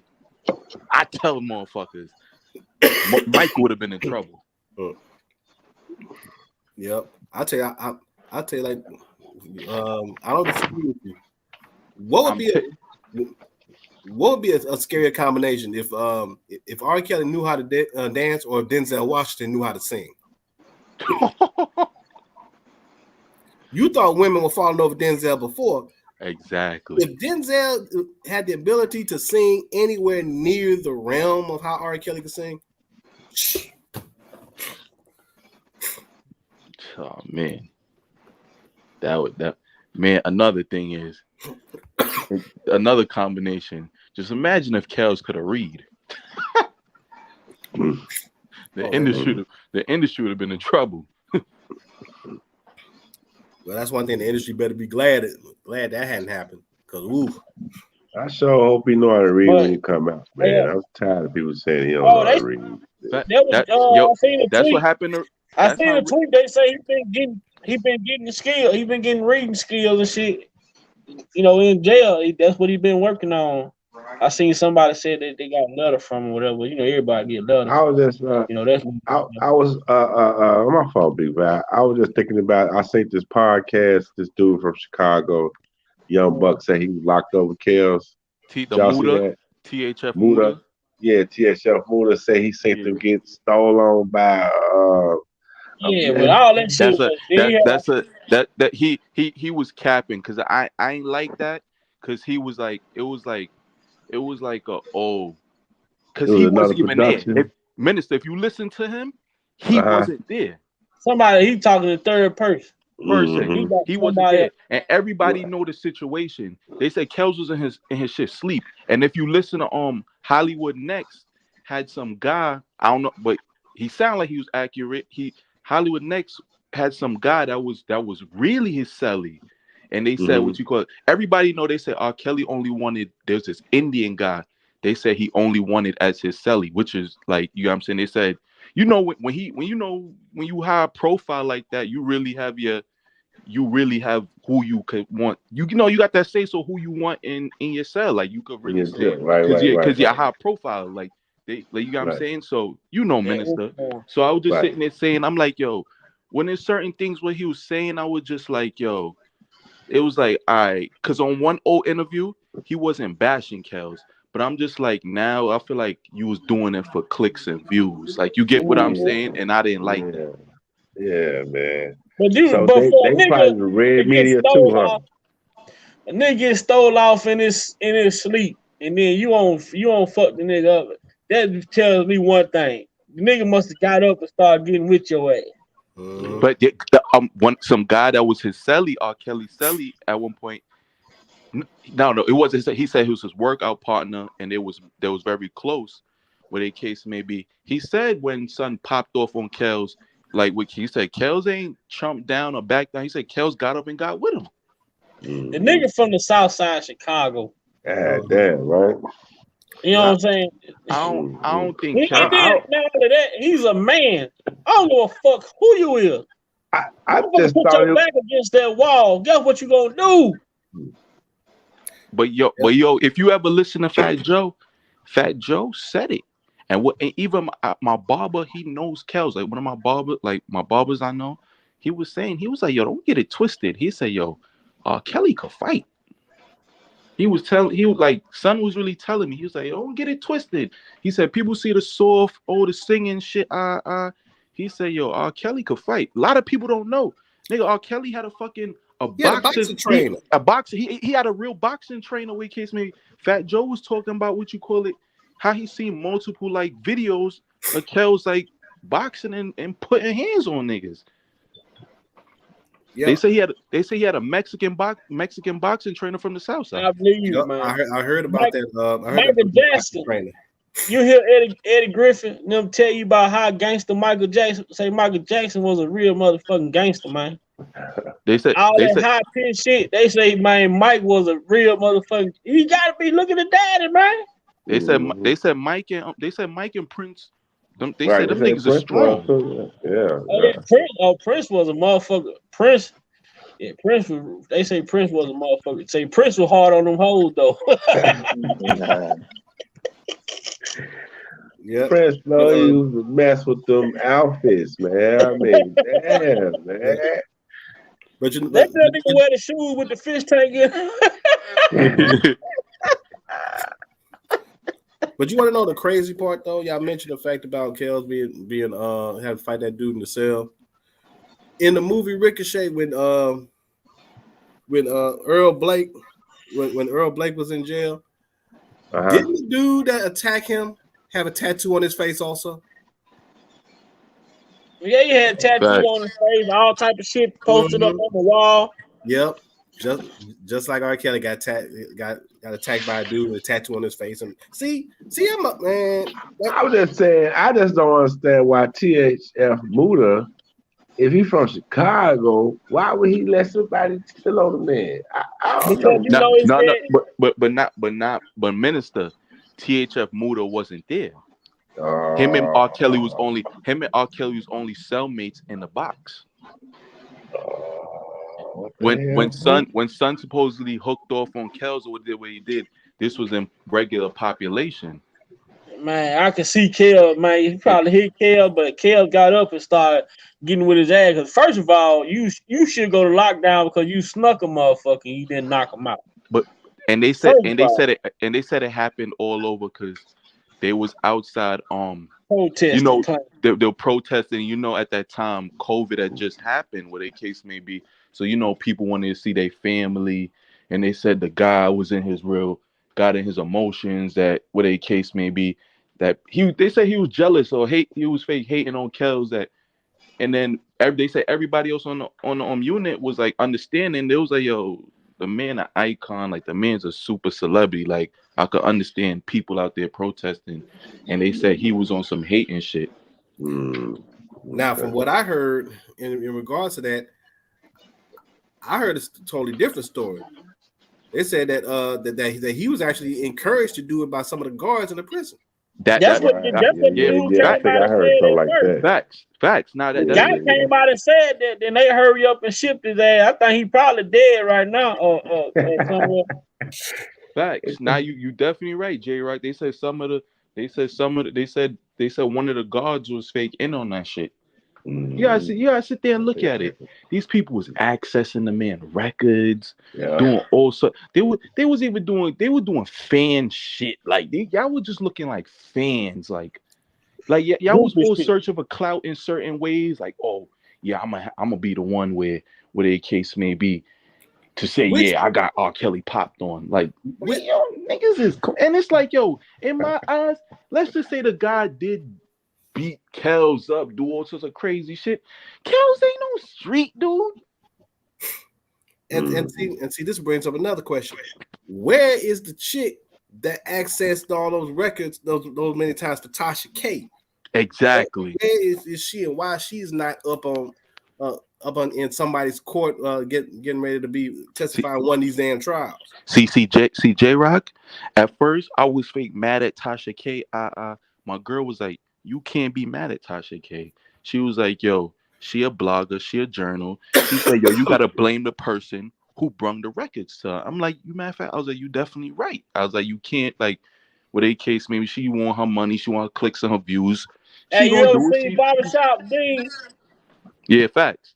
Man, fuck Tasha K. Yo, I'm with you too. I don't like her ass. I don't like Tasha K either. Tasha K ain't do nothing but buy goddamn record and put them on YouTube for clicks and views. That's all it was about. Clicks and views. Fuck Tasha K. Facts. But that I was like, yo, not for that. I never seen a man like go through the disrespect that he went through. I'm just like, yo, and kept like, I was just like, wow, like this is the perks of being a celebrity. Yeah. No, not even a celebrity, being an icon. The only thing Tasha K has done is stole Blade's hairstyle, and he wants that back. Yo, I'm about to write. We should do a video telling Tasha K, you better pay Cardi that money. Yeah, get that bread to Cardi, please. Thank you. Thanks. I'm glad that happened to her, cause that was a wake up call for her. You notice her ass, she been very that hoe, she ain't got enough money to pay Cardi. Get what she finna have to pay Kel. She finna be in the hole for quite some time. Yo, I'm telling people, I was saying this to my girl. I said, yo, they better pray that man don't get an overturn on one of them cases. He gets an overturn on one of them cases, you know how much money everybody gonna be drained dry. Because I'm just like, yo, see, people don't understand. ABC, NBC, all these people that trash him, they got the money to pay that man. You got what I'm saying? The government, they got unlimited bread. But all y'all people that was on YouTube trashing that man name, I feel bad for y'all. Let me tell you, I got something I'm working on, and I haven't even. I'm trying to put this together. I've already titled it. It's called the RKRI, and that's called the R. Kelly Retribution Initiative. I'm already putting that thing together. It's going to be a complete detailed thing about the plan, about his strategies, business moves, everything. If he should also ever get out, if he were to ever see it. Now, he gonna get out. We're talking about when it's gonna be whenever that happens. It's already layered, so it's gonna be fairly long. I already know. It's probably gonna be some. It might be anywhere at minimum 50 pages, maybe much as 100 when I get through. But it's gonna be very thorough. When I get done with it, y'all gonna know about it. But one thing I do respect, and I like though, and I love. You got some people in the Midwest that is fake hating on him, but he's still like, I still see that he got that love out there. I like that, minister. I like that y'all out there, that y'all still hold him at high regards. I love that. It's like, yo, everybody else could shit on that man, but it's like, yo, cause even the guy that interviewed Teacher Muda, he's a fan of R. Kelly.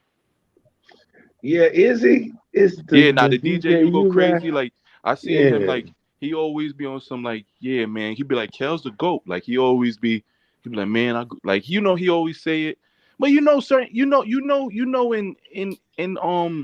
in journalism and stuff, like you can't really show you your gotta, bias. right, you get right. what I'm saying? So it's like you can't really show your bias. Like yeah. It's kind of hard right nowadays, man, to stay. Well, you know what? Not really. You can stay neutral. That's the best way to do it. If you're gonna be just present information and interview people. Yeah, try to stay neutral. That's the best way to stay. Yeah, trying to stay neutiral. You can't. Not not neutral system like Jim Derogatis. because that dude there, when a man say he got shot at, but he don't know who shot at him, and then say, well, I got to tape anonymously, but I gotta protect my sources. What the hell? How you gonna protect your sources if you got something anonymously? Hold the. Don't make sense, man. You heard Boosie. Boosie said that was the police who did that shit to him. And you know what? I don't totally disagree with Boosie. I really don't. Because Minister, you from Chicago, so you know. So you know how shiesty Chi-Town PD can be, especially since y'all had a dude back in the day by the name of John Burge. And the shit that he did, because he was doing. I heard about him. Yeah, he was giving people plenty of time, boy. Man, he was making them confess. He was he was rough. He was rough. City had to pay a lot of money back for him. Wasn't he waterboarding suspects? Man, he was electrocuting them, waterboarding them. He was doing all kind of stuff, man. Matter of fact, didn't he use a cattle prod? Yeah, I won't put it past him. I don't, you know what I mean? He was doing all kind of stuff to people, like military type stuff to people, man. Dean, in case you're wondering who this is, there's a guy by the name of John Burge. He was like a police sergeant in Chicago. I don't know if he's a police sergeant or lieutenant. This dude, I'm gonna look into him. He was with about over 20 years at least. I think from like 72 to like 92, something like that. Even more probably. Probably longer, but longer. Yeah, I'm thinking it might be to 2002. Yeah, because he was like at least a good 20 years in. This dude had harassed black suspects, beat them, had his own little crew. I forgot what the nickname of the crew was, but man, he had beat up suspect, illegally detained them, waterboarded them, I heard about the electrocution, and I heard it was electrocution with a cattle prod. I know he was doing something to people's right balls. On the genitals, I heard. Yeah, on their genitals. Yeah, that's what I remember hearing. Whatever it was, I wrote that shit down too after all that shit. Yeah, and there's some guys, isn't there's some guys that are still in jail because of the shit he did, and they still waiting for appeals and haven't got them. I believe so. I know a couple of them got out a few years back, like 2 or 3, but I'm sure all the stuff they was doing. But the thing is, when you have a officer with a case like that, anybody who he arrested actually is supposed to come home. That's fire. Yeah, I'll tell you what. I do know. I remember one time he did an interview, and because he got caught for perjury on the stand, and he had to do some time, but he didn't do it in Chicago. He wound up in Florida, and he said he couldn't return back. And I guess the reporter or somebody asked him if he could ever go back to Chicago. He said, I can't go back because he said there's too many people that want me dead. Yeah. The type of time they was giving them people, man, I'd kill them too if he had put me in jail. It wouldn't have been safe. I just thought it was crazy because of the fact that he did all that dirt and shit to some of them guys that have been locked up so long. And he only got like about 4 or 5 years, but they still in jail, man. Mm-hmm. And that's the 2-tier justice system that I don't like. It's like, man, it always made me think about Van Dyke, the man that killed the Laquan McDonald, white police officer that killed Quan McDonald. Now, you know, I feel the George Floyd pain, but you know, before George Floyd, that had happened to Laquan McDonald, and I just not understand for the life of me why we didn't tear this motherfucking city up. You know what I'm saying? Right. And then to turn around. And then you guys have another one. I think it was a lady. Her name was Lakia Boyd. Lakia Boyd. I think. What was the situation surrounding her? What happened with her? I think it was an undercover police officer was in the park, was going after some dude, and then she was like the girlfriend of the suspect or something, and the off-duty officer tried to shoot him, but he shot her and killed her instead. Really, in Chicago? I think it was Chicago. Oh, I have to look at that. Because I remember close. The incident was close or something. You know what? Because when I was working on my master's, I did a paper, and I had some information on that. Maybe I got the name wrong, but it's most definitely possible because you know police do get down in Chicago now. You know, shit. I can't say they don't. You know, I can't say that. I'm not really familiar with that particular case.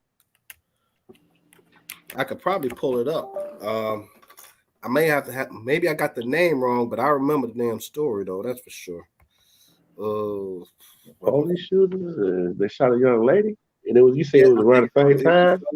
It was a young lady. It was in a park in Chicago, and it was an undercover cop that had did it. Yeah, they downplayed the shit out of that, Jack. Cause man, they say like they would be having as much even though they played Laquan McDonald's thing down, man. I'm so upset about that, boy. You know, I don't even like to think about that. I was a little shocked because the way it was being covered in certain circles, it looked like the whole national media had really talked about it. You don't even hear about Kiara Cole. Who that? Kiara Cole, the missing postal worker from Chicago. Oh yeah. Missing that was pregnant. Yeah. I thought they found this guy was like a.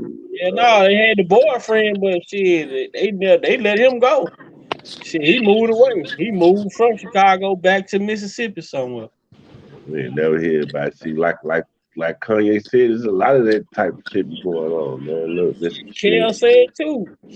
Shit, it really is girls chaining basements around here. It really is, man. It's been happening for a very long time in Chicago, man. Like it was like an epidemic at one time in a particular neighborhood called Inglewood, famous in Chicago. That's what O Block is. O Block is it's not Inglewood, I don't think. O Block is over by Bronzeville, like down from Bronzeville. It's not Inglewood. Inglewood started. Now I'm gonna say when you search up, that's what Dirk and them they say they from Inglewood. That's what they were saying. Well, they from so you got Lamron, as I hear them call it. Normal is a street name. Normal. Yeah, I know Lamron's Normal backwards. Right. That's in Inglewood. But over there on 63rd or 64th, 65th, at King Drive, that's not Inglewood. Unless I'm mistaken. No, that's not Inglewood though. It's like Grand Crossing or something like that. Wild Hunters, man. Wild Hunters, baby. They wild too, Charlie. Cabrini Green. That's where I'm from, Cabrini Green. That's what they say. That's what that was. They say the Bodell from there too. That was Who Bodell? Yeah, ain't he from Cabrini Green? He could be. He looked familiar, but I left Cabrini Green. I was like 12. I'm 51, so that was a long time ago. You know what I mean? Yeah. But Bodell looked familiar though. I'm sure we probably know each other. We probably bumped each other in alternate universities, for black folks. Yeah, Kanye say our reparations was Cabrini Greens. You know what I'm saying? They gave us apartment, project houses and shit like that. That was our 40 acres in the mule. I'm like, damn, this nigga Kanye, hey, he crazy. He spaz on them people. He be spazzing for real. Yeah. Hey man, I found it. Okay. It was her name was Rekia Boyd. She was a 22-year-old black American woman who was fatally shot in Chicago, Illinois, by Dante Servin, an off-duty Hispanic police officer, on March 21st, 2012. Oh, okay. It said Servin was an off-duty police officer who drove his car to Douglas Park on the west side of Chicago. After calling the police about to make a noise complaint, and said he then approached a group of 4 individuals that had been partying in the park, then and had some type of verbal altercation with them. One of the victims, Antonio Cross, said allegedly believed that Servin was looking for a drug dealer, but then to which Cross allegedly told Servin, get his crackhead ass out of here. Next thing you know, Servin fired on the group and hitting Rekia Boyd in the head. Damn. It hit Cross in the hand. Initially, the Chicago Police Department came that Servin had discharged his weapon after Cross had approached him with a gun, but no gun was found. But that Boyd family quickly responded that the object that she had was a cell phone, and there was no gun found at the scene. Man, I vaguely remember hearing about that, man. I know that area though, Douglas Park. That's on the west side over there, off Kedzie, Roosevelt. Yeah, because I remember that happened along with a young lady that got killed named Renisha McBride in Detroit. And that was crazy because she got shot when she was trying to help because her vehicle was broken down, and then guy shot her with a shotgun. Shot her with a shotgun? Yep. Hey, you know, they was killing girls up here for a minute too, man. They kind of went into a thing in Chicago. It was like 4, 5, 6 girls got killed. Assassin-like style, right back to back, man. That's crazy. Yeah, that's because they be getting mixed up in everything, man. You know, girls be hanging around them hot boys, you know, setting niggas up and all kind of stuff.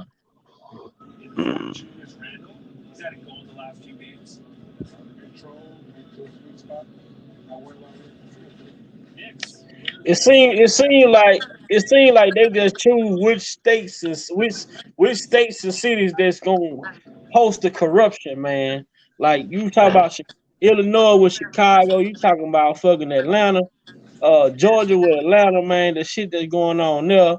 You got like, man, they got their certain little spots, but they just got the bullshit, man. All the major cities. All the major cities. New York.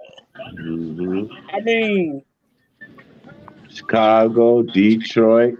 Detroit most definitely. Mm-hmm. But see, Detroit where the money is. Like all that up in Ohio. Ohio used to be where the money was at when they put them Ford plants and GM plants and shit. Mm-hmm. But back then, the Italian mob ran the goddamn cities. But when they ran the mob up out of there, it was a fucking race to see who could take control then. Yeah, and don't sleep on other cities. Don't sleep on other cities like Charlotte, North Carolina. Because there was a little incident that happened in Charlotte with a guy by the name of Jonathan Farrell. And Jonathan Farrell was a football player at FAMU.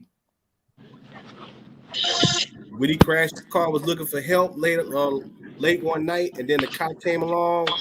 And then when he was trying to get help, the cop shot him and killed him. What?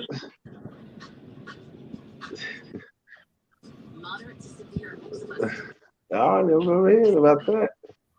Yeah, that happened. And see, they did an investigation. He was placed on administrative leave. Now they kind of did. What was the term in which they actually? The city didn't admit. They did not admit any fault, but they did a settlement. I think they did a settlement of $5 million to his family, but they admit no fault. Yeah. Going back to Laquan McDonald and the dude that killed him, Van Dyke, like officer, I feel like an officer who is do a murder and he faulty, he should get double the time that an average person would get. Because if an average person do something to an officer, he get double the time because it's a peace officer. You know what I'm saying? So it would encourage, it would detour officers from taking the law into their own hand because it's such a stiff penalty, you know what I'm saying? And that make it fair because they can't, for that man to shoot that boy 16 times, he should at least got 16 years. Right. He got like 5 years or something, man. I just cannot believe Chicago did not blow up, man. I was man. I just man. And EJ said in the chat, he said, let's not forget about Natasha McKenna as well. That name sounds familiar. It do sound familiar. Where's she from? Where Natasha from?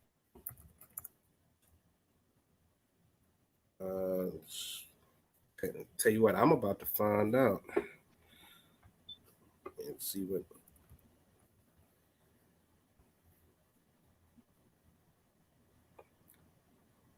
Okay. Okay, say Natasha McKenna was a 37-year-old African-American woman who died in Fairfax County, Virginia, while in police custody. And said she was a catalyst. The catalyst it then extracted her from the cell and being tased and while being shackled, and was captured on video in Fairfax County Jail. Yeah. It said during the team's efforts to extract the mentally ill prisoner, as they would say, who resisted, they tased her 4 times while she was restrained. No charges were ever filed, and the deputies who tased her, but the case became a subject of a federal civil rights investigation because of several related issues.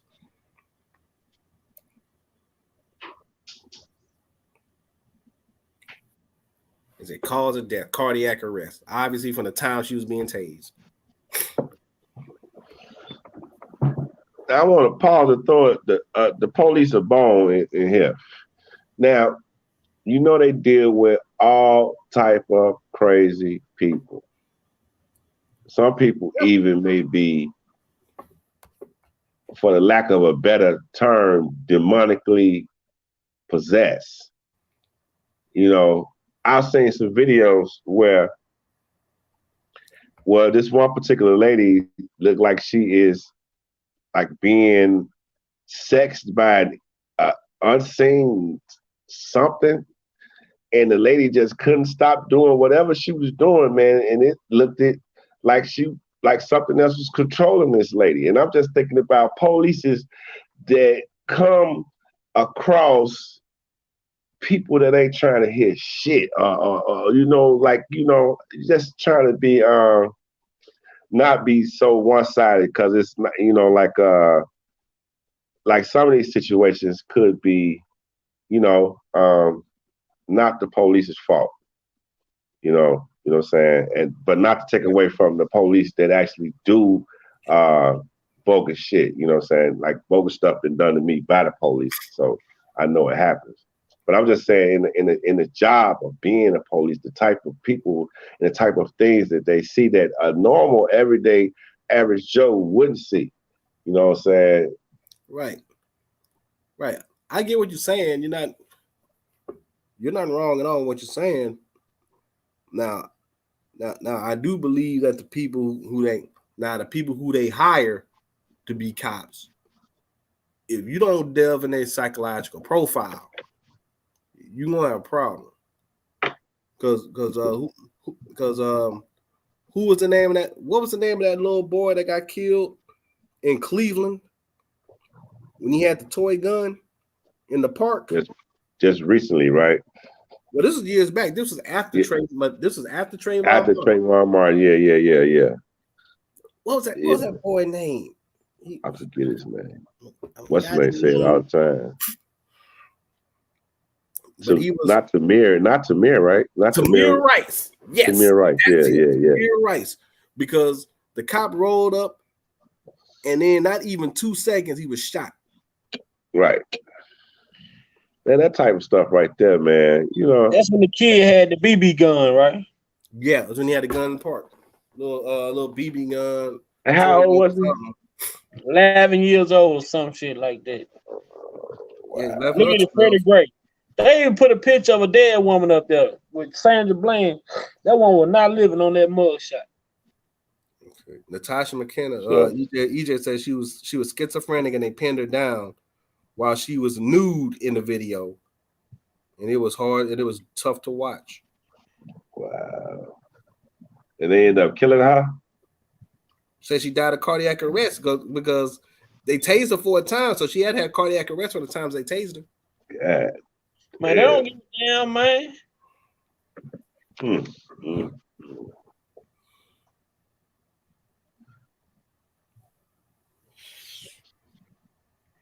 They don't care about none of that, man. Nope. Should they show down? I'm gonna go ahead and lay it down. I'm getting a little sleepy and whatnot. So yeah, I'm finna get ready to exit up out of here, man. You know, we held down tonight. It's been a good 4.5 hours, so that's good. I probably won't be back on until Monday or something. Everybody came through.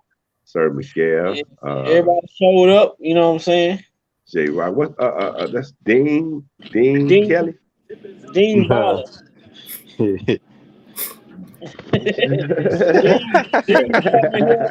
Dean come in here.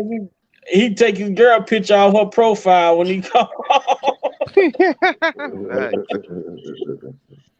Dean come up, he know he'll be in the background. He's like, "Hey, yo, Vi, it's me, Dean. I'm on my girl shit." I'm like, "Man, I don't know who that is." Hey, Vi, do you want me to put that link into that Angry Man live? Yeah, or you can email it to me. Okay, I'll try to do that. Yeah, they old Angry Man, I try to see who he is, see if I need to have some smoke for him. Yo, J-Rock, where Angry Man from? I think he's on the East Coast. I think he's from I think he's from your neck of the woods originally. Oh, but he has a moderator in his chat named Arissa Michelle. Oh yeah, she was for Kels. Yeah, she got a YouTube page. She's been been speaking up for R. Kelly for a while. So I saw a couple of her videos. So she's a moderator on this chat. So I was kind of thinking if you could reach out to her and then link the information that we got, send that over to him, so he can get a whole new perspective on stuff that he probably wasn't privy to, because if he knew the stuff that we knew, he'd probably be like some of the narratives that they put out, he'd be like, oof. Because if you thought he was kind of hot about the charges before, he's gonna be really hot about the other shit. I mean, he just listened to Demetrius Smith fucking interview with goddamn Nick at Night. Shit, he gonna be pissed off because Demetrius told everything. Like everything Demetrius admitted to doing was the shit that they charged R. Kelly for. Yeah. Demetrius Smith was trying to go in the bathroom on Toxic Diamond. Man, tell you, man.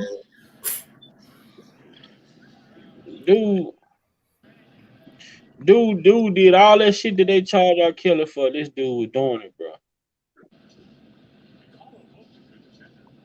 Hey, I keep saying it's a reverse thing, because all the people that's testifying against R. Kelly is the criminals.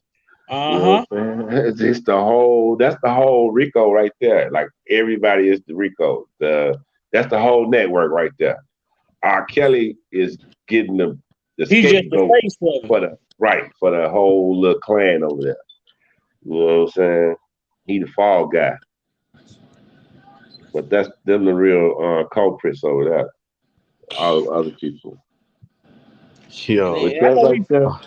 Kelly and Jeffrey Epstein got charged in the same district, in the same courtroom, at the same time, basically same month, and he had a whole thing about him having a jet.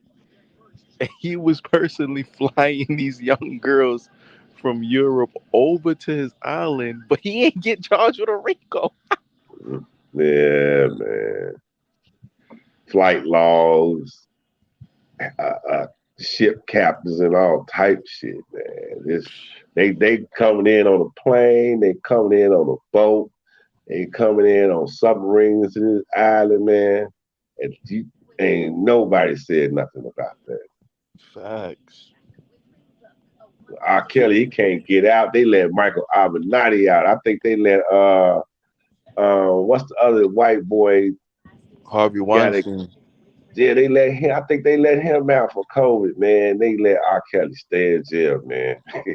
They do. Oh boy, I'm talking about. They do us so bad, man. Then we don't even stand up, man. We don't even stand up. Some fights. You know, it's like, you know, your brother. When you fight your brother, you know, y'all fight, y'all don't get along or whatever. You know what I'm saying? One of y'all mama favorite or whatever, but when it's outside people attacking your family, man, you're supposed to stand up with your brother. And that's what we got to learn how to do. You know what I'm saying? We have to learn how to do that. And you know what? It's gonna be kind of hard because there's a lot of people, there's a lot of black people that deserve to be talked about and shamed and ridiculed and isolated and they deserve everything bad, you know, to be kicked out because they actually done sold their soul for personal gain against their people without warning their people. You know what I'm saying? So, you know, as some of these people come up to be charged, rightfully so, they need to be, you know, shunned. But that's with facts and evidence to support whatever accusation is against them, which is lacking in R. Kelly's case.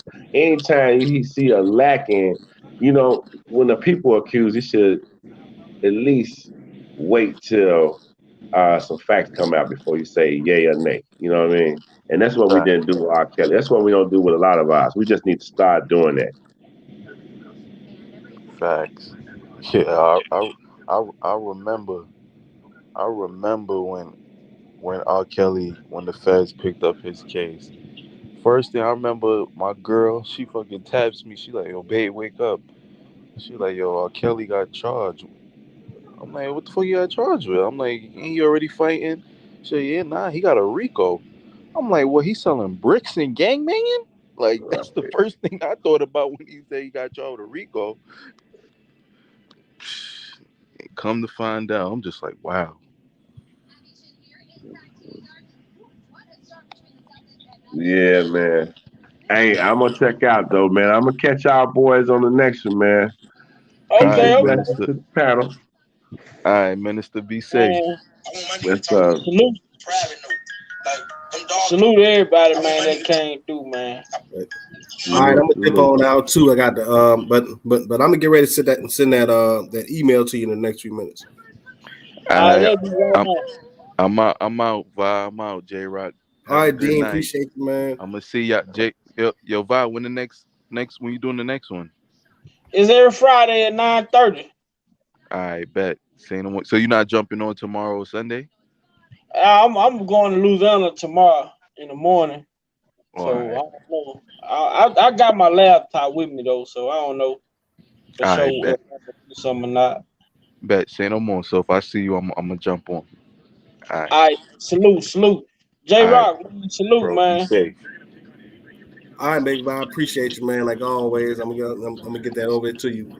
Dean, have a good night, bro. Same to you, J Rock. Be safe, bro. everybody in the chat, peace and blessings, man. You know, it's all respect, all love, man. Hopefully y'all enjoyed the live tonight. You know, very positive information as always. But y'all already know how big value out of here. I gotta give y'all five ways of living a happier life. 5 rules of living a happier life. Love yourself. Do good. Harm no one. I'm talking about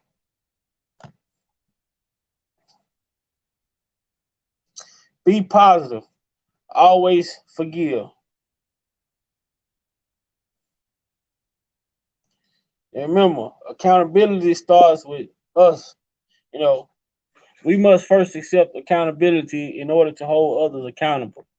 You know what I'm saying? Let's just work on being the best version of us. And if we work on being the best version of ourselves, then guess what, man? That's a plus for everybody. So with that being said, y'all be blessed. God loves us. God loves you. He loves me. He loves the world. So hey, love is the way. That's it. Until next time. Peace out.